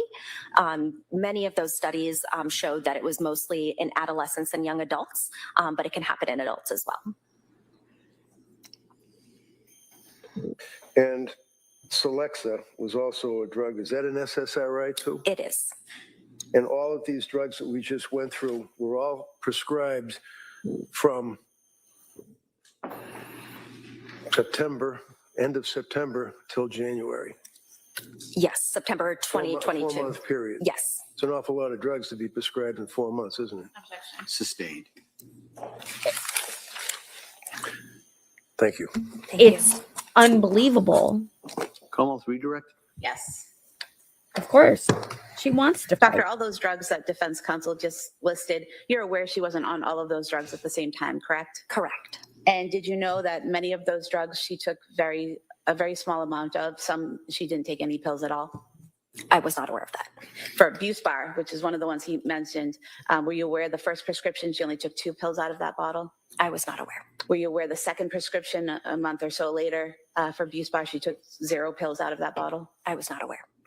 So where are you getting this information about what she was on and when? Yeah, so one of the things that we do is try to collect as much information as we can during our assessments. And so we look through the record in terms of what was prescribed. We also talk with other providers as to what they prescribe.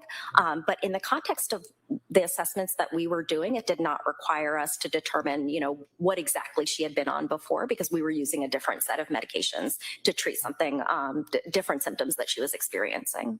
So you really have no idea what she was taking or when? You just know what was prescribed?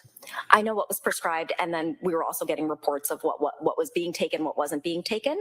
But From the defendant? Correct. Okay, so she's reporting to you that she took those medications, but you'd be surprised to know that at least one of them, 0 pills were taken. We'll talk about medication I don't think I'm complaints surprised. No. again. And you talked about prescription and what she was taking. Were you aware that in the time frame just prior to her being admitted to the hospital, she was only prescribed trazodone, Valium, and amitriptyline, just 3 medications? Yes, I was aware. And you were asked about mania and exercising and cleaning out your garage and selling your belongings could be signs of mania, correct? Correct. But there are people who just exercise every day and they're not manic, correct? Correct. And there are people who have a messy garage and have accumulated a lot of junk and decide to clean out the garage that aren't manic, correct? Correct. And in fact, if someone is manic and attempts to do one of those tasks like cleaning out a garage, it's usually in a disorganized way, and oftentimes they don't finish the task, correct? Sometimes. So if someone approaches a task like cleaning out the garage by organizing with another party, organizing the belongings, separating them God into bless her. keep, sell, throw out, that's pretty organized behavior, correct? Correct. And if someone sells belongings that they no longer need, that's not necessarily a sign of mania, correct? Correct. That's more if they're selling their stove and then they have nothing to cook with, correct? Correct. So if they're selling junk in their garage that they no longer need, that's not necessarily manic, correct? Not necessarily. Thank you. Mr. Rankin? So if the person, as counsel said, they're exercising every day and they have a messy garage, that obviously would not be indicative of hypomania, would it? Probably not. A normal person could have, as counsel said it.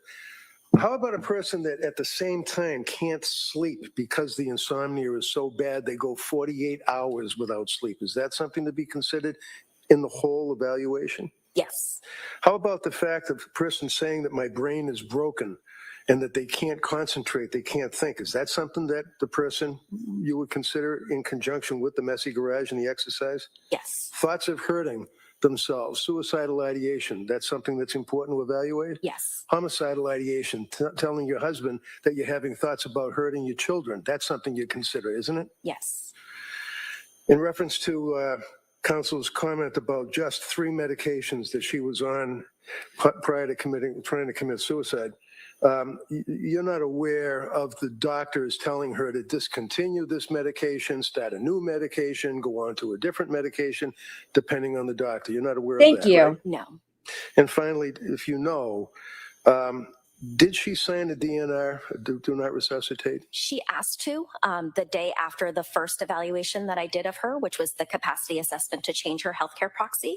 But in the context of her reporting a serious suicide attempt, we did not change her code status. We continued to chat with her about that.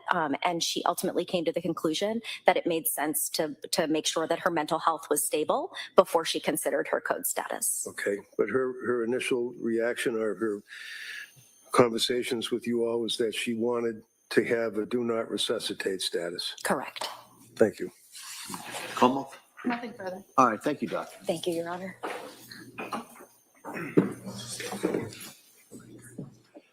All right, members of the jury, we're going to take the afternoon recess at this point. So I'm going to ask you to go back to your room and then we'll come back here approximately 2 o'clock. Okay? Okay. Court, all right. Jurors, go to notebook, station on the chairs, please.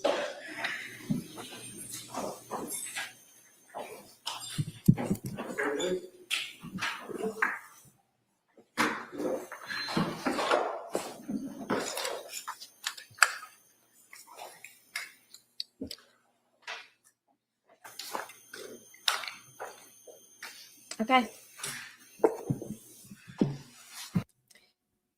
So we're going to do things in order.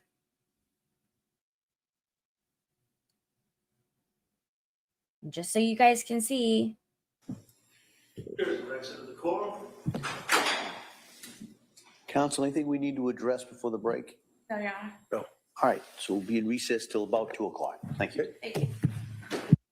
Just so you guys can see, I don't even remember what I was going to say. Oh, my computer did not stop the stream. So I will be able to tell if and when the court comes back. Also, it'll be 2 o'clock. With that being said, let's pick up where we left off, which is the video. I'm going to show you guys and tell me if it isn't crazy. You have to think about it, but this relates so much to the whole case surrounding whether or not Lindsay was actually struggling at the time.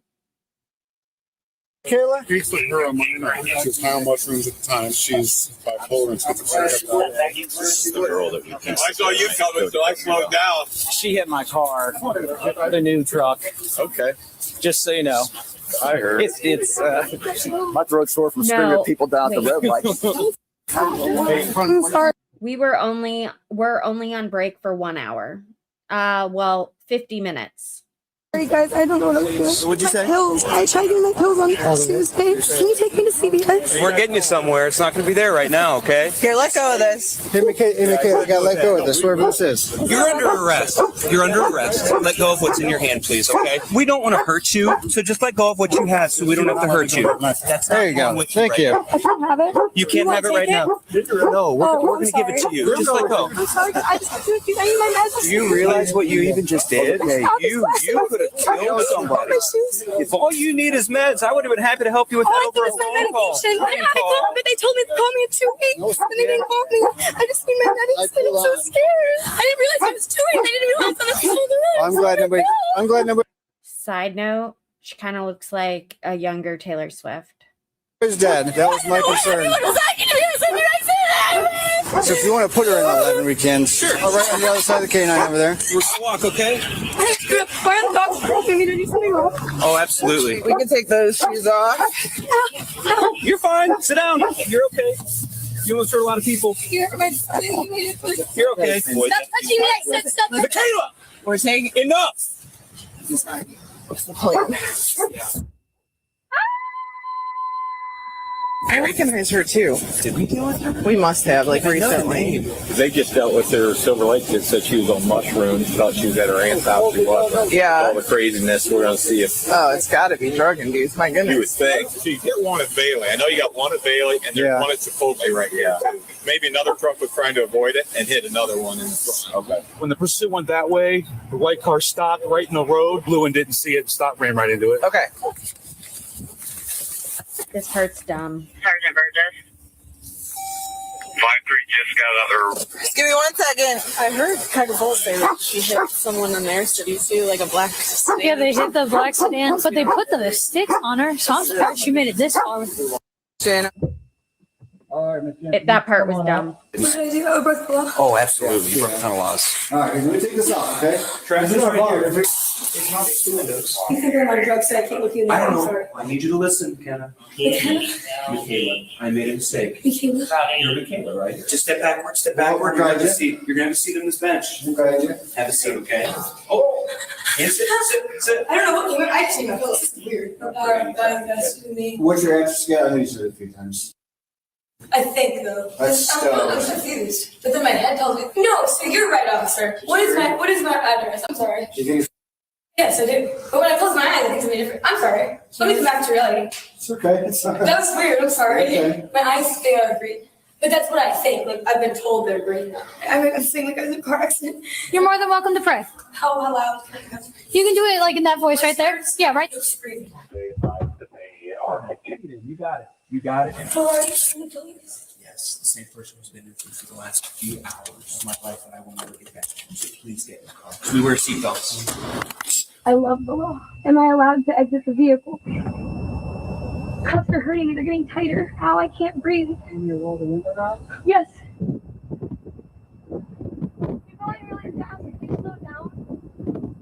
You're going really fast. Can you slow down?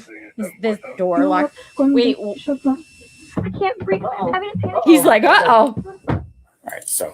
Look at me. You have to listen to what he says, okay? Comply. Okay, all right. Look, it's so sunny. I'm about to go celebrate my holiday. All right, so we're going to have a seat in here. Your leg up and you're going in. Okay, I appreciate it. Thank you. Watch your leg, ma'am. Thank you. Bye. I'll see you soon. I'll be transporting this female to Summit County Jail. I would say this is the best day of my life.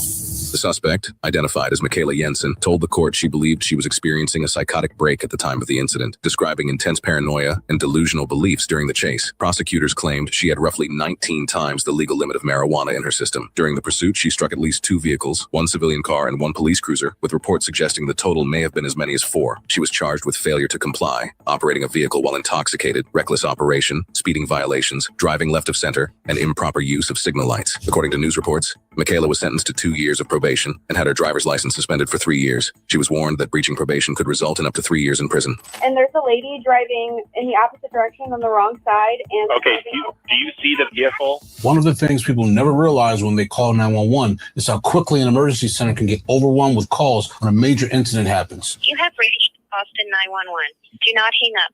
Please hold for the next available call taker. But when dozens or even hundreds of calls start coming in about the same incident, like a wrong-way driver, the question is whether you need to ask every question or do abbreviated call taking and quickly triage each call to find the callers with the most vital updates. Abbreviated 911 call taking is widely debated. Some believe you should be thorough with every single 911 call, no matter how long other 911 callers have to wait. Others point out that the practical impact is this means longer wait times and the callers on hold might have better info. With the abbreviated call taking approach, if dispatch already knows the basic nature of the incident, the focus often shifts to gathering any new time-sensitive info and triage the call, trying to find the callers with the highest value info. I just have to say really quick, if you aren't reading the chat, you should be, because you guys understood the assignment. Someone driving like a silver Chevy mix. Was it on Kent Road? And then you see the final part of that process where dispatch hones in on the most vital info and then quickly free up the line so they can remain available for others urgently calling in. Okay, we got a bunch of calls. We're trying to find the vehicle. Okay, thank you. But what do you think? Today we're releasing a poll to the public in the description. Should abbreviated call taking be allowed when 911 is overwhelmed due to an incident? Yes, I think so. What do you guys think? I want to know what you guys think. So like there's been a lot that's come out since then. This girl had no way, let me rephrase. This took place about, what did I say? An hour and a half from my house. I have 3 friends that live in Stowe. They all knew about this. And this girl, the poor girl, was known for having serious psychiatric issues. And she has since come out to say that she genuinely doesn't know the last time that she took her meds. And she felt the need that morning to get in her car and go to CVS. And she was mad because CVS did not call her. And I mean, maybe they do that. I don't know. But they should if they don't, with like lithium and like serious mental health medications. Excuse me. But a lot of people are like, weed doesn't do that. Weed doesn't make you drive crazy throughout the town.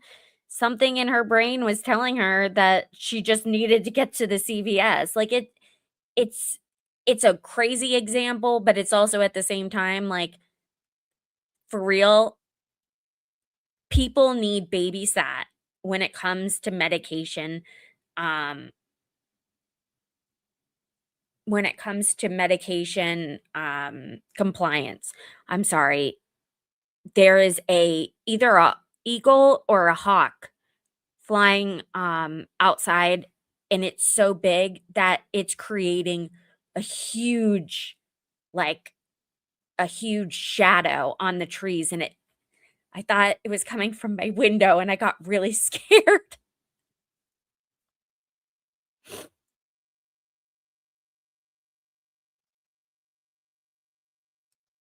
Okay. All right. I think you guys were oh, short bus. Welcome.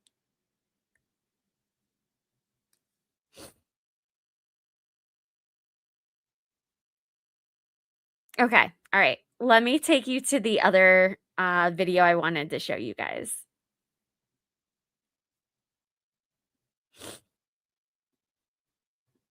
In the Duxbury tragedy, Patrick Clancy, the father who lost his children almost 3 years ago, to this day is now suing his wife's medical providers, accusing them of negligence that he says contributed to the killings. NBC 10 Boston's Mary Marcos is live outside Norfolk Superior Court where the lawsuit was filed. Oh. Mary, what does that lawsuit say? Well, this 20-page lawsuit, it's a tough read. At one point, Lindsay Clancy tells her doctors she is worried something awful might happen. And Patrick Clancy says her medical team failed her at every turn. Patrick Clancy claims Lindsay would not have harmed or killed their 3 children if she got the help she asked for. We all have known someone, loved someone who has experienced postpartum depression. It's incredibly common. His lawsuit says Lindsay's mental health spiraled in the months leading up to the tragedy. Panic, suicidal thoughts, and severe insomnia, sleeping only 3 hours a night while she cycled through 10 different medications. It's interesting that this is coming out now after she was in court just last week with a criminal trial date scheduled. Clancy's own mother, a nurse at South Shore Hospital, asked her coworker to step in by November of 2022. Which would indicate to me that she thought her daughter was in a great deal of distress. A month later, Lindsay checked into Women and Infants Hospital, where staff warned she may be over-medicated and misdiagnosed. But the suit says South Shore Hospital's nurse practitioner never responded. Fact is, she was looking for help. She knew she was in trouble. Less than 2 weeks later, Lindsay checked herself in again, this time at McLean Hospital. The day after she was discharged, her Astor mental health psychiatrist saw her for just 17 minutes. This could result in a significant monetary judgment against the defendants if the allegations can be proven. Lindsay told that same psychiatrist she felt anxious and wasn't sleeping the day before a male voice in her head commanded her to kill her children. Then she attempted suicide, leaving her paralyzed. South Shore Hospital said in a statement they do not comment on ongoing litigation. Astor Mental Health didn't respond to us. Lindsay is pleading not guilty. Her trial is set to begin in July. Live in Dedham, Mary Marcos, NBC 10 Boston. Oh, that's what I meant to show you guys. Okay. And then the lawsuit. Patrick is also on this lawsuit, which I think shows a lot. He saw that his wife was not getting the proper care that she needed. And that is what ultimately caused such a traumatic event to happen. So these are some of the, these are psychiatrists that are mentioned in the lawsuit. Oops. These are the nurse practitioners and therapists. And then they're going after the healthcare systems. I think that's where the focus needs to be. The healthcare systems. If you really want to invoke change, I mean, it's going to be a holistic policy change. And the lawsuit alleges a catastrophic failure by providers to properly treat Clancy's severe postpartum condition, seeking damages for her permanent injuries and emotional distress. So Lindsay didn't start to have the postpartum depression until the second baby. But she was able to work through it. She went back to work as a labor and delivery nurse. And then she had the third baby, and the third labor and delivery for the third child, it went as good as it could be. Patrick says that they were smiling afterwards, like that she didn't have the tearing, the baby wasn't breech. Like these are all things that she had gone through with babies 1 and 2. It was a very traumatic and it was a traumatic experience on both her head and her body. Yes, mothers go through it all the time, but this is especially the breech that was told in a very explicit manner, and we understood what they were trying to say. With that being said, third baby comes out fine, and she's doing well with the baby until it's time to go back to work. It's at that time that she's telling her mom, and well, she started telling Patrick just in subtle ways, like, I don't want to leave my baby. I think it's so unnatural to leave my baby so soon. And Patrick thought this was all about her going back to work. I really truly do not believe he had any idea that it was a much deeper, systemically impacting medical condition. And she decided to speak with someone about it, and she was prescribed Zoloft. She had begun taking the Zoloft before he even knew. And I mean, he wasn't against it by any means. I think at that point he noticed that something was wrong and they were trying to get back on track because I think they both wanted her to go back to work. Once again, this all revolves around work. It's so dumb. I, getting rid of the nanny, that also just like, I don't know why it triggers me so much. But it ended up being a situation where Lindsay was like, I can't go back to work. It's so much worse. So I think it started off as depression and it moved into psychosis. And I mean, I've made it clear about 19 times in this chat today. I don't want to see anyone disparage or ostracize another person for what they think happened or talk down to people who think differently. That's called an echo chamber, and that's not what we have here. I can tell you what my thoughts are, but that's what they are. They're mine. They don't represent this group. And someone was asking me earlier, and I think that based on my own experiences, my own struggles with mental health, I absolutely believe that she was in a manner of psychosis because no one in their right mind would do that ever. And this whole sleeping thing, I think about the trazodone I take at night. Only getting 3 hours of sleep, like that's maniacal to think about. What we just heard in that video was that her mom was also a nurse at South Shore. I'm sure her mom feels a deep, deep, deep guilt. I'm not saying that that's good or a bad thing. I'm not saying that. I'm saying that we didn't know that her mom worked there. I knew her mother-in-law worked at Mass General. And her mother-in-law actually put her in touch with one of the doctors who focused on postnatal psychiatric care, very specialized, and that was what she thought she needed, only to see this doctor and not feel heard or seen.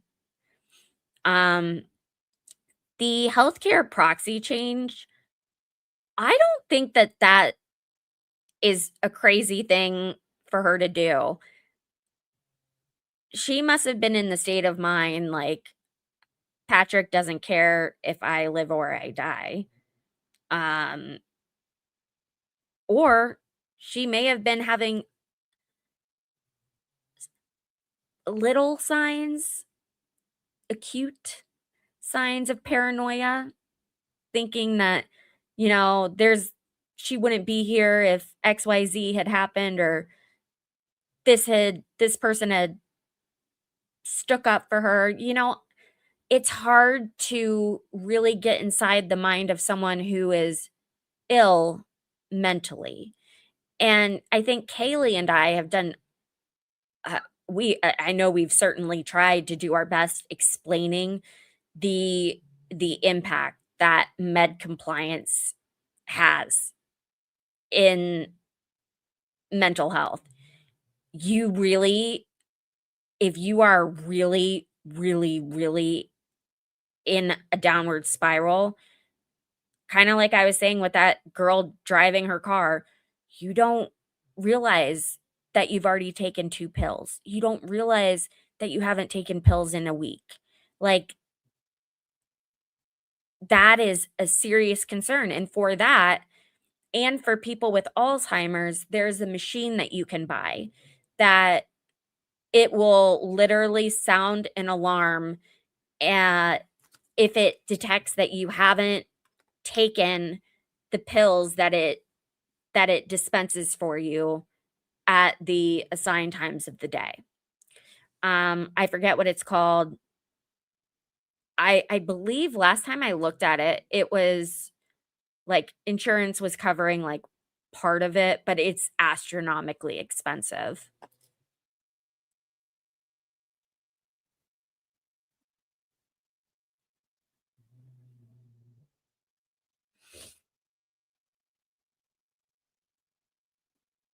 Oh, the medical proxy. You think it was weird timing? Okay.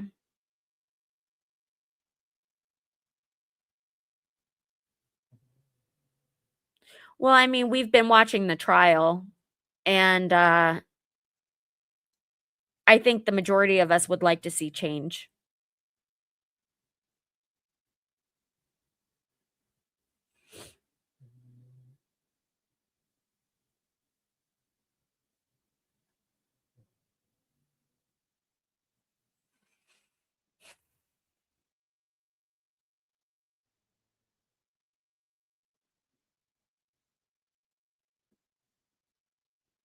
Thank you for sharing that, Stacy.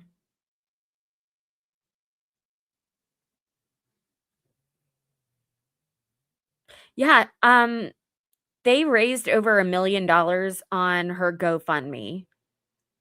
I believe that the GoFundMe was used for the funeral of the children. It just goes to show, like, a lot of people see themselves in this case in some capacity. Obviously not unaliving your 3 kids. Like, obviously that's not the part people see Lindsay in themselves. They see Lindsay when they go to the doctor is thinking about the last patient, is not focused on you, is throwing a prescription at you.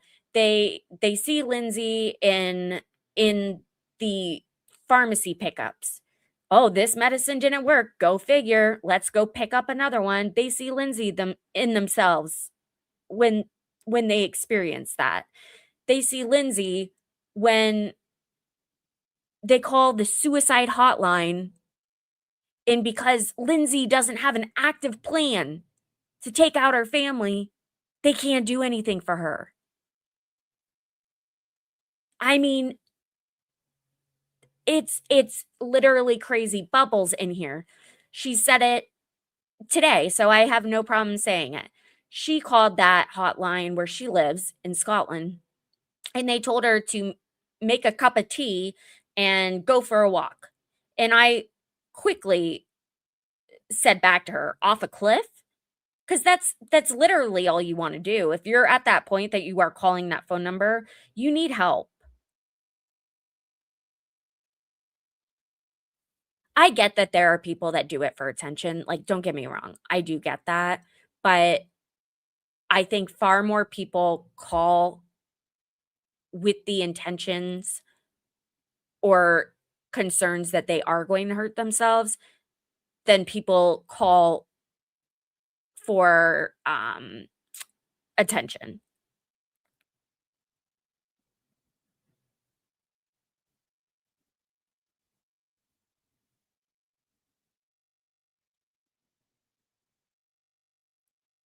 Don't even get me started about veterans not receiving the correct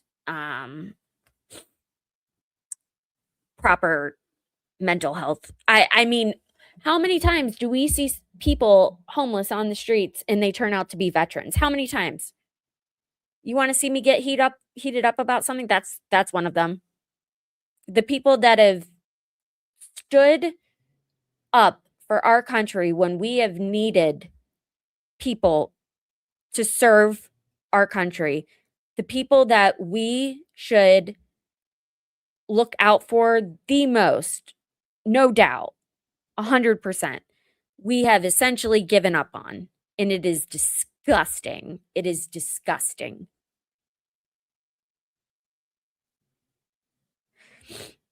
Oh.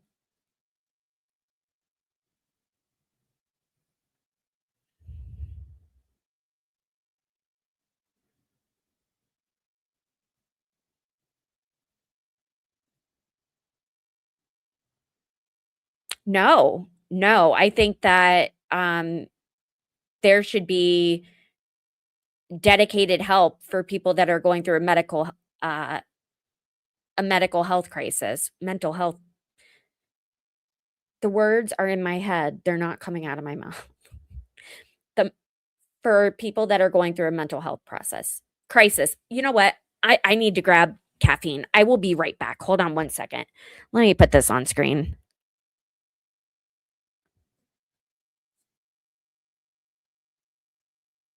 Had also voiced, concerns that she had come in after a reported suicide attempt, and so making sure that she was able to make that decision of sound mind. And so we actually waited until the next day when she could be reassessed.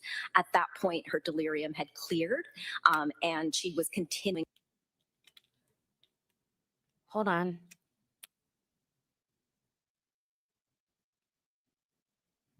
To make that consistent choice to change her healthcare proxy to her parents. And in fact, you noted in the medical records that the hallucinations were part of an issue with oxygen. It could be. That could be one of the reasons. Delirium is usually due to a variety of different medical reasons, and oxygen desaturation could be one of them. She had also just recently had anesthesia related to a surgery that she had on her spine, so that could be another reason. And then her heart rate was also actually quite elevated, so that could be another reason. Is it common for patients who are just coming off of anesthesia from surgery who have an issue with oxygen and other medical issues that you described to have visual hallucinations? They can. It's not that everybody does, but they can. And delirium can be quite common after surgery, and particularly anesthesia. And those hallucinations that she was having, those were resolved by the next day. They were over by the next day, correct? That's correct. And her choice to change her healthcare proxy to her parents was consistent the following day, correct? That's right. You also talked about the patient has to understand the risks and benefits of the decision, correct? That's correct. How do you make sure the patient understands that? Yeah, so one of the things we do is really ask patients to take us through their thought process of why they're making that decision and what led to them making that decision at that moment in time. So we're able to kind of see their thought process and ensure that they're understanding, what it means to remove one person and add another. And what was Ms. Clancy's thought process in explaining that to you? Yeah, she was saying that her parents are quite supportive to her, and that she was thinking that she would have to change her healthcare proxy from her husband to somebody else. And we didn't necessarily go into the reasons as to, why she would have to change it, but she explained that she was very close with her parents. They would see each other frequently, given that they lived in close geographic proximity, and that she felt that they were very supportive to her and would have her best interests in mind should we need to invoke the healthcare proxy, or that if she couldn't make her own medical decisions. So was there a concern on her part that her husband wouldn't have her best interests in mind at that point in time? Let's stop right there. I guess I was under the impression that her parents weren't super close. So that kind of makes me upset. I'm not pointing the finger. I'm sad for her that we weren't a part of those conversations. Maybe she was downplaying those conversations with her mom because she didn't want to scare her mom, because she didn't want to get rid of her kids. Like she wanted to get better. It's this game where the person earlier said, like, why do women, it's not all women in here, play these scenarios through their heads? I guess the reason why this is the most watched trial I've ever had, second is Casey Anthony, is because people relate. People relate. And once again, it's not the horrible part of Lindsay and what she did. It's the process that it took. People relate. I certainly do. Better yet, go up to a police officer and ask him if there's a mental health crisis, and be prepared to sit for an hour. They are going out of their minds trying to advocate for their cities getting more help and having a place to take the people that absolutely need it. There aren't enough resources out there. I'm not saying that the government should be in charge of whether or not someone's in or out of an institution or deciding if someone's well enough or bad enough. Like, I'm not saying that. We have to start the conversation, though. We have to destigmatize this topic. I know a lot of people felt uncomfortable with me live streaming my ketamine treatments. Respectfully, that says a lot more about them than it does me.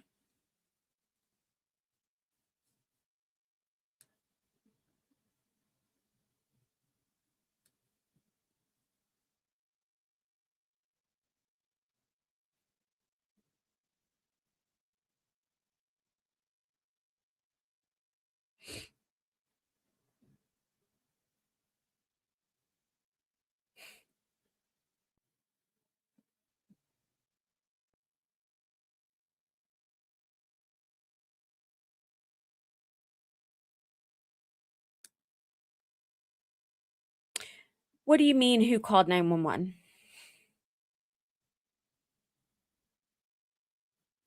Yep, I agree.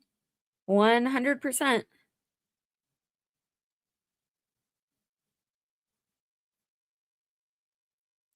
Bernie, don't be mean. Don't bring politics into it. Don't be weird. This whole chat is being respectful. If you can't be, this isn't the place for you.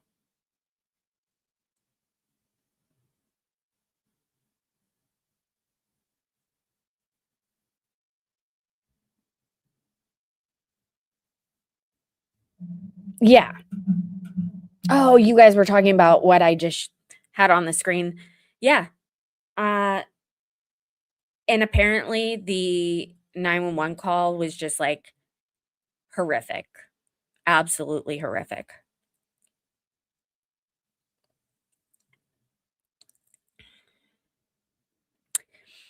I don't know.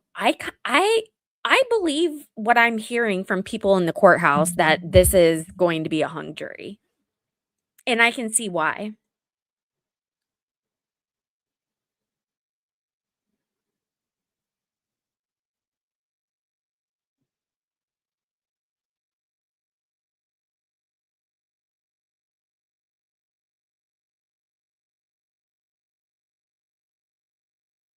Here, I'll play this while I'm reading through. Sustain. You also talked about the patient. You have to make sure the patient's thinking about the information rationally. How do you go about doing that? Yeah, so Why did Lindsay Clancy want her parents to be her healthcare proxy instead of her husband? Was she understanding that she had done something terrible and didn't feel That's that he fair. would have her best interest? Hi, Jeremy. Or did she want her parents to do a I do usually not see you on resuscitate Kick. if something happened to her in the hospital?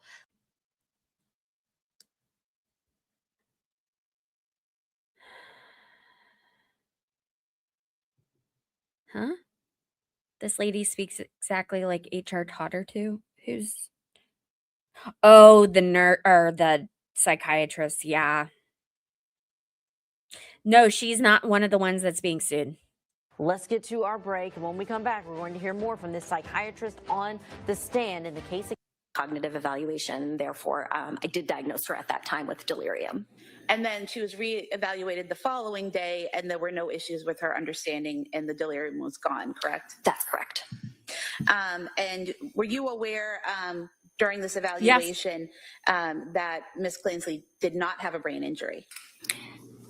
I'm sorry, can you repeat the question? Were you aware that Ms. Clancy did not have a brain injury at that time? One of the things that we look at is any kind of relevant medical information that might be available to us. And I noticed that her Glasgow Coma Scale, when she was transferred to Brigham and Women's Hospital, was a 10, which would indicate that she could potentially have had a moderate brain injury.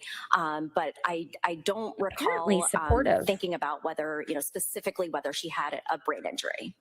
Were you aware that a CAT scan was done, page 110 of the records, and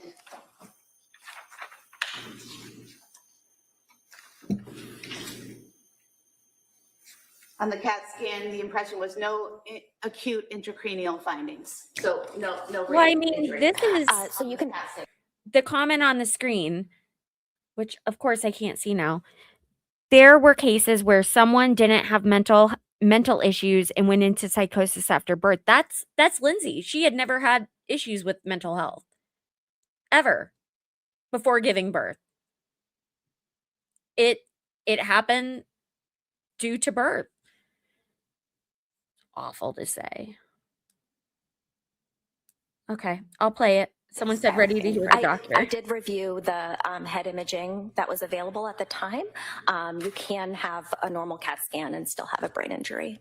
Were you aware that she had multiple CAT scans that showed no bleeding in the brain, no skull fractures, no injuries, just visible injuries whatsoever? I'm sorry, but can you repeat the question? Were you aware that she had multiple CAT scans at South Shore Hospital and at Brigham and Women's that showed no skull fractures, no intracranial bleeding, no hemorrhaging, no visible damage whatsoever? Yes. And were you aware that she was evaluated at South Shore Hospital and at the Brigham, and she had no external injuries on her head either? Yes. Now,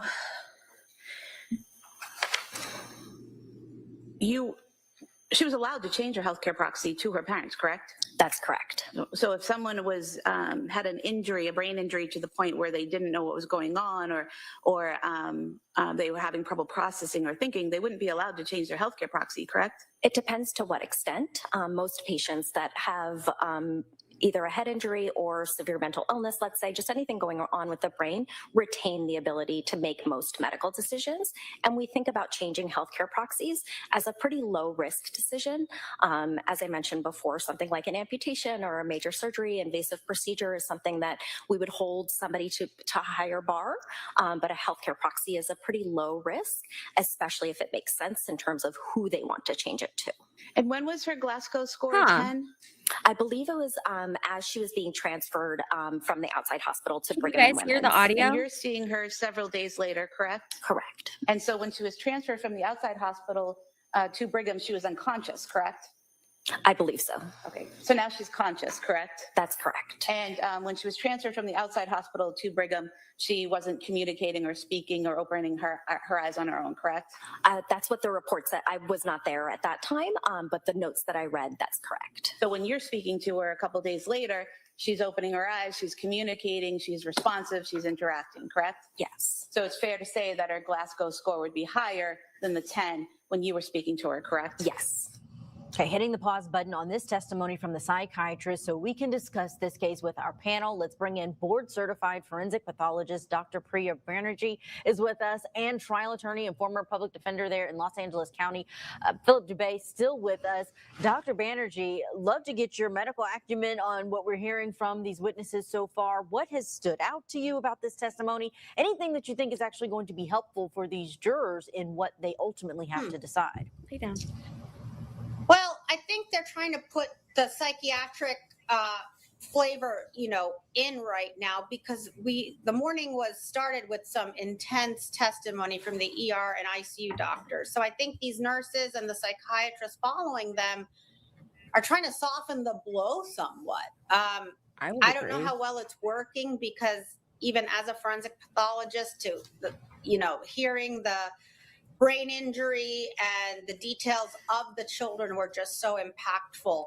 I think this is going to play out further, not just these witnesses, even the experts in really honing in on what was her mental state. And remember, medical therapy in the hospital is different than what her mental state was at the time of the crime. You know, it's a different environment. A lot of people get disoriented in the hospital. There's different lights and sounds and medicines that all can cause disruption. So we have to remember that.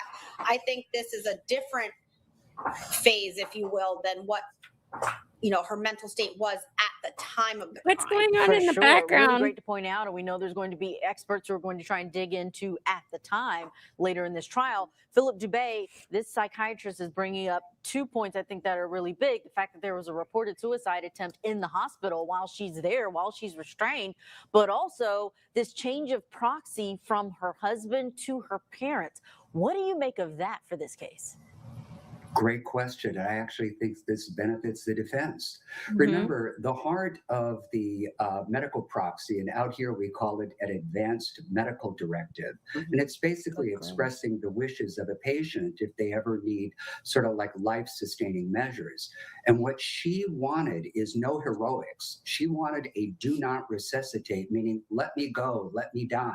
And it was very obvious that Patrick would never let her go, that he was going to do whatever he could to keep her on life support and to keep her alive.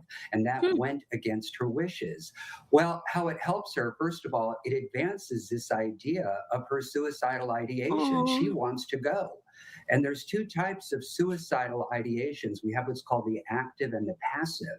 The passive is just where you're kind of subtly doing things and not even recognizing that you're really sort of plotting your own demise, whereas active means that you're leaving a note behind, you're giving stuff away, you're just sort of on your way to really planning your death. So what this really shows is a subtle sort of passive suicide attempt, but letting her parents make that call rather than her husband. So I think it advances her defense. It's tough issues all around, and that is one that I think is going to have to be illuminated for this jury for sure. Our panel's going to stand by. We've got to get to a break, but when we come back, we're going to talk more about it, and we'll get you back in for more of that testimony from the psychiatrist in the case against Lindsay Clancy.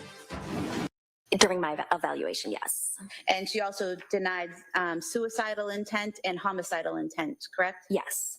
And you listed her insight and judgment as fair, correct? Yes. Her behavior was calm and cooperative? Yes. And you didn't see anything about her behavior that would indicate to you that she was responding to some type of voices or hallucination that you couldn't see? At that moment, no. But as I mentioned, I did speak with the nurse beforehand, and Ms. Clancy was able to report to me that she reported visual hallucinations overnight. Overnight after surgery? That's right. Okay. And then never again? Not during my evaluation. Okay. And did you speak to Ms. Clancy again on February 19th, 2023? Yes. And was the purpose for that to prepare her for a transition from Brigham and Women's to Spalding Rehabilitation? That was one of the reasons. Okay. And what were the other reasons? So it was an ongoing safety evaluation, ongoing evaluation of psychiatric safety risk, as well as medication evaluation to determine if her medications were at the right level, the right dosage, and that she was on the right medications. And then just ongoing evaluation in terms of kind of her mental status. And during that meeting, she denied suicidal intent, correct? That's correct. She denied homicidal intent, correct? She denied having auditory or visual hallucinations, correct? Yes. She reported her mood as okay, is that correct? Yes. And she told you she was looking forward to moving to Spalding, correct? Yes. Hold on. I do remember them saying that there was one time that she was irritable. And perhaps it was when she tried to remove her hand things, restraints. I can't remember. But that's something I can watch tonight when we finish up for the day, and we can go over it tomorrow. Because yeah, I don't recall hearing those words exactly. Perhaps the psychiatrist said it in a different manner. And we're only 6 minutes away from court resuming, allegedly. So, yeah. She also denied any confusion or disorientation. Is that correct? Yes.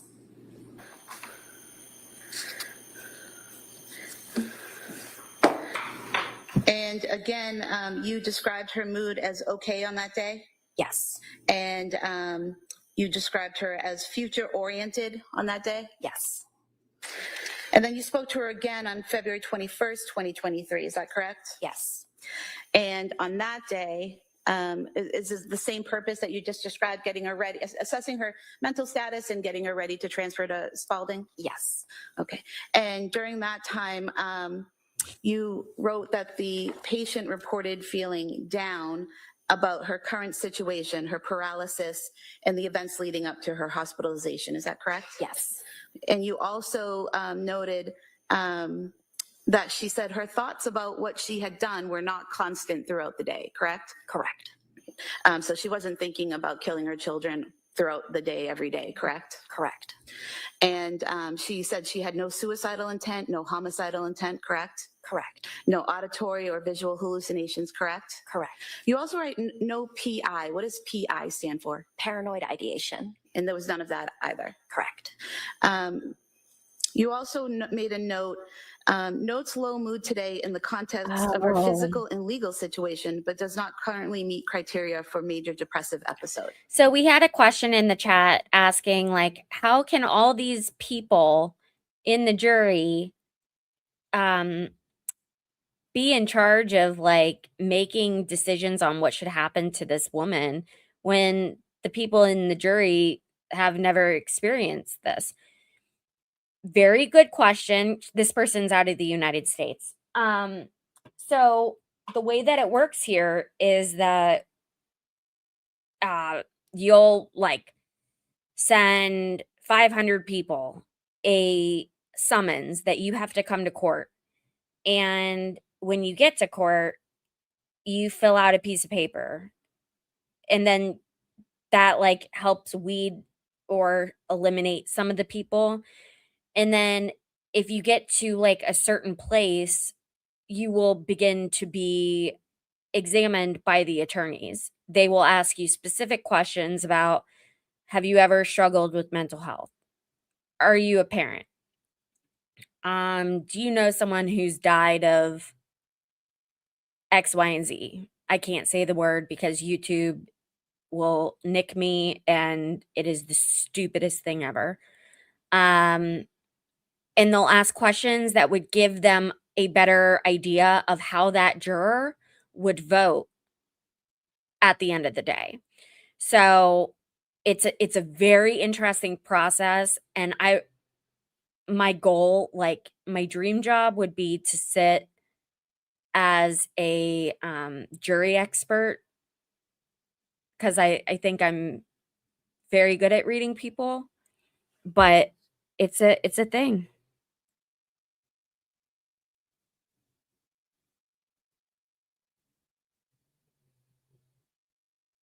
I'm glad that you asked that question, because we always assume as Americans that people understand the way that we do things. Is that correct? Yes. So her focus seemed to be on her physical and legal situation, but being hopeful about moving on to Spalding. Such a good movie. And realistic, in my opinion. Can I see counsel? All right, they take that sidebar. Let's bring back in our guests, forensic pathologist Dr. Priya Banerjee and trial attorney Philip Dubé. Dr. Banerjee, I didn't get to ask you this before, but I wanted to get you to weigh in on this idea that this guy's face is cracking me up. Look at his face and look at her face. Look at her face and look at his face. this nurse is in the hospital. She is a former nurse, and she's asking for a change in her proxy. What stood out to you about that? What did you think that may suggest about this patient? I think that's very interesting, and the immediate dynamic change within her marriage. You know, I'm married to my husband for many years, and he knows me best.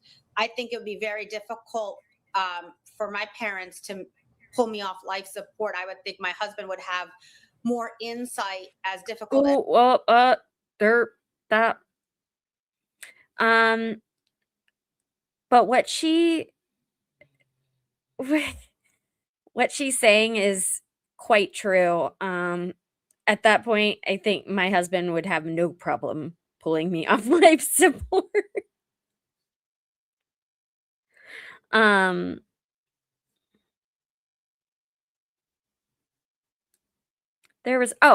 would this still be a debate if it was Munchausen's? No. We would throw her in prison and get rid of the key. Good question. Notes low mood today in the context of her physical and legal situation, but does not currently meet criteria for major depressive You're very episode. welcome. Is that correct? Yes. So her focus seemed to be on her physical and legal situation, but being hopeful about moving on to Spalding. Can I see counsel?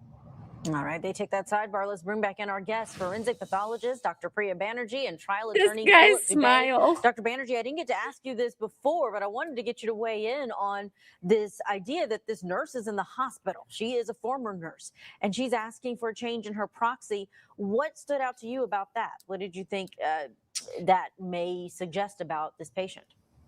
Wait, I didn't think we that's just very interesting, and the immediate dynamic change within her marriage. You know, I'm married to my husband for many years, and he knows me better.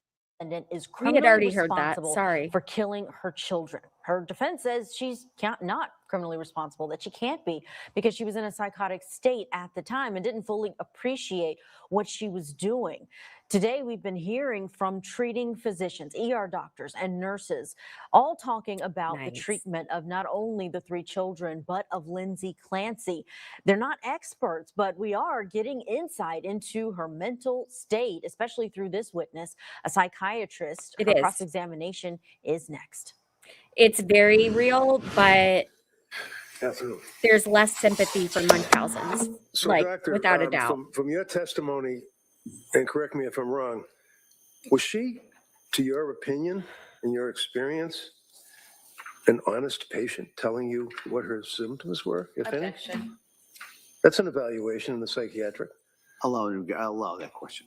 Yeah, that was stupid. In other words, she didn't go off and try to exaggerate to you and say, I'm seeing visions and I'm hearing voices and I'm suicidally ideated and I'm homicidally ideated. She didn't say any of those things to you, did she? No. She actually denied them, right? Correct. So this is not, in your opinion, someone who was trying to exaggerate her conditions for some legal reason, correct? No. And you obviously were in close contact with her for about a month, right? That's right. Just a couple of questions. Counsel asked you whether or not, and I think it may have been in the beginning in January, that you had difficulty understanding her. Obviously, after removing the tubes and everything else, you're able to talk with her, correct? Correct. And you knew that one of the concerns, if you will, was postpartum issues. You knew that, right? Yes. And in your experience as a psychiatrist, you're familiar with the concept of postpartum psychosis, correct? Yes. And you know that people can communicate and plan and act on plans, even if they're in the middle of a psychosis, right? Yes. You don't have to be drooling and stumbling and unable to walk and talk to be in a psychosis, do you? No. So in other words, a person can be in a psychosis and can communicate to friends, family, people, talk, correct? So you didn't, as counsel asked, you didn't have any difficulty understanding her. She wasn't slurring her words or anything like that when she was able to talk. Right. Okay. One of the things that when she was admitted, and then without going through, I'm not going to go through all the stuff we've already talked about with her medical condition and everything else, you indicated that she was very, very ill, correct? Correct. Did she appear to be cooperative to you when you would interact with her? Yes.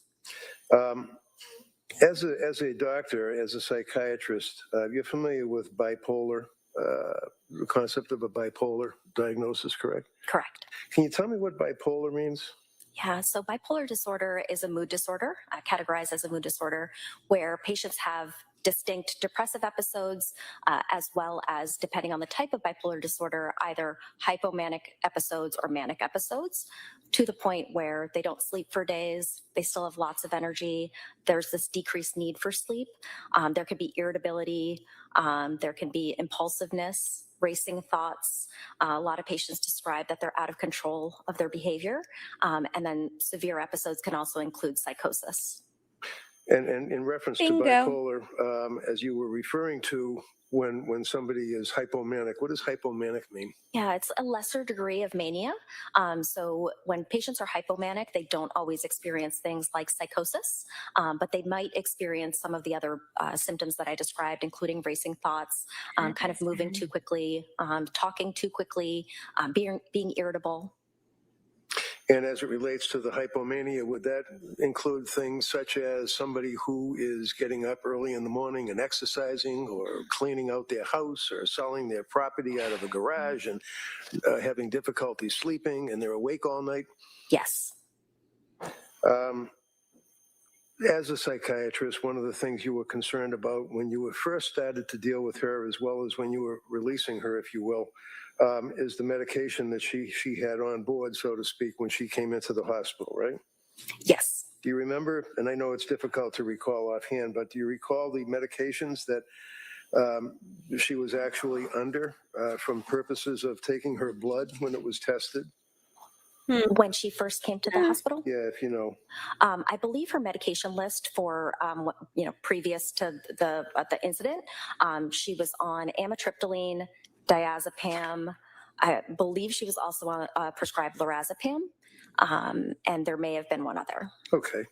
So looking at that, if I tell you that there was a toxicology report done on her as of January 24th by way of taking her blood. You're familiar with that, right? When they analyze for toxicology. And toxicology obviously would tell us what the medications, Bubbles. if any, what type of drugs she had on board, booze, She was cocaine, not on any anything, right? recreational drug. And you're aware that the toxicology report, as well as the report from the Department of State Police, as well as the NMS laboratory, which would be in Pennsylvania. So that's an international or a national respected laboratory, isn't it? The NMS lab, if you know? I don't know. Okay. But you know that they did take her blood, they did test her blood, and it was at the state police laboratory, as well as any other labs that tested it, right? I've Yes, never I had to believe I take found that out later. I did not know that the first time I saw her, because those labs take a little bit of time to come Sure. back. And you treated her for about a month, so you were pretty That's close to right. her and got to know her quite well? Yes. Would you agree with me that one of the things Go that her back to blood court. Come on, reflected guys. that she was on was trazodone? Yes. And can you tell me what trazodone is? Yeah, trazodone is an antidepressant medication. I will say that I'm not a doctor. I once tried to just stop taking my trazodone, which was serving both as like it was supposed to help my mental health, and it was supposed to help with my RA, rheumatoid arthritis, and fibro. And I called Kroger's, and I called them crying one day, and I was like, I just don't know why I'm so sad. And he was like, well, you haven't picked up your Riley, Bubba's.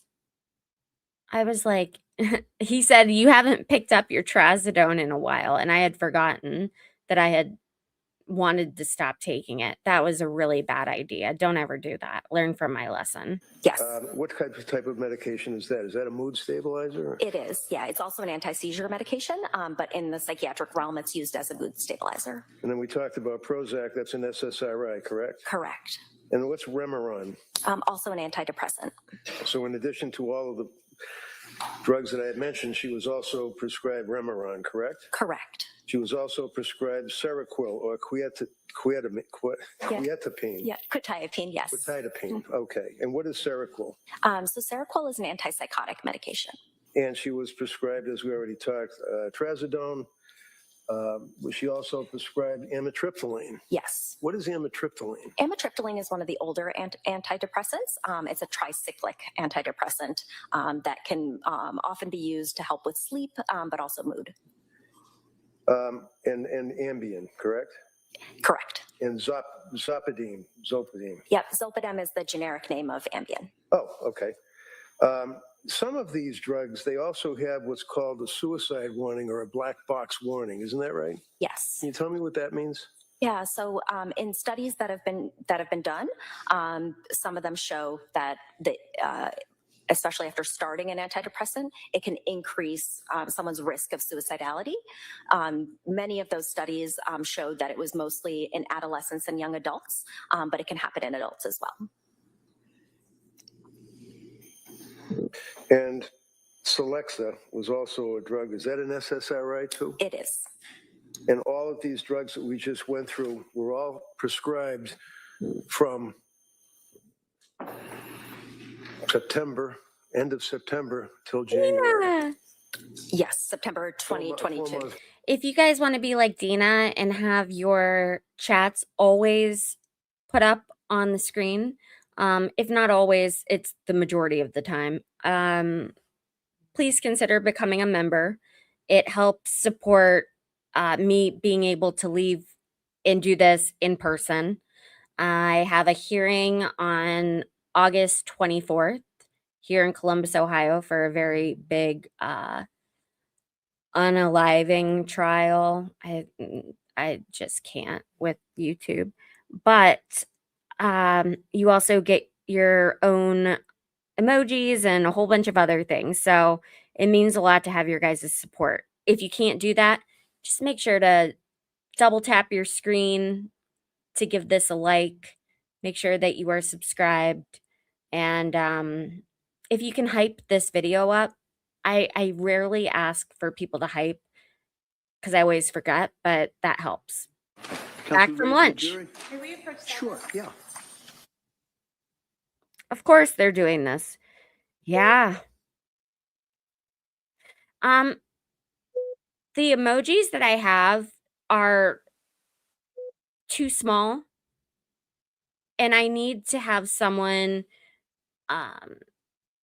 make them bigger. Well, I can do it. I just don't know why they're so miniature. I don't know why.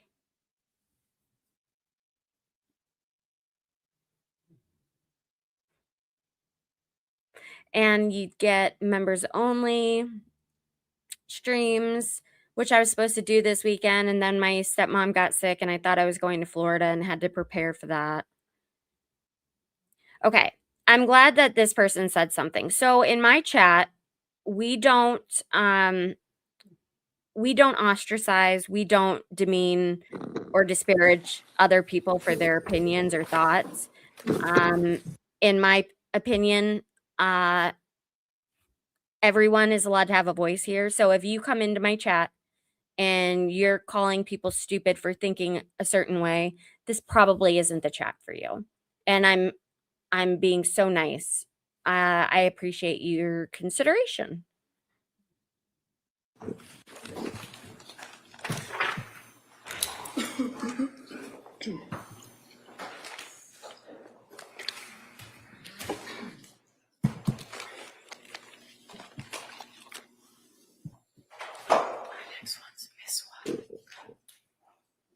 Court, all rise. Jurors entering.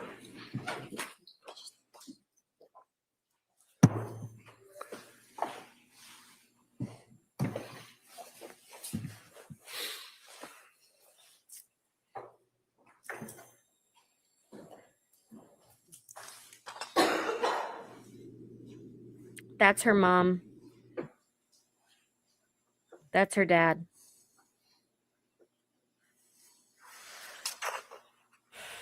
This court's now in session. Please be seated. Your Honor, for the purpose of the record, we return back to the trial of Commonwealth versus Lindsay Clancy. All parties are present, including the defendant and including the 18 jurors. All right, thank you, Madam Clerk. Commonwealth, ready to call your next witness? Yes, Your Honor. The Commonwealth calls Dr. Biswas. Oh, let me change this. Sorry. This way you guys can see the closed captioning.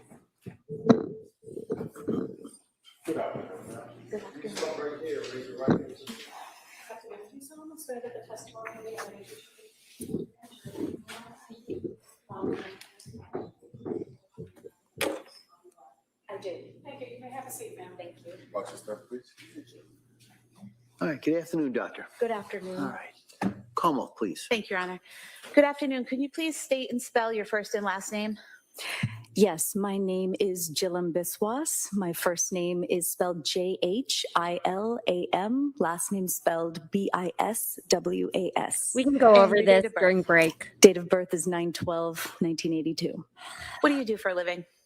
I am a forensic psychiatrist and I work on at Brigham and Women's Hospital. And what is a forensic psychologist or psychiatrist? Pardon. Well, I'm a forensic psychiatrist by specialty training, and we work in the courts often doing forensic evaluations of individuals, but I'm also an adult psychiatrist, and I work at Brigham and Women's Hospital as an adult psychiatrist on the consult liaison unit. And can you just briefly describe your education and training background that qualifies you for this work?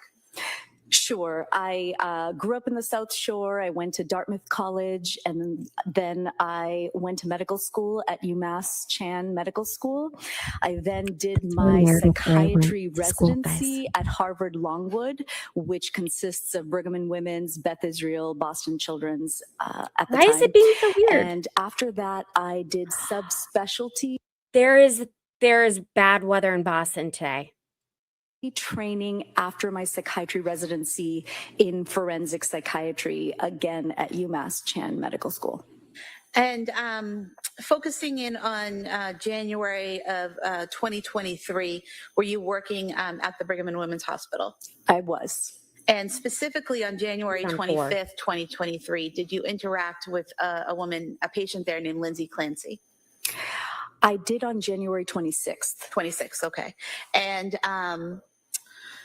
in what capacity did you interact with her? As a forensic psychiatrist or as a member of the staff at Brigham and Women's? I interacted with her as a member of the staff, the psychiatry staff at Brigham and Women's Hospital. And did you have a particular role that day on January 26, 2023? Yes, I was on the consult liaison service, which is the psychiatry service that's called by medical and surgical specialties to help evaluate and provide psychiatric recommendations. And did you meet with Ms. Clancy on that day, on the 26th? I did. And was that around 2:14 p.m. that you had that interaction? I think it was somewhere between 2 and 3 o'clock. Yes. And when you met with Lindsay Clancy, was that in her hospital room in the ICU? It was. And was she intubated at the time? She was. And was she awake? She was awake. And was she oriented? So she was intubated, so it was difficult for her to really answer a range of questions. And so she gestured to me to be able to write. And so we knew that she was really exhausted and anxious from the entire experience and the evaluation. And so we didn't ask her all of the questions around orientation. When she gestured that she wanted to write, did you give her something to write with or something to write on? I did. And what did you give her? Paper. And did you also give her a pen or something like that? I did. Okay. And was she able to, when you asked her certain questions, was she able to answer those questions by writing the answers on the paper? She was. Okay. And did you ask her about her mood that day? I did ask her her mood. And what did she write? She wrote horrified. And what was her affect during this interaction? At the time that I saw her, she was intubated, and that in and of itself is very uncomfortable. Mm-hmm. And so she seemed very anxious. And Did she write anything else on that paper that you saw? Yes, the entire evaluation was done through writing because she couldn't speak. So what types of questions were you asking her, and what was she responding with? So we asked her, how are you feeling? Horrified. And then she wrote down, do I have an attorney? And I said with my team that at this time, we're just getting to know you and getting to know the case, and we're not sure exactly, what is happening. And we asked her, do you have questions for us? And she asked, is my body broken? Are my legs straight? And she then asked about, can she have visitors? And, where her family is. And when you are asking her questions, what is the goal of the questions that you're asking her? What are you trying to address or assess? It depends. Psychiatrists are called for all kinds of issues that happen in the hospital.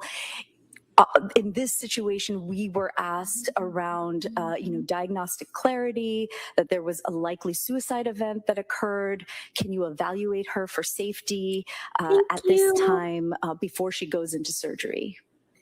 And I know that she was intubated, so she's writing her answers. But based on the answers she wrote on the paper, did she seem to understand the questions you were asking? Yes. And her responses, did you understand those? Yes, she was anxious and she needed breaks. And I said, anytime you need a break, we can leave. But she did write to us those particular answers. So what she was writing, even when she asked if she had a lawyer, those were things, what she was writing made sense given the situation. She wasn't writing, is there a unicorn in the corner, right? Correct. Like that. What? I'm sorry, I didn't hear that. If there was a unicorn in the corner.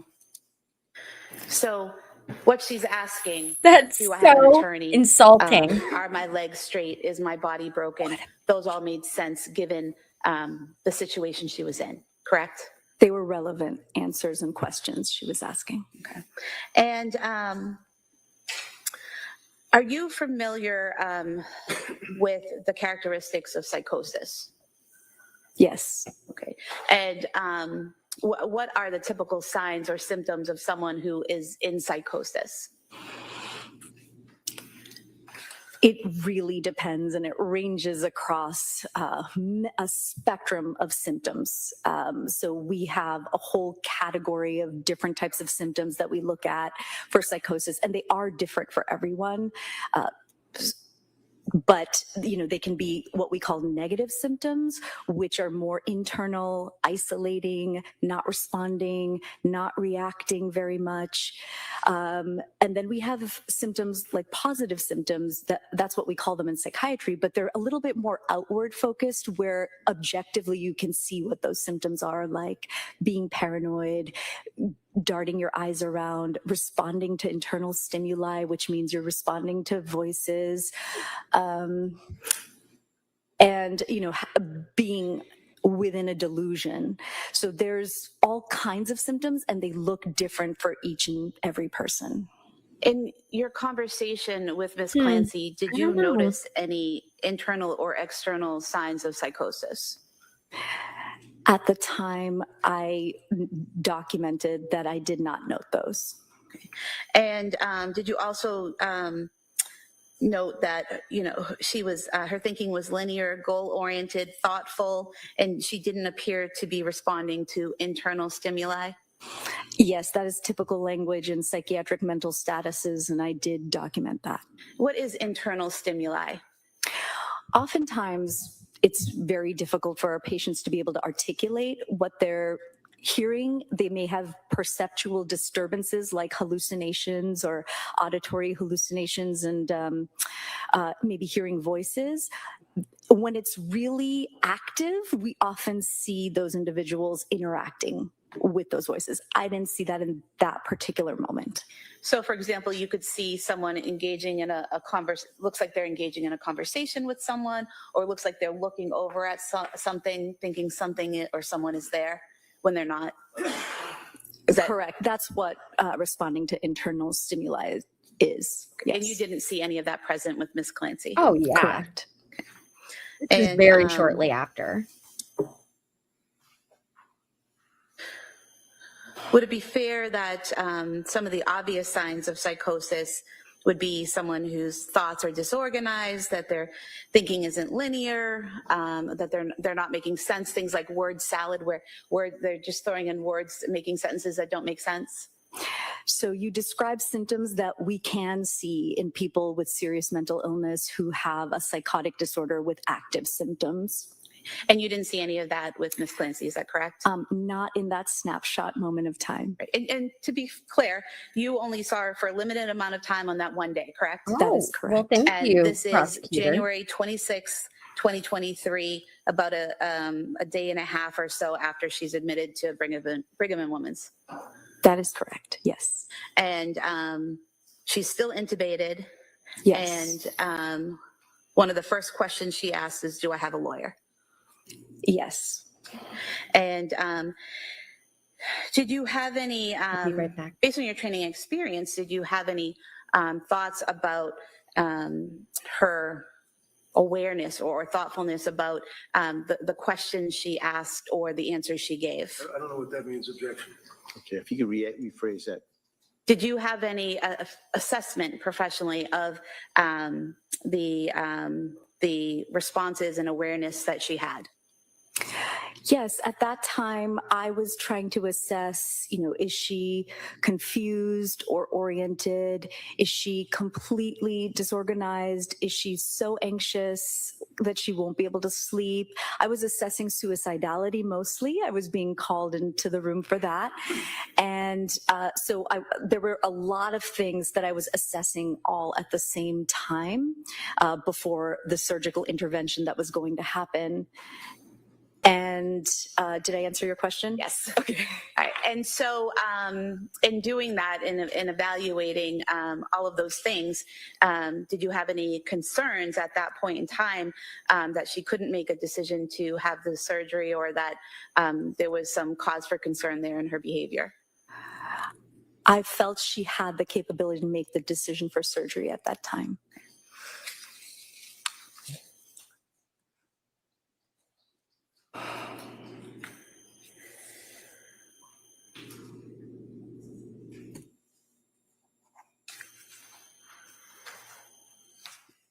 I have no further questions. Thank you. Thank you. Mr. Reddington. Good afternoon. Good afternoon. So just a couple of questions. When counsel was asking you about psychosis, apparently you've dealt with people, some of your patients, while you're working in the hospital that in fact were florid. They had psychosis and symptoms of psychosis. Yes. So you've dealt with people, is it a fair amount of people that would actually hear voices? Yes, I've seen many patients that are hearing voices. And were they, to your knowledge, were they involved with command hallucinations, things of that nature? My patients in the past? Yeah. Yes. Yeah. A fair large amount of people that you've treated over the years that have suffered from command hallucinations, hearing voices, delusions, things of that nature, right? In my career, yes. Yeah. And do you know whether or not there had been any indication from Lindsay as to, well, in the hospital, having any delusions or psychosis symptoms of that nature, if you know? So I saw her, she had only been in the hospital for a day and a half. Right. And I hadn't heard about any psychotic delusions And that's from anybody. what you saw, though. I mean, as far as you, like, how often would you see her? I see. I saw her one time. Once. Okay. How long were you evaluating her? Probably because she was intubated, it was just asking how long. About 20 to 30 minutes. 20 minutes, 30 minutes? And a psychosis, is a psychosis, to your knowledge, something that has to continue, or does it stop? It absolutely depends on the patient. It depends on their age, how many episodes of psychosis they have had. It depends on the type of psychosis we're seeing. For some people, they can have moments of clarity, absolutely. And for some, it can be more continuous. It really depends on the patient and their illness. Okay. So basically, you're saying that it would be case specific? Yes. All right. And in the 20 minutes or so that you had when you're dealing with Lindsay, were you aware of her prior medical and psychiatric history? When we get consulted on a case, I'm sorry, I didn't mean to interrupt you. I'm asking, were you aware Yes or of no? her medical and psychiatric history? I was aware of the portion that was in the medical record before I saw her. Okay, so that would deal with as far as postpartum psychosis?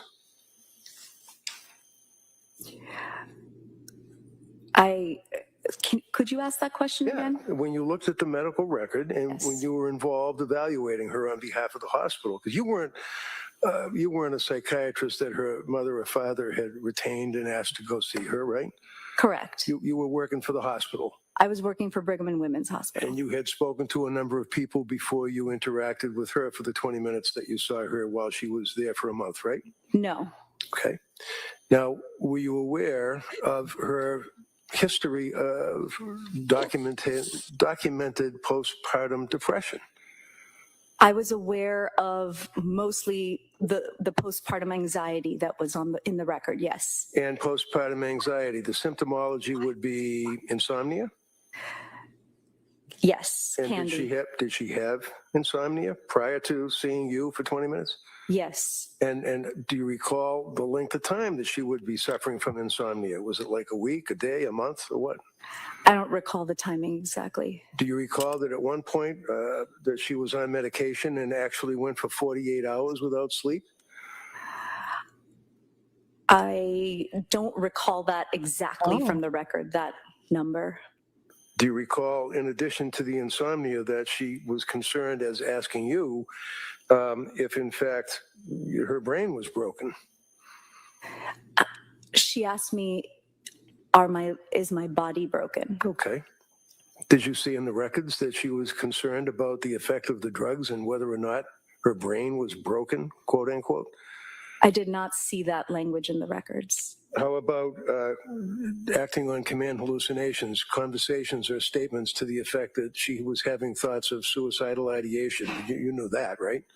I did know about the suicidal ideation, yes. How many times did she express to people that she would tell people that she had been concentrating on committing suicide?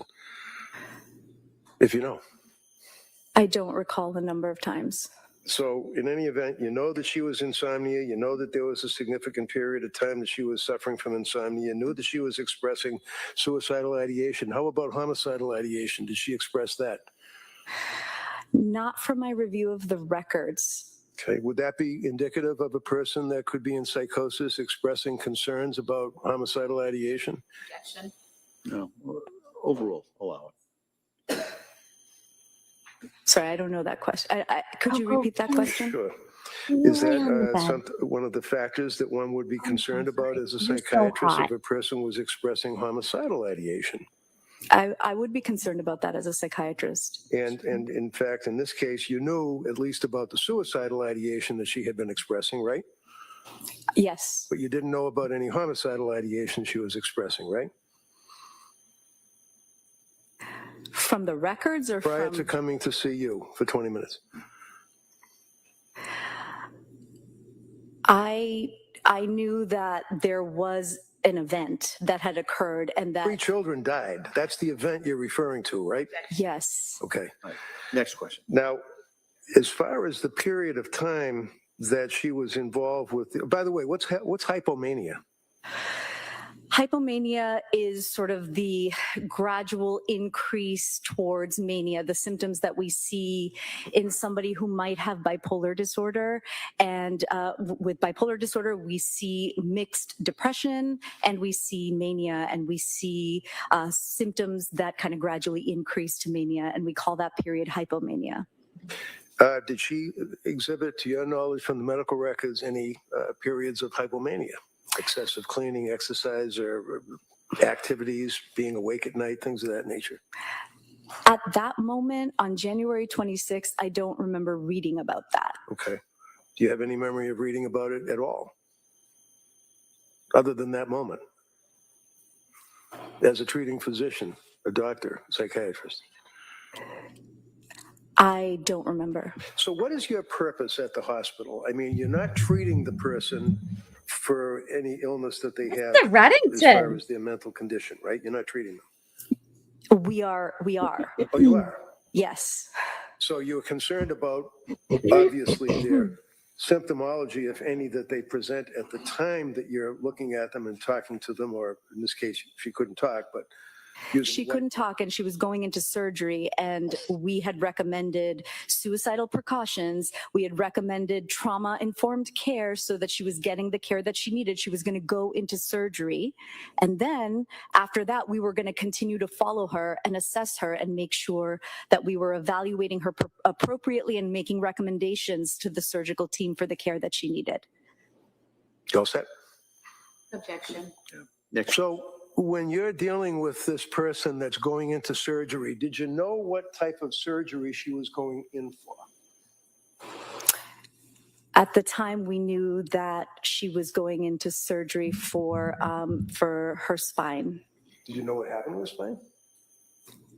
I knew that she had injuries to her spine. Did you know that there was a transection injury, that her spine was basically exploded in T5, T6, other thoracic Why isn't she vertebrae answering? fractured, including the cervical vertebrae up by her throat? You knew all that? We were reading about it. It was all actively happening at that time. Was she in pain? Yeah, yes, I'm Yes. sure she was. Was she on medication? Yeah, she was on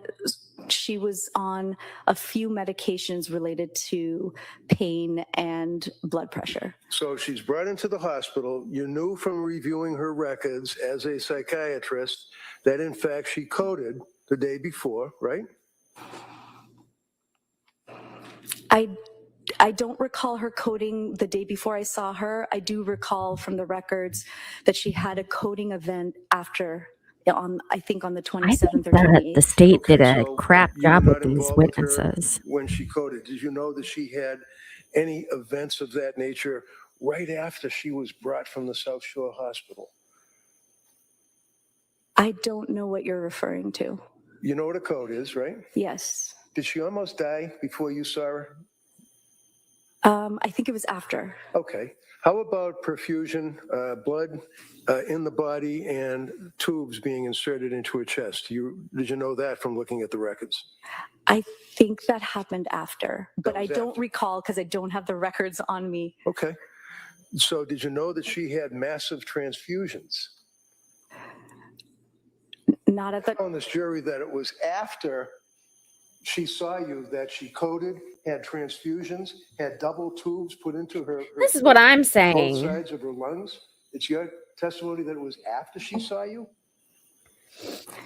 You don't know, do you? My understanding is the surgery happened after I saw her. Oh, the surgery did.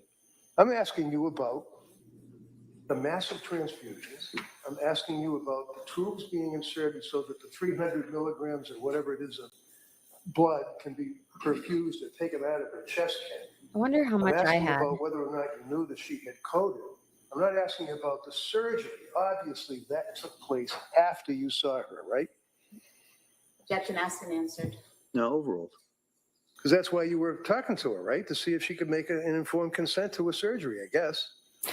No, I was called for the suicidal ideation. Okay, I'm sorry. I thought you said that you wanted to talk to her about the surgery as well.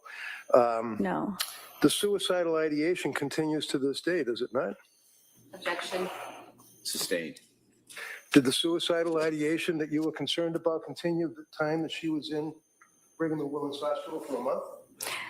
I saw her one time. Right, I know that, 20 minutes, right? Yes. So you know nothing about suicidal ideation after you saw her intubated and then laying in the bed, and then you talked to her as you've discussed with the jury, right? That's correct. That's it. That's correct. How about the cops? How many cops were there? I don't recall. There were some, right? There were armed men in that room, were there not? I don't recall. I think they were outside the room, if I remember correctly, from 3 years ago. Okay, I know it's been a while. Do you recall armed police officers being outside the room? You look fun. I think I don't recall. Do you have any memory of any police officers being outside the room where she was laying in that bed? I knew she was in custody, and generally in custody. No, not generally. Let's talk about Lindsay Clancy. I can't recall. Okay. Did you know that she couldn't even have visitors in the sense that the police would not even let her mother or father visit with her? I can't recall. Did you know that when you were dealing with her, was she handcuffed to the side of the gurney or the stretcher? She had a soft restraint, according to my documentation. Soft restraints, okay. Yes. Did you have any conversation with the police at all? No. And after you spoke to her for 20 minutes, that really ended your involvement with Lindsay Clancy until today, right? That is correct. Okay, thank you. Thank you. Redirect. When it's a doctor, you are allowed to read. Doctor, when you were read being your asked about records. these records that you reviewed, what records did you review? I reviewed the records in EPIC, which is our medical record at Brigham and Women's Hospital. And so you didn't do a deep dive into Miss Clancy's entire psychiatric history prior to coming to Brigham and Women's, correct? I did, as you do, as is protocol for a consult, you look at the records and you make sure you have an understanding of what's been happening with the patient. But did you have access at that time to all the records for all the treatment providers Miss Clancy had seen regarding her mental health for the last 6 months? You know, I don't even know. I had some of the records. I don't know if I had all of the records. Okay. And so you reviewed what you had, correct? Correct. And then you met with the patient, correct? Correct. And in meeting with her, where she's had these events happen. She's had the tubes in her chest. She's about to go into surgery. One of the first things on her mind is, do I have a lawyer? Correct? That move to strike that. First of all, it wasn't planned across. Secondly, this is the fourth time the council has tried to accentuate that. Well, I'll allow that question. Go ahead. Come on, Judge. Well, Something's going on with Riley. That was I'll one be of her right first back. thoughts was, do I have a lawyer, correct? She wasn't able, she was exhausted. She was intubated. She could barely talk. She was writing and she was getting ready for surgery. And so those were the few questions that came up. Right. She's exhausted. She's anxious. She's in pain. She's about to go in for surgery. And she wants to know, do I have a lawyer? Sustained. So given the condition she was in at that time, the defense counsel asked you about the pain she was in. Defense counsel asked you about the surgery she was about to go into. Those are the issues that she was focused on in your conversation with her. Am I broken? Are my legs straight? Do I have a lawyer? Yes. Thank you. She wasn't focused on much while she was exhausted, in pain, anxious, and concerned about the future surgery that she was imminent, was she? If you could speak up, ask that question. Sorry. She wasn't focused on much of anything while she was exhausted, in pain, unable to talk, and anticipating imminent surgery, right? That's correct. Thank you. That's all I have. Anything, Kamal? She always has to have the last word. I'm surprised that she didn't just say something.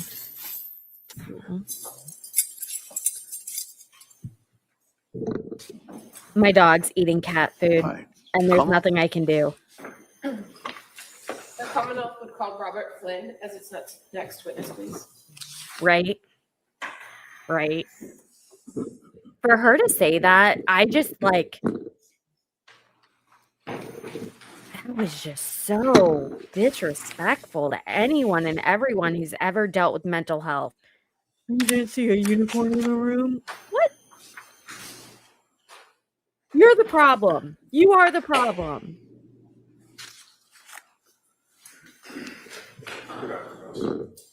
Do you solemnly swear that the testimony in the evidence you should give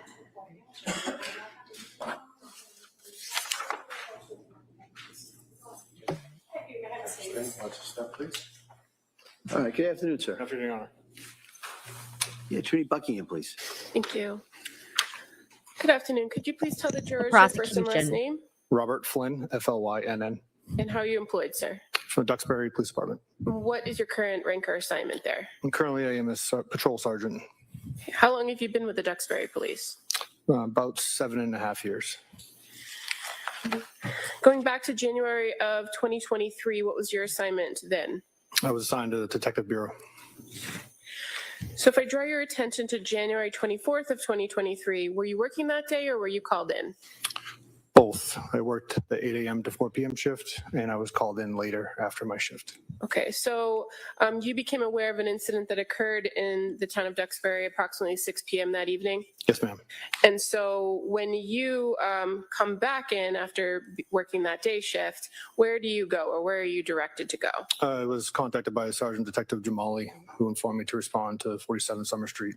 And so while you're en route to that location, are you monitoring the radio? Yes, ma'am. And are you monitoring communications with other Duxbury officers? My name's Yes, ma'am. I Lindsay. had a department-issued vehicle that I took home, and I responded to it in that vehicle. And I had scan on, which is getting all surrounding agencies, including fire, Pembroke, Kingston, Marshfield. And while you were en route and had that radio on, could you hear officers screaming and it being chaotic? Yes, ma'am. When you arrived at 47 Summer Street, were there already other first responders there? Yes, ma'am. And is it fair to say that when you actually arrived at that location, you were made aware that the children that were on scene had already been transported? No. Okay, so what did you know when you arrived? What did you I knew that there was an incident involving children. I learned that when I initially responded and spoke to Sergeant Homestead. He was the one that informed me that it appeared that a mother had killed her 3 kids. Okay, but when you got there on the scene, were the children still in the house? So I was under the impression that they were still in the house because most incidents I've had involving a sudden death at a house, the fire department declares them on scene and it becomes a police matter and we help with the investigation. Okay, that was your understanding based on the information that you had, correct? But did you come to learn that the children had been transported? Yes, ma'am. And how about the individual, the person, the fourth person, if you will, on scene? Were you advised that there was a woman who had been transported from the scene as well? Yes, ma'am. And as a result of kind of the nature of what you believed you were coming into, did you call for extra help? With our own department or? With an outside department? Yes, yeah. So the Massachusetts State Police has jurisdiction over any death investigation in town of Duxbury and other communities. So we are to notify investigators of the state police. And as a detective at the Duxbury Police, you're familiar with that relationship with the state police, that oftentimes when a death investigation occurs, that you work in connection with the state police detectives unit of that jurisdiction to conduct an investigation, correct? Yes, ma'am. And so in this instance, when you went there, you believed that the children had already passed, so you made that phone call to the detectives unit, correct? That's correct. And certainly, sometime thereafter, you were advised of the children's passing and that this was a death investigation, correct? That's correct. Once the children had been removed from the scene and the defendant had been removed to the scene, did you and your other officers from the Duxbury Police Department do anything to secure the scene? Yes, so once we gathered more information and I notified the Massachusetts State Police, we decided to conduct a security sweep of the house. This is to make sure that there was no further suspects or further victims or any other people in the house that we may have missed. In regards to this security sweep, what is the goal? You just described it to kind of identify if there are other people, but as far as your observations and your contact within the house, you try to minimize your contact within the house in those instances? Yes, I'm not searching for any type of evidence. I just have different observations that I obviously notice. And what areas of the house did you go into prior to the arrival of the state police? I entered with three of us. Sergeant Patricus, who's from the Kingston Police Department, and it was Lieutenant Weiler at the time. So we all kind of went into our own separate rooms and separate ways throughout the house. But I think ultimately all three of us went to all 3 floors of the home. Okay, and so talking first about the main floor of the house, did you go into the kitchen area? Yes, I did. And did you make any observations in that kitchen area? I observed, it was clear to me that there was young children living there. There was some paintings on the wall.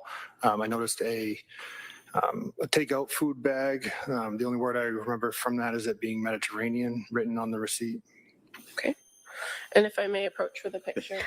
I love that you're different than me. It provides a different perspective. Showing you. And just so you know, we don't time anyone out. Accurately depict the kitchen area that you observed. Yes, ma'am. Speech is free. That may be admitted.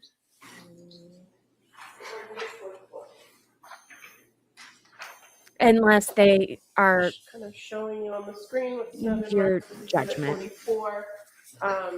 This is the kitchen at 47 Summer Street, and in the middle of the photograph is a takeout bag, correct? Yes, ma'am.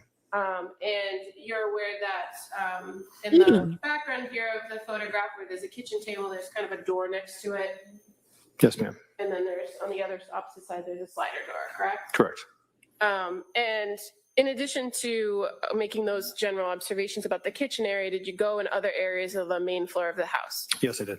And in the living room area, I'll show you what's been marked already as Exhibit 25.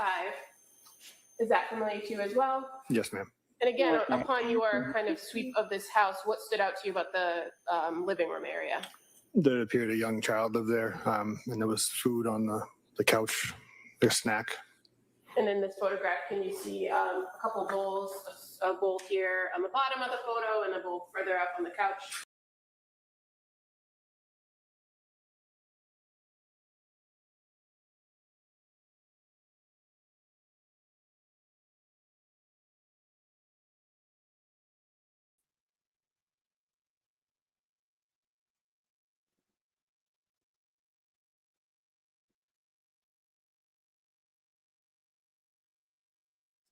It's just one of those days. It's very much a Monday. I'm sorry, guys.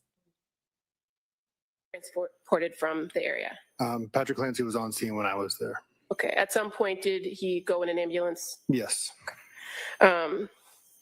Now, in that second floor of the house, or well, let me ask you, what's the next area of the house that you recall going through in this sweep? Into the basement. Now, were you advised that things had occurred in the basement? I think so. I'm not really. Okay. And fair to say, this was still, upon your arrival, a pretty chaotic scene. Correct. There was a lot of firefighters around, a lot of equipment going around. Correct. Okay. In that basement, did you do a full sweep of every room in the basement?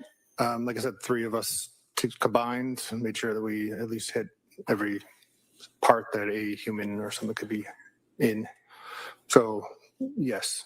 Okay, but as far as you yourself, fair to say you just kind of went in on the left side. Yes, I went into the left. And did you see a lot of the firefighters' equipment still left behind? Yes. A lot of medical supplies? Yes, ma'am. Now, going up to now the second floor, did you go to the second floor of the home? The top floor? Yes. Yes. And did you enter into the master bedroom? Yes. And is there anything that kind of struck you about walking into that master bedroom as far as the temperature of the room?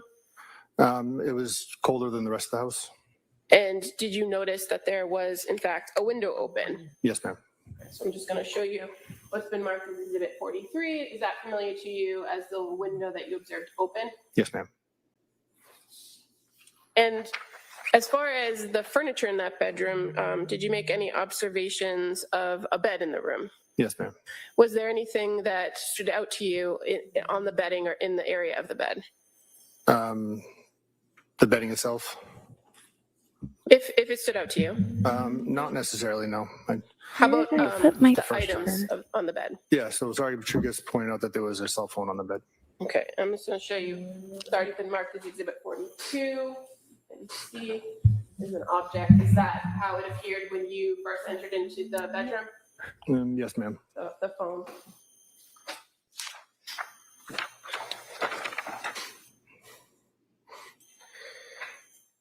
At some point, were you able to go out to the backyard of the home?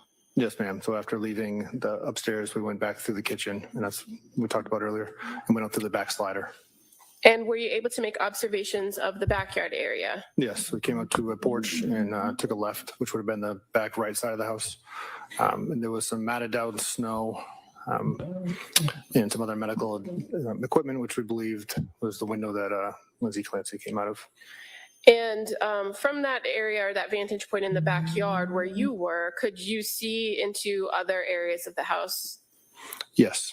And what areas of the house could you see into? Near where that area was, there was a basement window that kind of went into, but I later learned what it was, but a basement window to like an office or gym area. Show you Exhibit 38. Oh man. Is that familiar as the backyard view? Yes, ma'am. And fair to say there's an area here of the photo that I'm pointing to with my pen, which is kind of on my right. That is a window well. Is that the window you can see into? Correct. And then again, in this photograph, do you see the open window that you observed when you went into the bedroom? Yes, ma'am. As far as that open window, when you were in the backyard, did you see any screens or anything around the property that would give you any indication of how that window was open or the condition of the window? No, to me it appeared like the screen was just pushed up.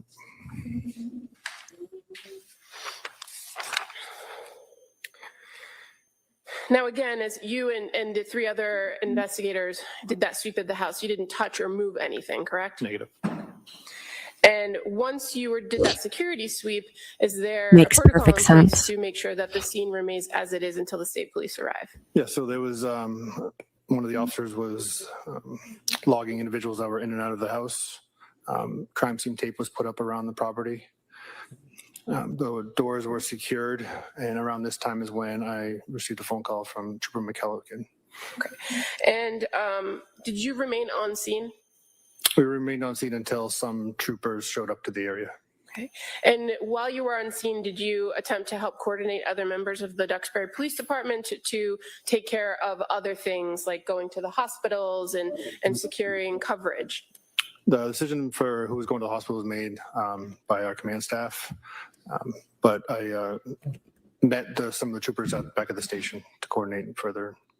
Okay, and when you were back at the station, were you aware or advised that a search warrant was sought for the residence? Yes, ma'am. Did you go back to 47 Summer Street with the team when the search warrant was received? Yes, ma'am. And did you participate in the execution of that warrant? I was present during it. Okay. Fair to say, though, you didn't, you weren't responsible for searching any particular location or collecting any evidence? No, ma'am. That was reserved for the state police? For the most part, yes. At the conclusion of that search warrant, were you asked to go back into the house? Yes, ma'am. And what were you asked to go back in the house to do? Once the search warrant was completed, my lieutenant told me to go back up into the house and close the window in the upstairs bedroom. And when you went back and got closer to that window, did you make any observations of damage to the window or the window screen? No. And were you able to close it and secure the window? Eventually, yes. Fair to say there was blood in that area that kind of was in the way?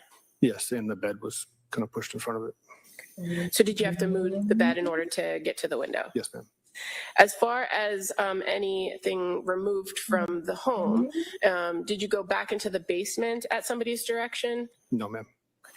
At some point, had you helped to remove some medical equipment that the fire department had left behind? That was during the search warrant. Okay. And is that the only items that you yourself removed from the home? Correct.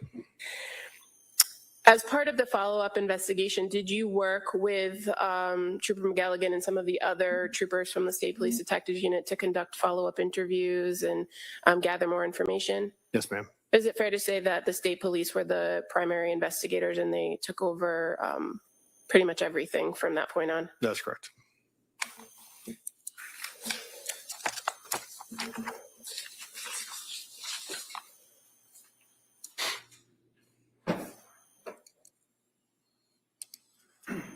I have nothing further. Thank you. All right. Mr. Rathan. I have no questions. Thank you, sir. All right, thank you, sir. Thank you. Commonwealth calls Mark Farioli.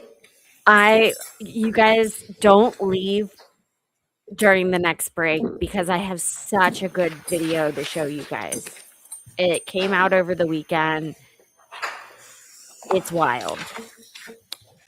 Also, I am going to talk about the little kid who was pronounced dead and then went to the morgue. And when someone went to look at him an hour later, he was alive. We're going to talk about that. Good afternoon. Do you solemnly swear that the testimony of the evidence you shall give to the Commonwealth, nothing else will be true to the Commonwealth, and the Senate flash the truth, the whole truth, and nothing but the truth, so help you God? Thank you, sir. You may have a seat. You guys are All right, good afternoon, sir. Afternoon, Your Honor. making Honey? Yes, Thank you. please. Good afternoon. Can you please state and spell your name for the record? I'm Detective Mark Farioli, Farioli. Where do you work?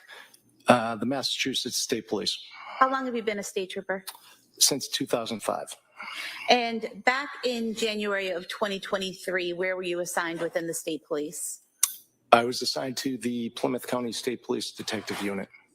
And were you involved in a limited way in the investigation regarding Lindsay Clancy?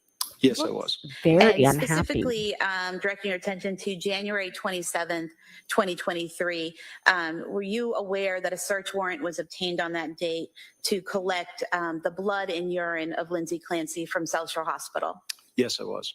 And then directing your attention to January 31st, 2023 at 10:25 in the morning, did you go to the South Shore Hospital to collect the blood and urine of Lindsay Clancy? Yes, I did. And where did you collect that from? The lab at South Shore Hospital. And Sorry. was that from the specimen process supervisor, Melissa Arcadepane? Yes, it was. And do you recall how many vials you collected? In total, I collected 7 vials. And was that all blood or urine or both? 6 were blood vials and 1 was urine. And once you collected those vials, where did you bring them? I brought them directly to the Massachusetts State Lab in Lakeville. And did you drop those off at the state lab at approximately 11:15 a.m. on January 31st, 2023? Yes, I did. And do you recall who you gave the vials of blood and urine belonging to Lindsay Clancy to at the lab? Leah O'Connell. Thank you. Mr. Rathan? That's it. We have stipulated to the chain of custody for the blood. All right, any questions? No, I don't have. Thank you, sir. I have no All right, questions. all right, thank you. Thank you.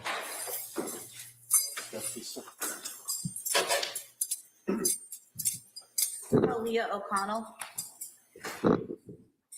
Ooh, is this one of the people she's suing? It just sounds familiar. I don't know if that's true.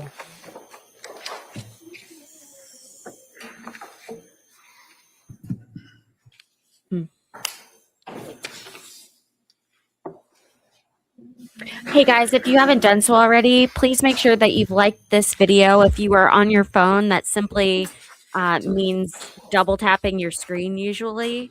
And make sure that you are subscribed and you have your notifications turned to all. Thank you. Thank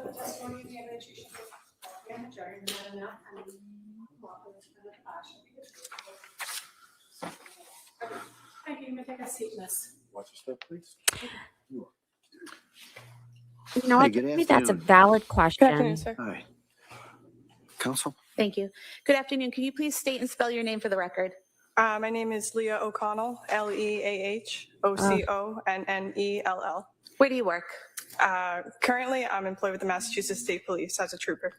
Back in January of 2023, were you also employed with the state police? I was at the crime lab. And what were your responsibilities at the crime lab at that time?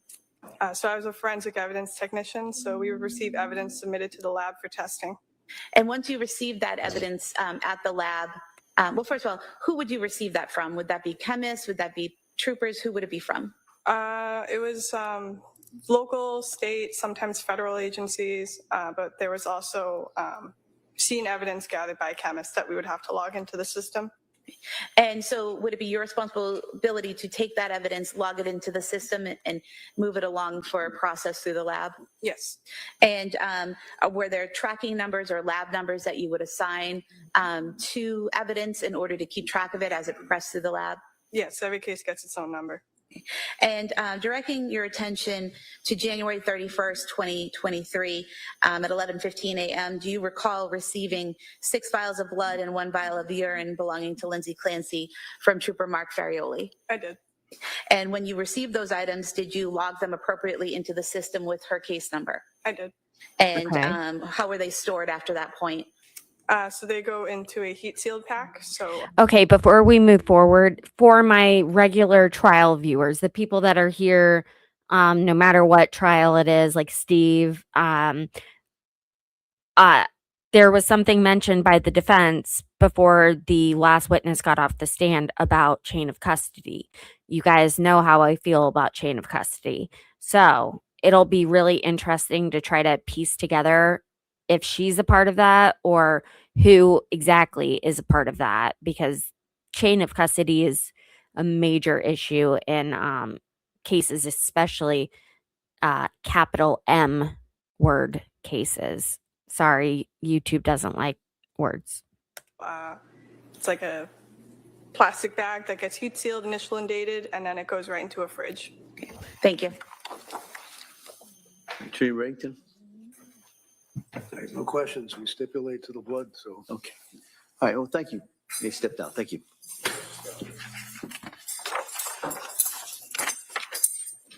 Commonwealth calls John Santos.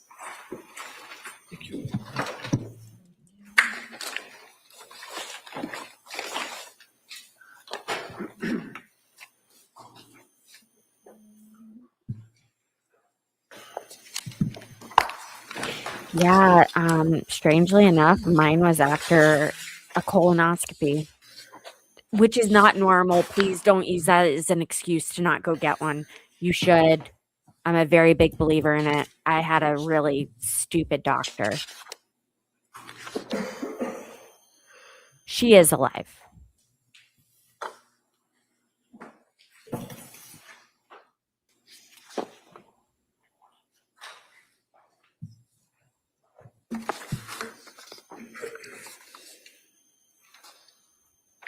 Oh my God, you guys are going to freak when I tell you about subscribers.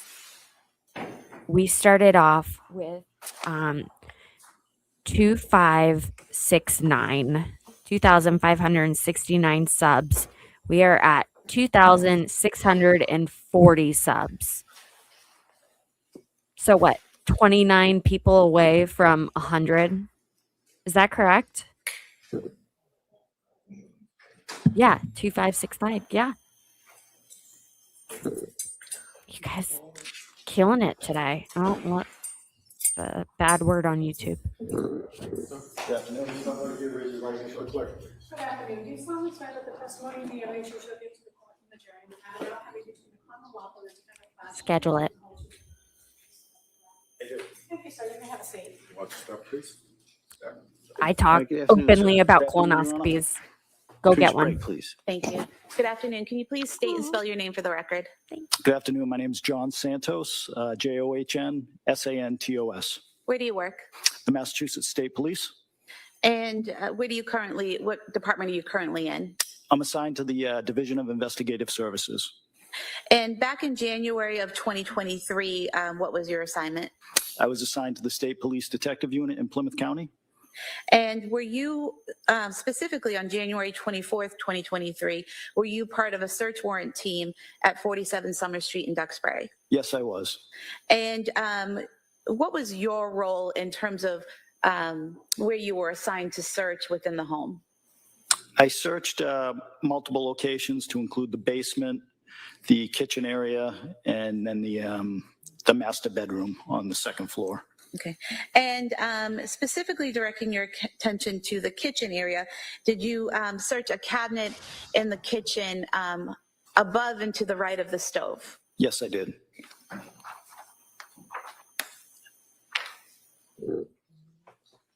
Showing you a photograph. Is this a clear and accurate depiction of the items you found in that cabinet on January 24th, 2023? Yes, it is. You could have this photo marked as the next exhibit. That may be admitted. Maybe admitted. 145. Thank you. Showing you exhibit 145 on the screen here. Focusing your attention on the top shelf, there were several notebooks and books that were seized. Is that correct? Yes. Were those taken out of the cabinet and cataloged by the state police? Yes, they were. Melissa, let me type it in the chat for you. What I'm about to put into the chat is the link to the vertical stream where everyone's talking. I'll show you 5 items. If you could just look through these and let me know if these were the items that were taken. We'll stipulate that those are the items that were in her kitchen. Okay. Yeah. If I could have these marked as the next 5 exhibits, please. Do you want the 5 separate, 5A through? 5 separate, Okay. please.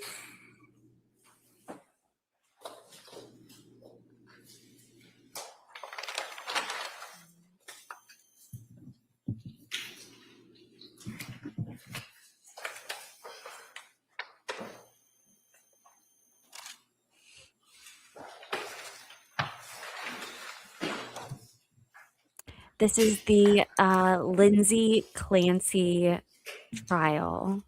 Here, I'll put a brief summary up on the screen.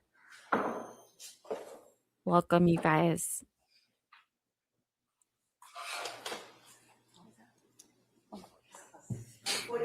Exhibits 146 through 150. All right. Thank you.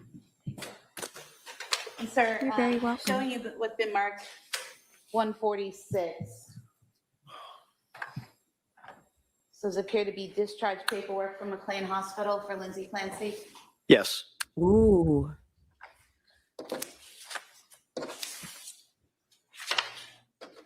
And this discharge paperwork on the 3rd page included a list of medications. Is that correct? Yes.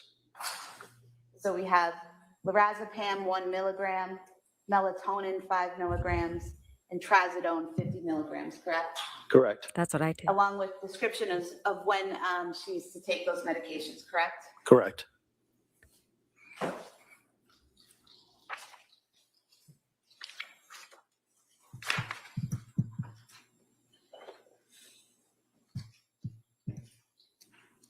There's also instructions on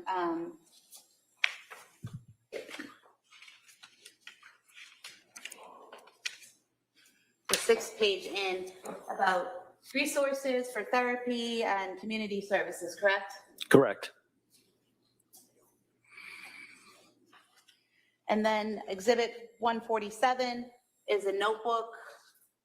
Inside, it had postpartum depression and anxiety patient information sheet, correct? Correct. And then a detailing of different medications and the amounts taken and the dates they were taken, correct? Yes, correct. Then there was a book, Good Moms Have Scary Thoughts, item 148, correct? Correct. And then 149, a postpartum, pregnancy and postpartum anxiety workbook, correct? Correct.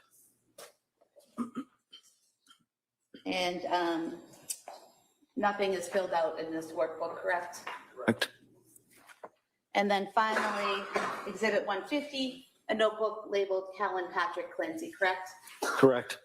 And inside this were messages back and forth between Lindsay Clancy and the nanny, correct? Correct.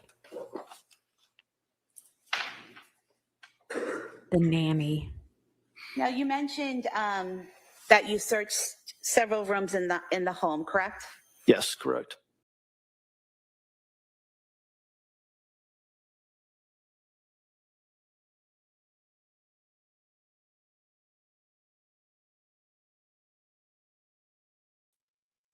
So sorry.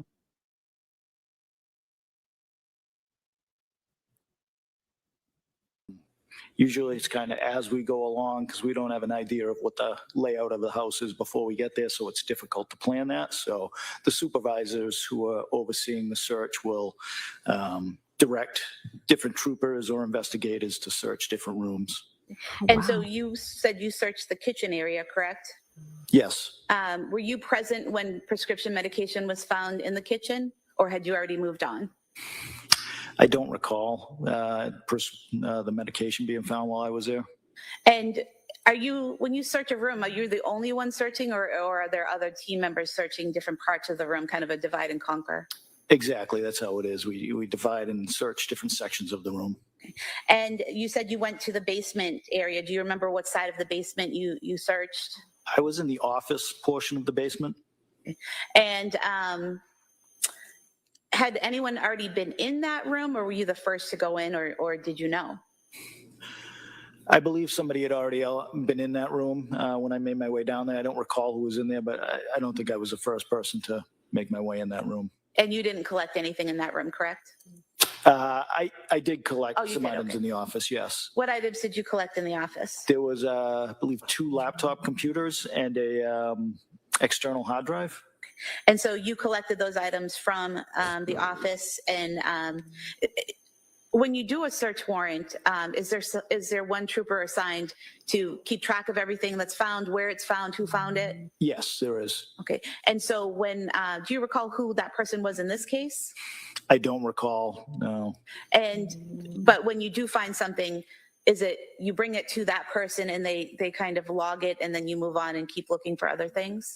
Normally, the evidence officer would come down. We assign them and label them the evidence officer for each search warrant. They would come down to the area where the item was being recovered from, and we'd also have crime scene services photo the item in place as well before it was collected. So the evidence officer would come to us. Okay, so for example, with the laptops, photos would be taken of them in the office, and then they would be logged, and then they'd be taken out of the office. Exactly. And is that what happened with the books and the notebooks that we discussed earlier? Yes. And you said that you then went up at some point to the main bedroom, the master bedroom? Yes. And what did you do inside the master bedroom? I assisted with searching the master bedroom. I don't believe I recovered anything within there. Do you recall ever looking in the nightstand drawer or anywhere near the nightstand by the open window? I don't believe I did, no. Okay. And is there any reason why you wouldn't have gone into that drawer or looked in that drawer? Somebody else was probably already searching that area, would be my guess. What area did you search in the bedroom? I believe there was a closet. When you walk into the Yes, bedroom, I believe state there was cop. a closet area to the left. I was in that area. And then I made my way at some point to the left side of the bed as well. And did you find anything in the bedroom of note? No. Now, when you're doing a search warrant, right when an investigation happens, how do you know what to look for? Well, it depends on what you're investigating. This case specifically, we knew the facts what we knew at that time. So, I mean, when I noticed those notebooks in the cabinet, certainly I thought that information was pertinent to this investigation based on what we knew. But every investigation is a little bit different. The facts are different. So, Yeah. I mean, clearly you want to look for items that relate to the suspect, victims, or any associates of them, and it might relate to the incident that's being investigated. When the search was being done in the home at 47 Summer Street that night, did officers already know that Miss Clancy had crushed up pills and taken them with lemonade? No. Had you learned from Patrick Clancy, the husband, that she, Ms. Clancy, had been prescribed some medication? I did, yes. Okay. And were you aware at some point that medication was found in the kitchen? Yes. I have nothing further. Thank you. Thank you. Mr. Reddington? Who found the medication in the kitchen? I don't recall, sir. It certainly wasn't somebody randomly off the street. It was a cop, right? Yeah, a police officer and State investigator, police. sir. Yes. And- Well, we had some local officers there with us as well. Yeah. So it was law enforcement that found the pill bottles in the kitchen, right? I believe so. And seized them. Is that correct?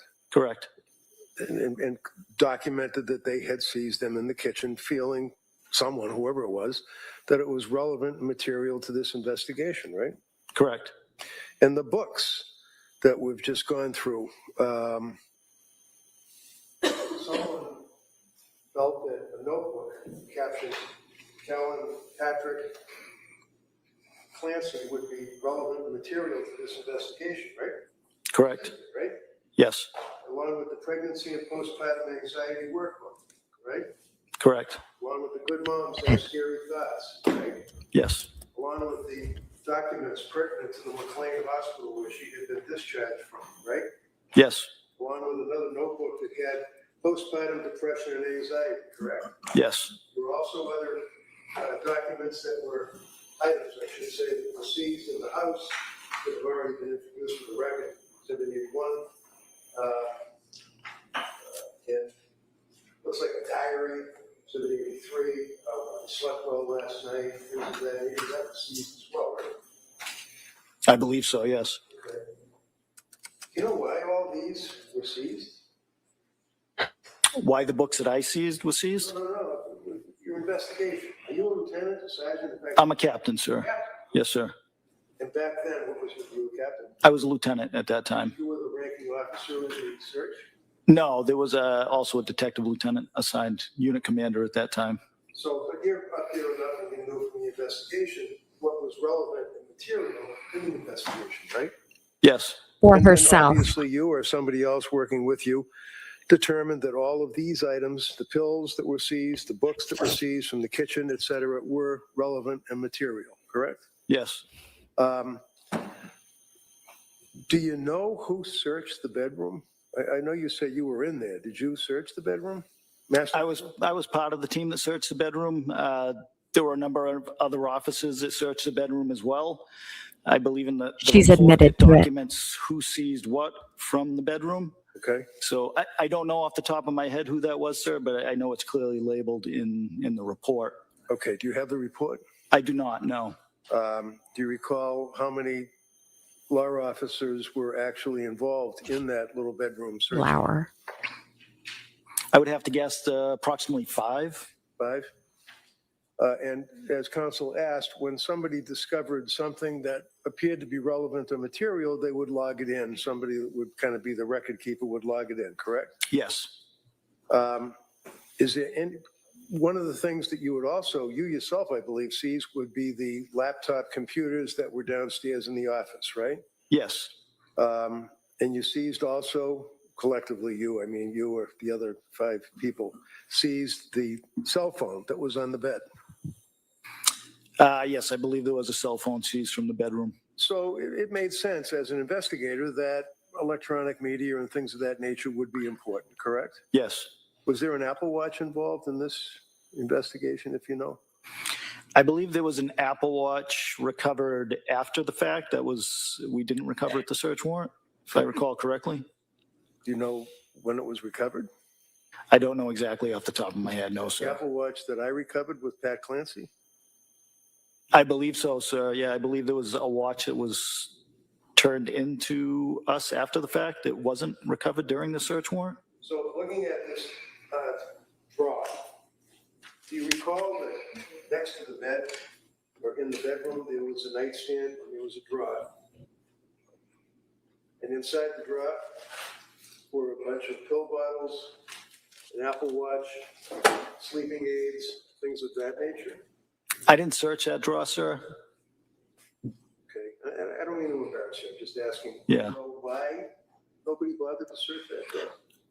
I don't know that it wasn't searched. I just know that I didn't search it, sir. So it may have. You know what, Flower?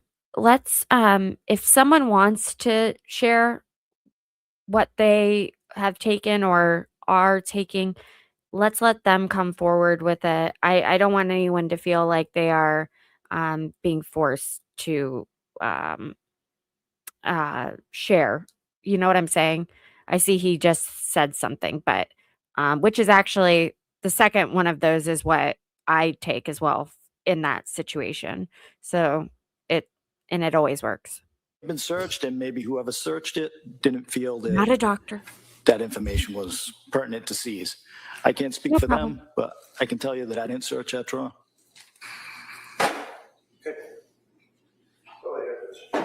Redirect. No, Your Honor. All right, thank you, sir. Thank you, Your Honor.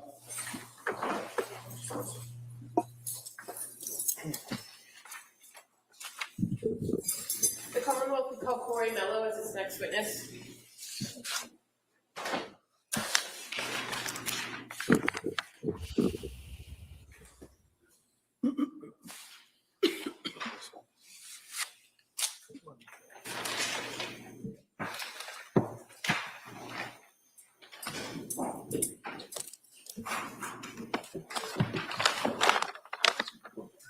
Oh my God. Stop right there, raise your right hand to the clerk, please. My therapist always says skills and pills, baby.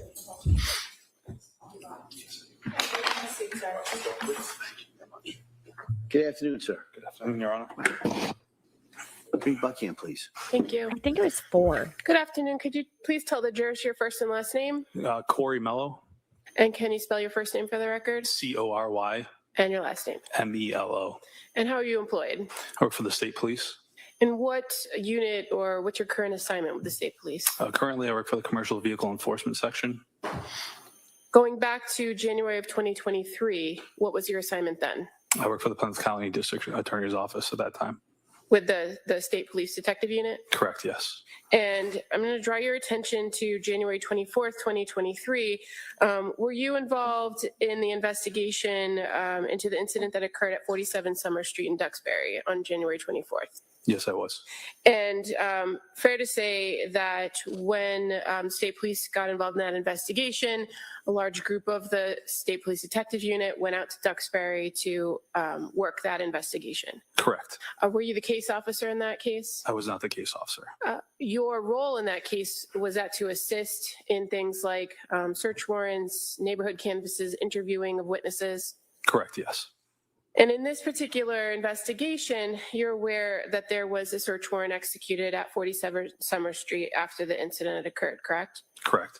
And as part of the search warrant execution, were you involved in searching the home? Yes, I was. And did you search the various floors of the home, meaning the basement, that first floor, and the second floor? Yes. In searching that home, there were a number of other detectives and troopers also searching, correct? Correct. Do you recall locating a phone in the upstairs bedroom, a laptop, some workout bands in the basement that were hanging on the door? Yes, I do. And when you recovered these particular items or located these items, did you then turn them into an evidence officer, direct an evidence officer to things that you thought might have some evidentiary value? Yes. At some point after the search warrant was over, you're aware a lot of items were brought back for further examination, correct? Correct. Is A that lot of people common have that said when this. you're working on a search warrant, things are kind of A lot of people have said that they thought they were like the latex bands that you use in physical therapy, you know, like the red one and the yellow one, and one gives you more slack than the other. It was the one that you put under your feet that have like the handles on it, and you like can do like pull-ups or push-ups with. Not push-ups, you guys know what I'm talking about. You all right? Is it common that a lot of times a search warrant, things are collected and brought back for further examination? Yes, Is that because it's kind of chaotic there and can't really examine things thoroughly on scene? that's correct. Yes. She was super So into in this fitness. particular circumstance, were you asked to review some books and journals? Yes, I was. And I'm just gonna. I am going to eat so much tonight. It was the baby.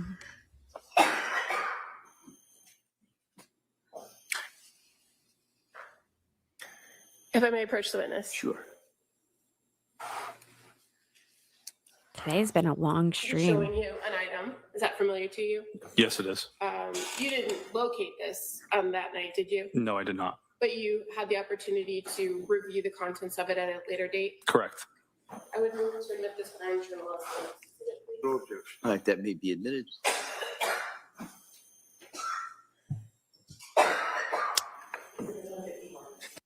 He's one mellow dude. That's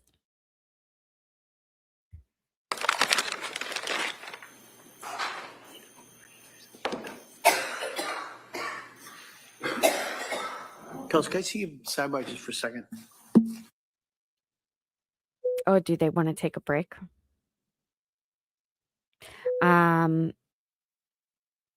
I'm trying to find what I had typed earlier. I'm only 16 subscribers away from 100 people in one day. So if you haven't subscribed yet, please do so. They were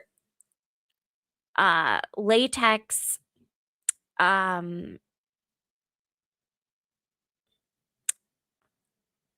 workout ropes, if that makes sense. Oh, okay, Bubbles. Have a great evening. I hope you feel better.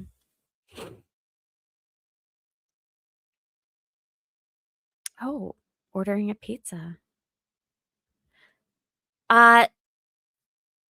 If you don't have YouTube Premium, you should be receiving mid stream ads, but it shouldn't be too many. I have it set to low.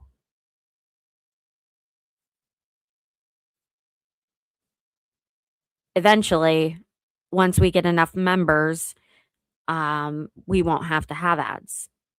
That's the goal.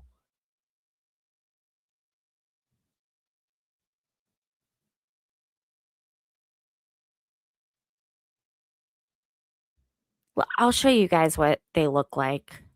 What are they talking about?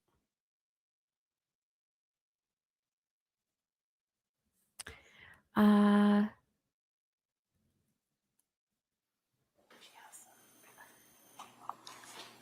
right, Como. Thank you. Trooper Mello, just in relation to now what's been marked as Exhibit 151, the Brown Journal, and just noting that when the journal opens to the first page, there's no dates on it, correct? Correct. And in those first few pages, just highlighting page 1, you reviewed these handwritten entries, and at some point in this paragraph, it says, obsessed with his sleep and nap schedule like to the minute. Says hearing him cry for 1+ hours and not intervening just about killed me. I even said the words, "I want to die" to Pat while he was crying.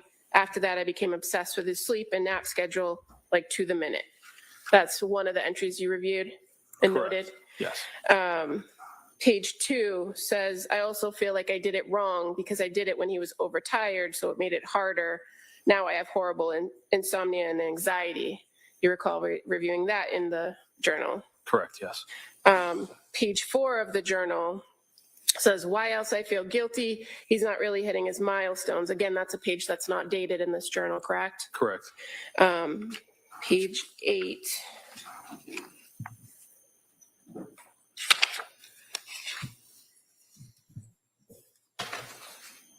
I'm completely overwhelmed trying to take care of the 3 kids. I feel like I'm drowning every day. Again, another page that's not dated. Correct. At some point, there are some dated pages in this journal, fair to say, right? Yes. And there's one on November 18th. And November agree more. 18th, that page reads, "It's like I'm so desperate to get a mental break from taking care of everyone that my mind is trying to make something physically wrong with me." You recall reviewing that in the journal? Yes. This is Now, in awful. addition to the Brown Journal, when you were back at the office, you also had the occasion to review some of the other journals collected, right? Correct. This journal I'm holding up, exhibit number 147, is that familiar to you? Yes. And again, this is a journal that has handwritten notes in it, very similar to the handwriting in the Brown Journal you reviewed. Yes. And fair to say, the entries in this notebook only span a few pages and only go from October 13th as the first entry and the last one being January 18th, correct? Correct. Okay. And this third journal that you reviewed after the search warrant, exhibit number 50, the yellow journal with Callan Clancy's name on it. You recall that? Yes, I do.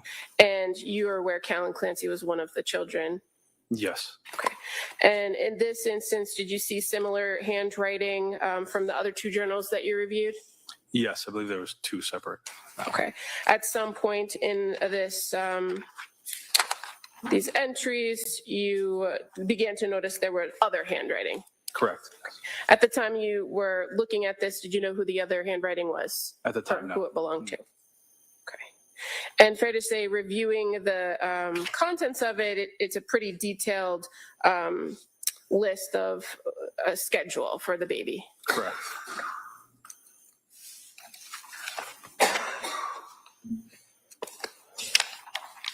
I have nothing further. All right. Mrs. Reddington.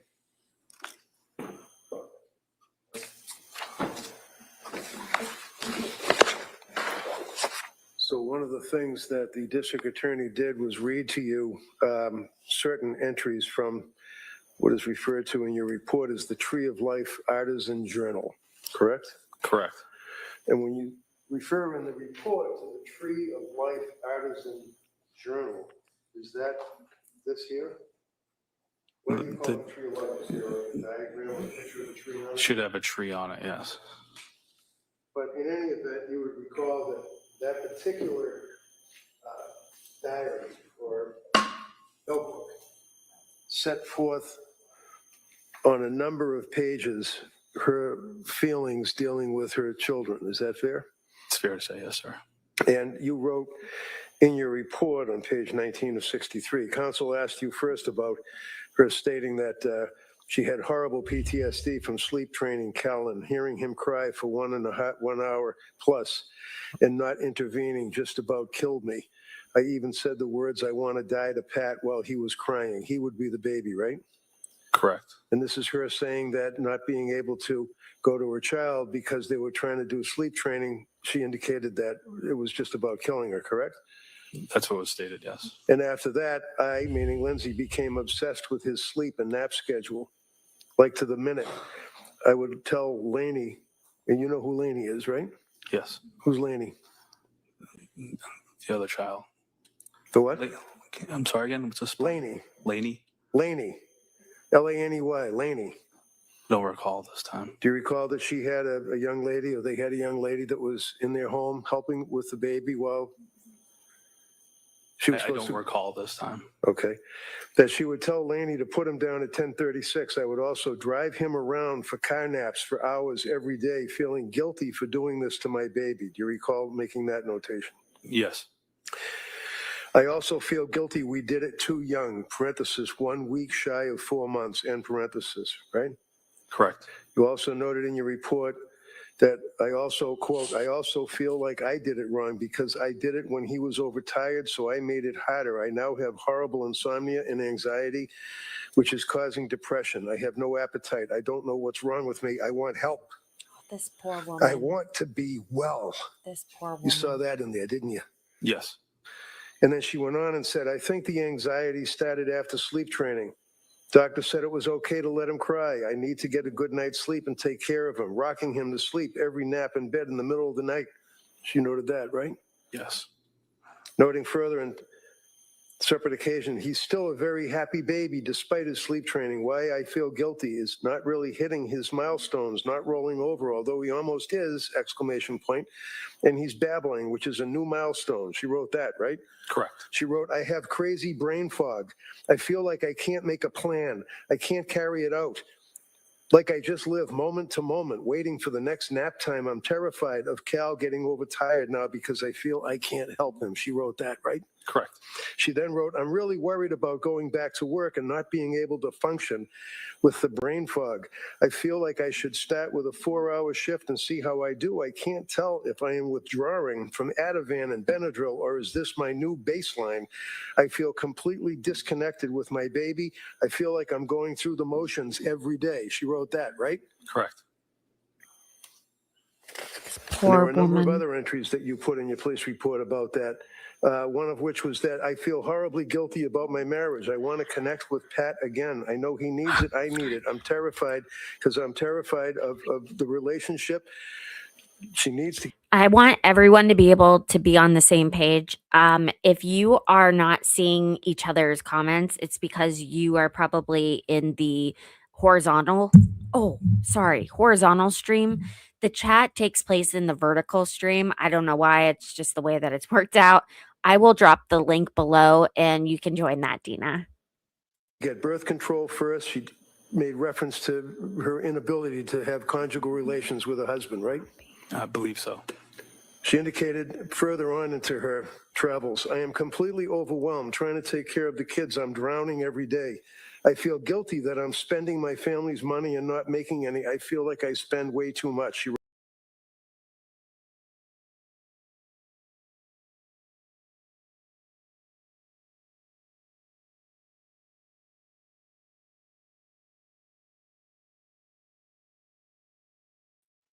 I need to get a stationary computer and not my laptop. I'm so sorry, guys. Hold on. I stopped it. So here we go. sick. He's a sick baby. A sick baby is miserable. He's sick now with a double ear infection. Clearly has a bellyache. It's miserable. I feel like the other kids are going to get him sick all winter long. She wrote that, right? Correct. I always feel strongly against sleep training. I feel like it's abusive to let the baby cry and not respond. But I made the decision. I did it with Cal. It is way too much crying. It's incredibly stressful. She wrote that, right? Correct. He's okay. He will be okay. It's not harmful in any way. The doctor said it was okay. Plenty of people sleep train their kids at that age. It's necessary as a third child, is what she wrote, right? Correct. I feel incredibly sad and guilty about not breastfeeding anymore. That was the one thing I could do to help his immune system, and I can tell he really doesn't like the formula. I'm very sad about this. I know at this time it's what I needed to do for my mental health. She wrote that, right? Correct. And then the statement started getting smaller and smaller as time went by. One occasion, it's like I'm desperate to get a mental break from taking care of everyone. My mind is trying to make something physically wrong with me. My mind never shuts off. It's constantly thinking of the next thing someone needs. I can't shut it off. I desperately want to go back to work, but now I don't know how I'm going to function, and it worries me. Wrote that, right? Correct. There were two pages that were blank that she didn't even write on. And then on the third entry, affirmations. She wrote affirmations. On November 22nd of 2022, I am calm. I will remain calm today. There is nothing that needs to be on my mind. The weight is lifted from my mind. I will sleep tonight. She wrote that, right? Correct. Continuing on into November, I slept well last night. I will sleep again tonight. Today will be a great day. I will go back to work on Sunday. I will thrive. I can feel like myself again. That was November 23rd. She wrote that, right? That's not true, Melissa. I believe that's the day, yes. Nanny Gratitude. I'm grateful for Sue, who's always listening. That'd be a mother-in-law. You knew that, right? Yes. Sue, I'm grateful to Sue for always listening and trying her best to help me. Kids are sleeping great for Pat. Pat is handling nighttime stuff. Julie for making a plan for me. A big thing is I feel disconnected with myself. Time, reality. I think going back to work will help with that. She wrote that, right? Correct. And then there are numbers of pages 22 of 63, 24, 25, 26, 27, 28, all reproducing what counsel asked you about and what I just went through that were from those journals, right? Correct. Did you have anything to do with the search of the house? Yes. Did you search in the bedroom? Yes. How many other people were with you searching in the bedroom? I don't recall how many other people were with me at the You time. know why nobody looked in the drawer and found pills and sleep aids and Apple Watches? I'm not aware. Did you see the drawer? I don't recall. What? I don't recall. Okay. That's all I have, Judge. Redirect. Nothing further, thank you. All right, thank you, sir. You may step down. No, this was like a Counsel, full-time can I see nanny. sidebar? And like I said, if they decide to call it a day after this, I don't mean to be abrupt, but I am going to shut down rather quickly because it'll give me an opportunity to do something that I didn't think I would be able to do. And with that being said, we will be starting court at 8:30 tomorrow. We will be debriefing today. I have videos that I want you to see. So right at 8:30, we're going straight in. We're going for it. You're okay, Melissa.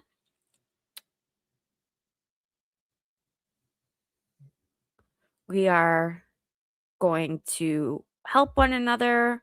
We are a good community. Nanny got let go because Lindsay wasn't going back to work.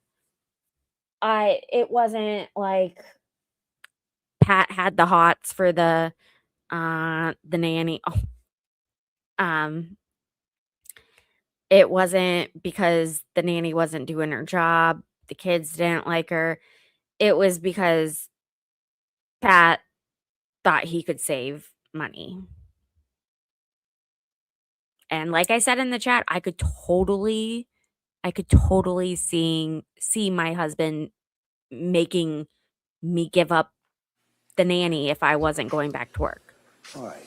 So, members of the jury, we're going to break at this point till tomorrow. All right. And talking to counsel. My expectation is we'd have a similar schedule tomorrow. The hope would be we'll go in the morning and it should go into the afternoon. But just to give you that's the best estimate that we have. All right. And so I'm going to excuse you till tomorrow. Remember, I'm going to ask you those questions. Don't listen to anything. Don't talk about this. Don't take any road trips or do any research on this. Put this out of your head as best you can till tomorrow morning. Hopefully the rain is stopped and we'll see everybody tomorrow. Thank you so much for all your work here today. Thank you. And the same goes for you guys. Thank you guys so much for being here today and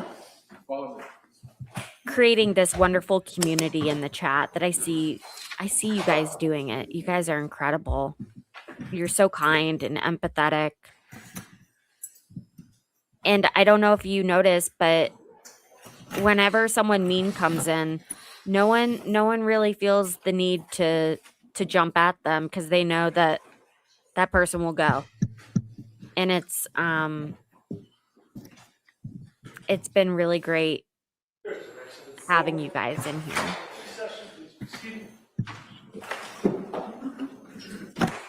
All right. So we'll be in recess on this until tomorrow morning at 9. Thank you. Thank you. Thank you. Okay, so I will create a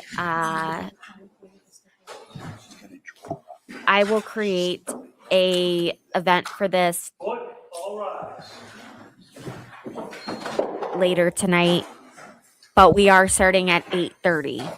So we have stuff to go over before court tomorrow. I'm not going to get to everyone's comments and messages right this moment. I gotta go. But I love you guys, and you guys need to be well, okay? Be kind to yourself and one another. I will see you guys tomorrow morning at 8:30 Eastern. And I think that's it. Okay. Have a good one. keep the conversation going on Discord if you would like. Okay, bye.